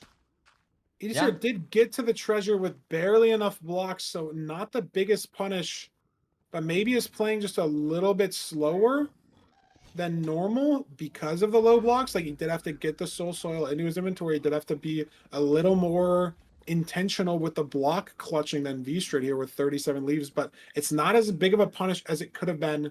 The low block early enter play did work out for him. Big risk to take, Nerdy, especially when you're 0-1 down in the best of 5. But it paid off. He has no pigs, though. He has 2. I don't know where they are. Did right here. Did a ghast hit them? I don't know where Vstrid's pigs are. There are Vstrid's pigs. Yeah, EDCR's pigs by the ghast. Are they here? No. Where are they? What? He just has 2 pigs. Wow. I don't even know where they went. I don't know either. I saw some fall off while he was like running up, but like maybe I thought there was only 1. And honestly, I thought it went onto like the bridge. I think they just all went to go kill the ghast, right? Like, if a ghast direct hit the piglin, they're just gonna aggro on it. Wow, that's crazy. It has to be the ghast. I mean, he 2RD'd on the treasure to unload the gas when he was mining the gold, and then he upped his render as he was, like, as soon as he jumped, did that little mini parkour to start aggroing. And I mean, this is just, this might just be the seed. Like, I hate to call it this early, but I don't know. Crazy time loss. He has like 3 pigs trading. This is going to take minutes. Yeah. I don't know what he's supposed to do. Yeah, he has Hopefully he gets 84 lucky, gold I still guess, left. but- He's leaving right now. He's leaving so early. He's leaving faster. But what is Wow. the gear situation? This is the big difference. He He's has 13 pearls. Yeah, 13 pearls. Wow. I mean, that's going to be really tough. I mean, I think he's Is he just playing for the high roll overlapping? here. Is he going to go back? He has 19 obby. Is he must be going back, right? Like, this is just, you just kind of have to commit to the play. Did you can't even really pearl hang to the pearls because you have to set that up so deliberately. If you pearl hang, the pigs don't trade because they're unloaded. So he has to pearl back. I mean, we do have 10 carrots. He's been eating some of them instead of the bread, which is an interesting decision, but we do have enough food do you like to this make play? What do you work. think of this play? I don't know. It's a weird play, but it's kind of interesting. I kind of like it. I mean, obviously he's at a I disadvantage. think maybe I would like to have seen him left earlier. I'm not entirely sure what he was waiting for. I think he was waiting for a fire res because he has no fire res right now. I think he was just waiting for one fire res to go. I think it's just like a completely terrible situation that he's in. I think it's the best recovery in the moment, right? Because who knows how long it takes for the next pearl trade? Who knows how long it takes to get enough beds to 0, right? And like, even if he gets 1 extra pearl trade, is that 4 pearls? And then what? Like, you still have to wait, right? Because you don't want to, like, you know how far away the stronghold is, right? Like, you almost need 2 extra pearl trades. How long is that going to be? But he's going back to the Bastion now as V-Strid's on 7 rods. And Nerdy, I think the biggest thing here that could make the difference is these are wildly different blind locations and stronghold locations. Absolutely. For both of these runners. So EDCR, while he's behind, could be very ahead if the stronghold works out for him. Yeah, you just get a good stronghold or Vistra gets a really bad stronghold. And I mean, they are blinding at like the same time. So I don't know. I mean, I feel like EDCR is handling this exceptionally well. I mean, this is a absolute and the problem is he has unlucky no situation. pearls still. So he is, I think he's going to send a pearl hang here and then, or just looking for terrain. He still only has 10 pearls. He still only has 10 pearls. He needs to wait for another pearl trade. You can't leave right now. And you picked up all the gold. He's just going to leave. He's not waiting for another pearl trade. He's committing to no 0. Presumably, I mean, unless it's a 2 or a 3 hour or something. He picked up all the gold, leaving off the trades and just going. As V-Strid's in his stronghold. Different strongholds. These are different coordinates. Okay. But V-Strid got a great spike here down mid. We'll see how he handles this situation. But there it is already, perfectly down mid. 2i, but different strongholds, so it doesn't even matter for EDCR. And yeah, I mean, that's just really 0. unlucky. I mean, we saw V-Strid not hit the 0 on last seed, but didn't necessarily need to push high height. But V-Strid misses the pearl clip. So potentially can't hit the 0 at all. Still going to go for it. No. But what can EDCR do, Nerdy? He has 13 pearls. It is back with a pearl clip, so you need 4 pearls, like 3, I guess, to get there. Like 4 with speed, 3 normally. He's not even in the stronghold yet. I guess the perch RNG is still a factor. So hard for EDCR to have a winning line in this seed. But it is there. It is there. We'll have to see here. Building the portal now, going to be entering the stronghold. Hopefully it's not a bad stronghold. That would be a disaster. With the snap for V-Strid, There's the snap. perch, and Dragon Breath That in the should way, be but game. too high. Yeah, I mean, V-Strid has 8 explosives, I think. The very shaky 1 cycle. But There we it's have it. enough. And EDCR, it really is just the gas. I wonder if that was ever on the screen, like the fireball hitting. Like maybe we'll get to throw it over to Fulham and see, but that has to be what it was. And that's crazy. That's crazy. It's a situation that, like, how do you recover from that? Like, what do you even do in that situation when you have 2 piglins? I think he played it pretty well. I think he played it well. I agree. I mean, that's what I was gonna say. I think he did what he could. Yeah, I mean, he left early from the Bastion, overlapped it, didn't get lucky with the pearls. I mean, I don't mean to be that guy, but I think that's just kind of unlucky. I don't know. That's my opinion. I think that's just an unlucky seed for EDCR. And, you know, V-Straight, I will say, V-Straight played the seed well, right? No major mistakes, no deaths. Played under pressure, gets a sub 9. That's not, like, no disrespect to V-Straight. I would have loved to see that seed played out without the bad RNG there for EDCR. Yeah, like, would he have been able to keep that lead from the Bastion into the fort, into the splits? We just don't know, because they ended up just sort of playing 2 different seeds as soon as EDCR had 2 pigs. And, like, maybe you can argue that EDCR shouldn't have upped his render early, right? Because rank does make it so that zombie pigs can't spawn on Blackstone or, like, in the Bastion. I don't know exactly how it's coded in. But you can't have a zombie piglin in your Bastion. And so that's normally why you would not want to be on 2RD in a Bastion, is because you're loading zombie pigs, you're making all your pigs not be able to get in your trade hole correctly, run around all the time. You could make an argument that, okay, maybe EDCR should have stayed on 2RD until he got up to his trade hole because he knows there's a gas there. But I'm talking about this. I don't think I would have made that play at all. Like, I just don't think that's something I would have done in the moment. Like, I'm just saying, in a theoretical perfect world, like, that's, I think, the correct play. But it's just, are you ever thinking about that in the moment? This is like a 1 in 1,000 scenario that your gas that's shooting at you snipes the pigs, pulls the aggro. Like, just everything goes wrong in the Bastion for him, and there's just nothing that he could do. We're going to send it over to Fulham. He's going to analyze, presumably, this gas situation and other things about the seed, and then we'll be back for seed 3 in the best of 5. Other things about the seed, and then.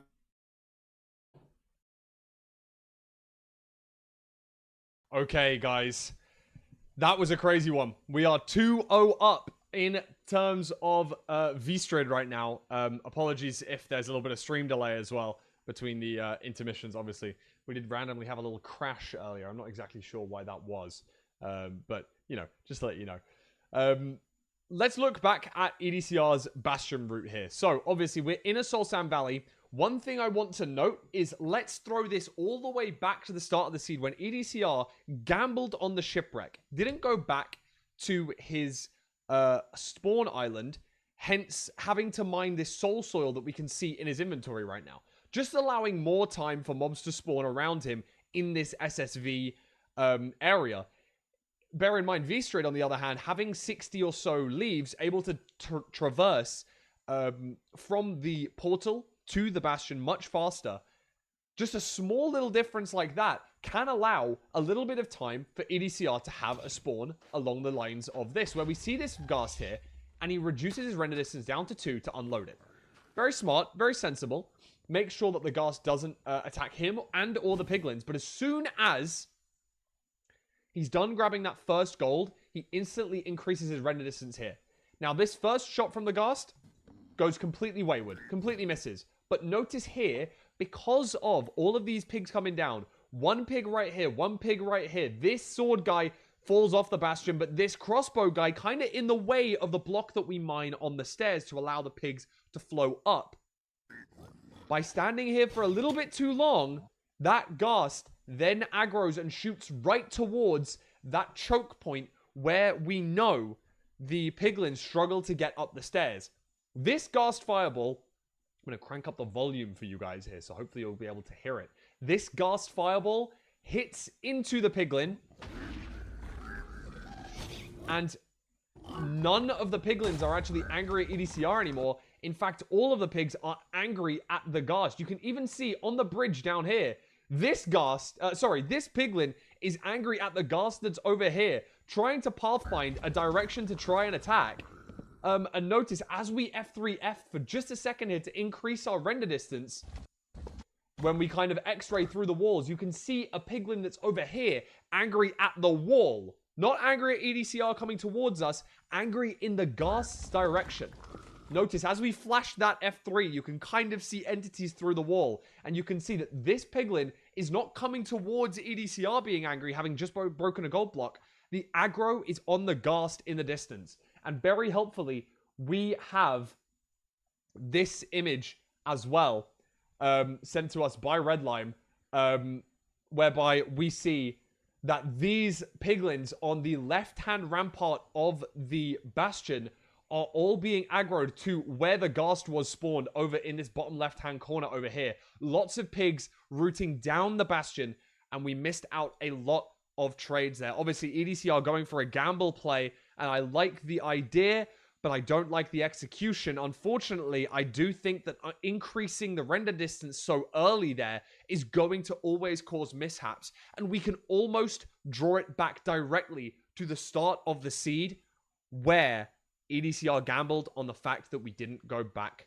to grab any blocks in the overworld. Now, we didn't need many, but just a few from those shears would have been a huge help. Obviously, just 10-15 seconds laying around in that Soul Sand Valley can cause those skeletons, and in this case, Ghast spawns to mess up things like your Bastion route, and we saw that have the maximum impact on this here seed. We are 2-0 to Vstrid, and this could be the last time you see me today, and if it is, thank you very much all for watching the playoffs so far. We will be back tomorrow. Don't forget it. Be here, same place, same time.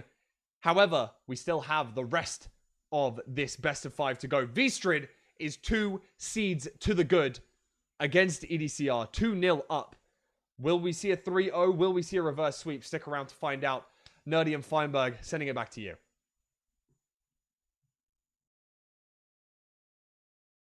Someone's got to put the piglins back in school, man. Like, we release the gas through the wall. Like, what are we doing, right? It costs EDCR the seed, and maybe Nerdy costs him the match. We'll have to see on this village seed if EDCR can prevent the third 3-0 of the day, start the reverse sweep, start the comeback. Needs to be 1 seed at a time. We've seen it before. But can he put the first 2 seeds beside him, Nerdy? Put the unluckiness beside him. Put the shakiness beside him. What do you think? I think yes. Okay, and call me crazy. I think he played that last seed. Okay, maybe except for the overworld play going for the ship, like that was a little dicey. But other than that, I feel like he played well. It was a hard situation, and I feel like he played well. I don't know. Maybe I'm crazy. I know he's down 2-0 right here, but I feel like that seed to me showed he has bounce back potential. So I don't know. To me, I'm thinking that he showed some resilience against that seed, and he didn't take the win, but I'm wondering if he can maybe feel like, okay, that was actually just bad RNG. You know what I mean? And if he can have that mental and just, not stress too much about it. I mean, obviously it's hard to not stress in this situation, but I think that seed showed some promise to me. And if he can play consistently and just, get a little luckier, then I think we could see EDCR still in this game. Yeah, I mean, he's got the speed, he's got the win rate over Vstrid still. Like the mechanics and the gameplay is proven to be there. It just needs to show up today in the moment, and the luck has to teeter, not even necessarily on his side, but just in the middle, right? Like right. No, yeah, exactly. We don't need Vstrid to get lucky. Yeah, we just need a normal thing to happen. No crazy situations. Desert Village. No Toolsmith. Ooh, I mean, maybe there's a Toolsmith. I just see the Blacksmith here in front of our screen. I will say, Vstrid notably never seed changes. So, this could be a situation where Vstrid's had a lot of reps on these kind of seeds where people send seed changes. But shouldn't be too weird of a seed. It is a playoff seed at the end of the day, so we will have to see. Solid amount of iron. Going to be able to craft a shovel as well as... Wow, it's interesting that EDCR grabs 3 stone instead of 4. I think you make shears here, and you don't make the shovel, and you make a stone shovel, but he's only grabbed 3, Vstrid's grabbed 4, and they're heading to different trees right now. I think. Do you think he missed? Because I just assumed he was making a shovel just because he only grabbed 3, but I don't know. We'll have to see if that was maybe intentional or if he's maybe gonna. He could bed for explosives, or he could. Sorry. He is. So he did realize maybe we're just gonna make a wood shovel. It's not the end of the world if the rates are normal. but definitely just forgot to, oh my god, he was about to make doors, but stops himself from the doors. Does make the wood shovel. Gonna grab a second tree here. Vstrid grabbing a second tree for himself as well. But where's the lava pool and where's the gravel? Vstrid up on the gravel situation at least. And maybe just little bit more routing, like micro decisions for Vstrid. Wow, I stumbled on that sentence. I feel like Vstrid's routed this a little better, but neither runner, or no, lava pool on the screen for Vstrid here. So maybe Vstrid routing, the gravel first, trees later, or like gravel sort of on the way. Seems like Vstrid played this overall just a bit better. And really, like you said, it could just be the lack of seed changing, right? Like maybe a lot of runners don't want to play these sort of desert villages with no close trees, right? Like if you don't spawn on a tree, you might just rip it. EDCR messing up his pool a little bit too. Yeah, I will say there's a lot of shakiness, a lot of hesitation, a lot of little micro mistakes from EDCR, and that's not good. I'm worried that maybe the nerves are catching up to him a little bit here. He's got to go over these hoglins as well. This is just another one of those situations. Like he handled it fine, but now he's down 14 blocks. And I think a piglin up there as well made him want to boat down here instead of committing to bridging on the side. So just these small little micro things that like EDCR doesn't need to get lucky. He hasn't had it normal in these last couple seeds. It hasn't been. He's been normal. Getting unlucky compared to Vstrid is the important thing, and it's a little bit too bad. But I will say I am noticing a lot of little micro mistakes. So definitely those things adding up as well for EDCR. I wonder if he will taking play it this slow on the bridge here, but a little too slow, gets hit there. Yeah. Maybe a little bit of an overcompensation on the risk reward balance there, but he doesn't get hit off. He's all good right now. Mining the gap here in between the ramparts to get the piglins all into the trading hole. And Vstrid, wow, that could have been really bad. Crossbow pig falls in the hole for Vstrid. If that was a sword pig, I think Vstrid would have died. But crossbow pig, 100%. Unfortunately, in that 1v1, doesn't have what it takes. I think it dropped the crossbow as well, which is funny. Nice. Maybe we can use that during the 0, which would be kind of cool. Oh man, but EDCR as well. Same thing happens to EDCR. Also a crossbow pig. Maybe just this upper crimson terrain has brought a couple pigs up. But at least it happens to both of them. One thing that, well, EDCR can't even have one thing, I guess. Like that's something unlucky that happened to EDCR, and of course it has to happen to EDCR as well. Like, of course. Regardless, we have checking the chest here on 9 Obby. So I don't know if they saw the fort. It's going to be interesting. Maybe they have EDCR did on wide. Okay. I feel like it was very visible. Vstrid should have seen it as well.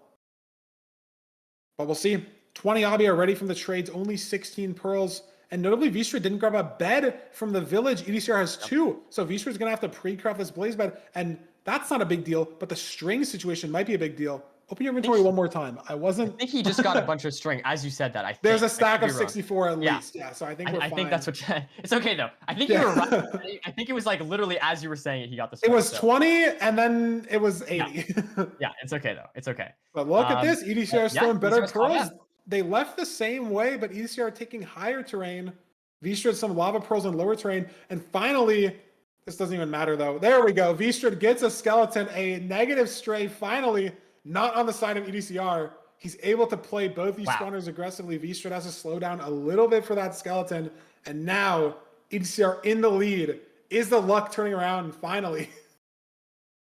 Yeah, I mean, I just want to see an even match. You know what I'm saying? I don't want EDCR to have an advantage, but I want it to be even. Yeah. But anyways, it's okay. This match has been a lot more, let's say, fair than the previous. The seed specifically, yeah. Nothing, no Oh, yeah, gas. sorry. The seed is what I meant. Both runners had almost 10 pigs in their bastion, maybe even more. It wasn't a seed decided by the bastion. Some strays here for Vstrid, I know. And now that I say only 2 rods, though, I think the rates are bad. There's 4 strays for Vstrid. Are we going to get the rod from this 4th guy, though, if it drops? No, have to fall down here. Little bit of shakiness on the movement, but we have 15 bread, so this micro damage really doesn't matter as long as we're not dying, which we aren't. And yeah, no, Right. V-Street has 30 Zero. wool worth of I swear we had like 6 and now we No, have you're 30. definitely right. You're definitely right. No, I know you're Off right. of like the last 2 trades. ECR gets the one-eye measure. And I think it broke. He has not went to go pick it up. So just need to wait on these blazes now. But he's double blaze bed of the spawner with the 2 beds from the village. So these rates are going to be pretty good here. Basically as close to optimal as they can be. So I don't see how EDCR is not at least heading to the stronghold first. If not, will be in the stronghold first. With For the this first time as well. Yeah. I mean, maybe V-Street's strays were just so good. EDCR is trying to play for a stray here right now. He does have a pearl hung to cords, but he's playing for this one stray in the roof here. There it is. He gets the last rod, so he is leaving. Let's And see. look at This this looks like terrain. he's He's getting ready already to right go. here. Wow. Don't misplace, though. With the nerves. 20 obby exactly. Nice. Very clean. No mismeasures. That's good to see. Looking for Wow, the that's a spike. big spike everywhere. Wow. Oh, yeah. It's not what you want to see if you're EDCR. I always hate that feeling. You're in the stronghold first. You're like, okay, please be normal. Please just be big orange one direction. And then you have a massive spike everywhere. And what do you even do to fight through this? He's trying so hard. Maybe he knows his overlap numbers. Yeah. Crazy well, but he's not loving any direction here. And this is now situation where V-Strid can bring this back. Because the stronghold is effectively preemptiveless. I don't know. That's not the right way to say that. I know what you mean. I think we know what you mean. The pie chart's not nearly as reliable as you'd like it to be. Yes. In this Too much interference. That's the word. Boom. Is V-Strid heading the right way? I think maybe. Wow. V-Strid finds it immediately.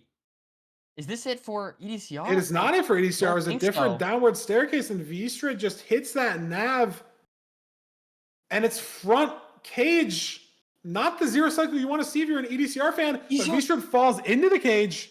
Is this going to So matter? if it flies at 95 or flies at 90, V-Strid's committing to 90. So if it flies here, door is back open for EDCR, but he has to find the portal room. Will it fly? Does it fly? It doesn't No. fly yet, but it could fly mid-zero if it gets lower. There, it looks like it's 2 going to be a beds good there. clean 0. Not flying. Wow, It's- nerdy. And a 3-0 for our 1 seed. Not in the favor of the 1 seed. That's EDCR's playoffs life in Season 8 gone as soon as it started. As he finds the portal room, unfortunately, it's too little too late. Even with a crystal skip here, it wouldn't be enough. V-Strid with a 3-0. Finishing out our Shocker. day. Wow. Is it not good to be the 1 seed? Like, I don't know. 2 seasons in a row, man. It's crazy. I mean, I will say, I think obviously that 2nd seed you could chalk up to just RNG. The 3rd seed, definitely a little bit of an unlucky stronghold, but you know, V-Strid did play it well. It's hard to say exactly how much of that comes down to luck versus skill, I'd say. But at the end of the day, V-Strid takes the win. It beats the 1 seed. I mean, yeah, he lost a minute and a half on the stronghold now over V-Strid, and it's just maybe the mineshaft spikes, right? Like, I'm not sure if V-Strid got a crazy clean spike, because sometimes it really just does depend on where you're standing, where you're scanning, right? Like what exact vision cone you're picking up. Is there a mob in the way? Are you getting just the silverfish spawner? But whatever it was, V-Strid found that portal room first. It's just sometimes how it goes. Finishes out with a 0. And we can talk a lot about the expectations for EDCR, the unfortunate things that happen in Seed 1, the death, Seed 2, the gas, but we can't discredit V-Strid's gameplay in these 3 seeds, right? Very, very easy to have died under the playoff norms or have missed the stronghold like we've seen happen in 2 other matches yet today. But V-Strid, clean, consistent gameplay over all 3 of these seeds. And I mean, that's just something that you build, I guess, if you've played 2,000 ranked games in 1 season. Like, I don't know. I don't think I've played 2,000 in total. Like, really, I really don't know. It just, the consistency was there. and made it so that if EDCR made those big mistakes, like he did, there was no room to come back. Vstrid always keeping up that pace, and we actually have him in the waiting room here. Let's throw it over to our winner interview. See what Vstrid has to say about that best of 5. Vstrid, welcome. How are you feeling with your gameplay? How are you feeling after that 3-0 win against the 1 seed? Talk to us. Yo, I'm feeling pretty good. I woke up this morning and I felt like kind of nervous about the match because it's EDCR. He got rank 1 last season. He got the number 1 phase points. But I'm feeling pretty good. And in that last seed, you entered the stronghold second. How did you feel, Yeah. with that stronghold? Walk us through what made you go the direction you did it and how you felt in that stronghold. I don't know. I feel like I just got a really good spike, like as soon as I scanned it, and I trusted it, and it worked out. I don't know exactly what happened to EDCR there, but it's unfortunate. You kind of just had he had massive orange a lot. I don't know if it was just sort of the angle that you scanned or some CPU diff or whatever that could be, but you bossed the nav and you played consistent throughout all 3 seeds. The nerves not getting to you. If they were there this morning, they weren't here in this best of 5 because you got it done in 3 seeds. The third 3 of the day. What are your expectations for next weekend? You are playing. Let me pull up the bracket. Playing against Hacks. Playing against Hacks. Yeah. Ooh, that's gonna be a fun one. It's a rematch of the what is it, like bronze match of season 4. So I'm really excited to try to get some revenge there. Okay, well, we're very excited to have you. Congrats on the win. You played very well today, very consistent. And yeah, we will see you next weekend. Thank you. Speaking of the bracket, let's throw it over to the bracket and see what we have in store for you guys, not only next weekend, but tomorrow as well. We do have the second half of our round of 16 games going on tomorrow. Ral versus Darby, Silver versus Aquacord, Infume versus Feinberg, and Mungi versus Tutorul. Let me get the order of those matches. It's going to start with Ral versus Darby, and then Mungi versus Tutorul, and then Silver versus Aquacord, and then Infume versus Feinberg. Rounding out our round of 16, and then next weekend, the rest of the bracket will finish up with those quarterfinals matchups, and then on to the semis and third place match, grand finals, all that stuff. Nerdy, is this what you expected going into day 2 in terms of the bracket? Did you get the other 3 predictions from the whiteboard correct? So I got 3-0 Doogile. I got that right. Did I say? I think I said. I wish I had the image up. You said Lowkey 3, BeefSalad 1, and that is what happened as well. Okay.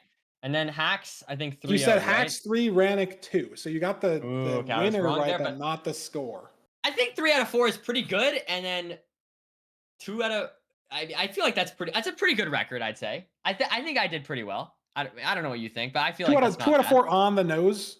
2 on the 4 on the nose, 3 to 4 like overall move forward. I feel like that's so. I think it's mostly what I expect. I think Vstrid is really the only person breaking my my prediction here.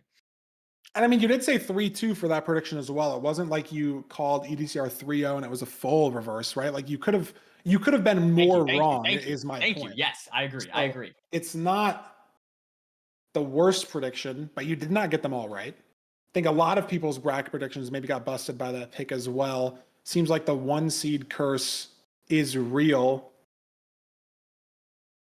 at least from the last 2 seasons that we've seen, specifically when the 1 seed is a new player.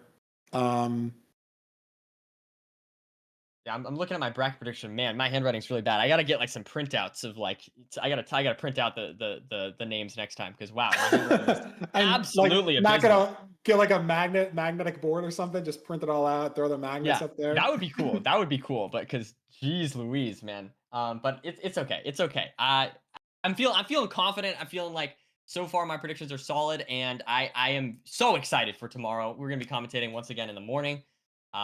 And yeah, it's just going to be fantastic. Tomorrow there's a lot of action going on. Yeah, tomorrow, Nerdy and I will be in the booth at the start of the day. Nerdy, we're gonna have to be up a little bit earlier than we were. I mean, That's I okay. was up. That's okay. I was up at the start because I have to like make sure the stream isn't dying.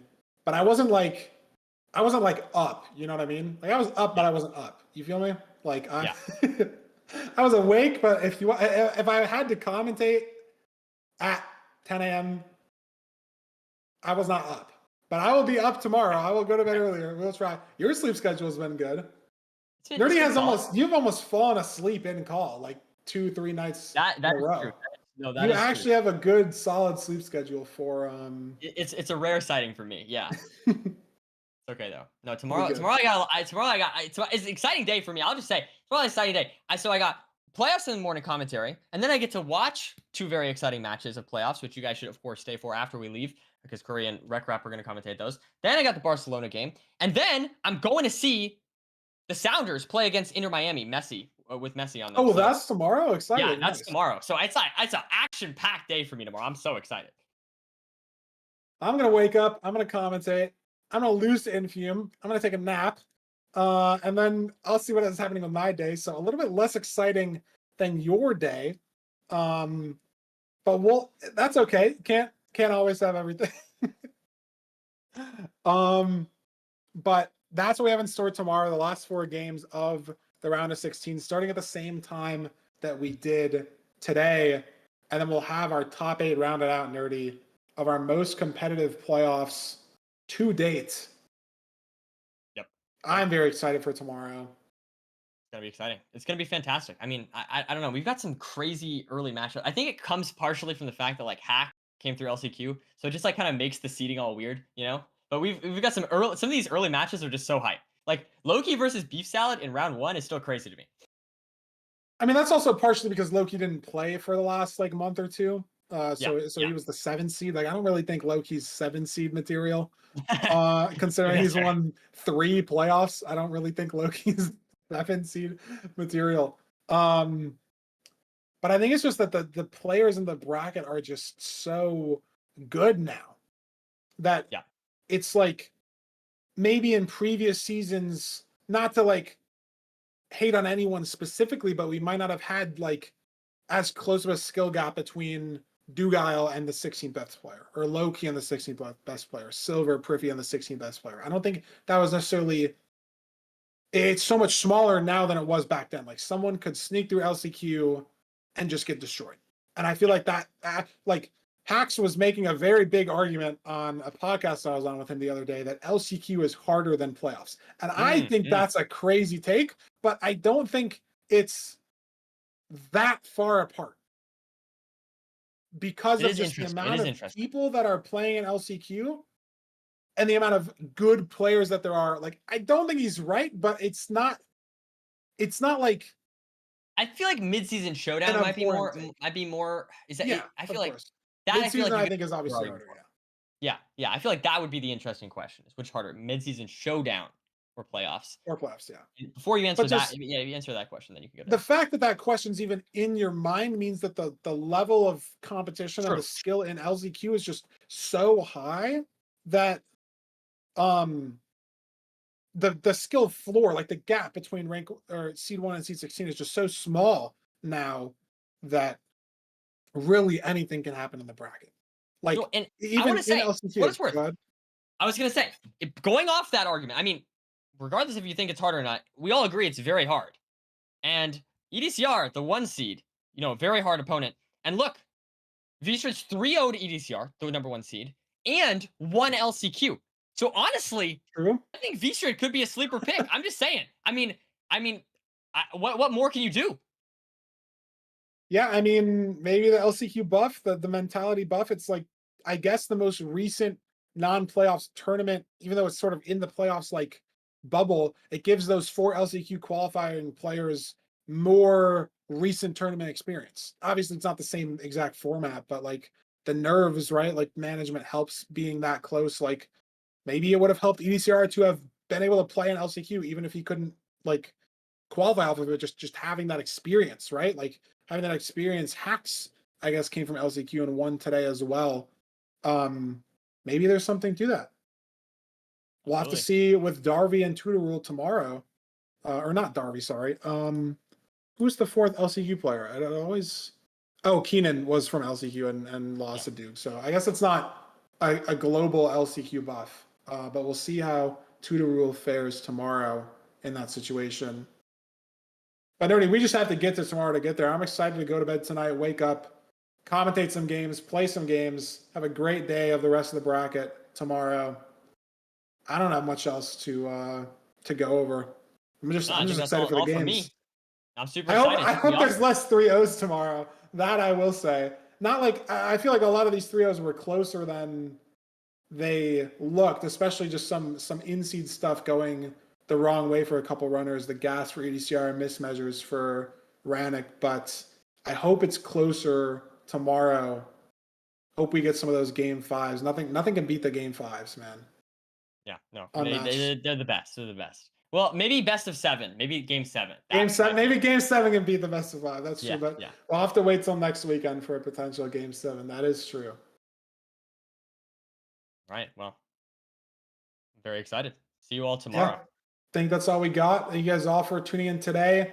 We'll be back here tomorrow, same time. 39 will be opening tomorrow. Curry and Parker will also be commentating the last 2 games tomorrow. We're flip-flopping because of the scheduling, but we will see you guys tomorrow. I got a ping. Oliver said, wrap it up, lol. Sorry. Apparently we're yapping too much, so I mean, my bad, man. I mean, what am I paid to do here? I'm not even paid here, but what am I supposed to be doing? Am I wrong? I mean, sorry. I'm expecting I am clicking the ping and I'm like, oh my god, we forgot something. Like, oh my, like what did I forget to talk about or saying? It's just wrap it up, lol, verbatim. So we'll wrap it up. We'll see you guys tomorrow. Back bright and early for some beautiful round of 16 gameplay. We'll see you guys then.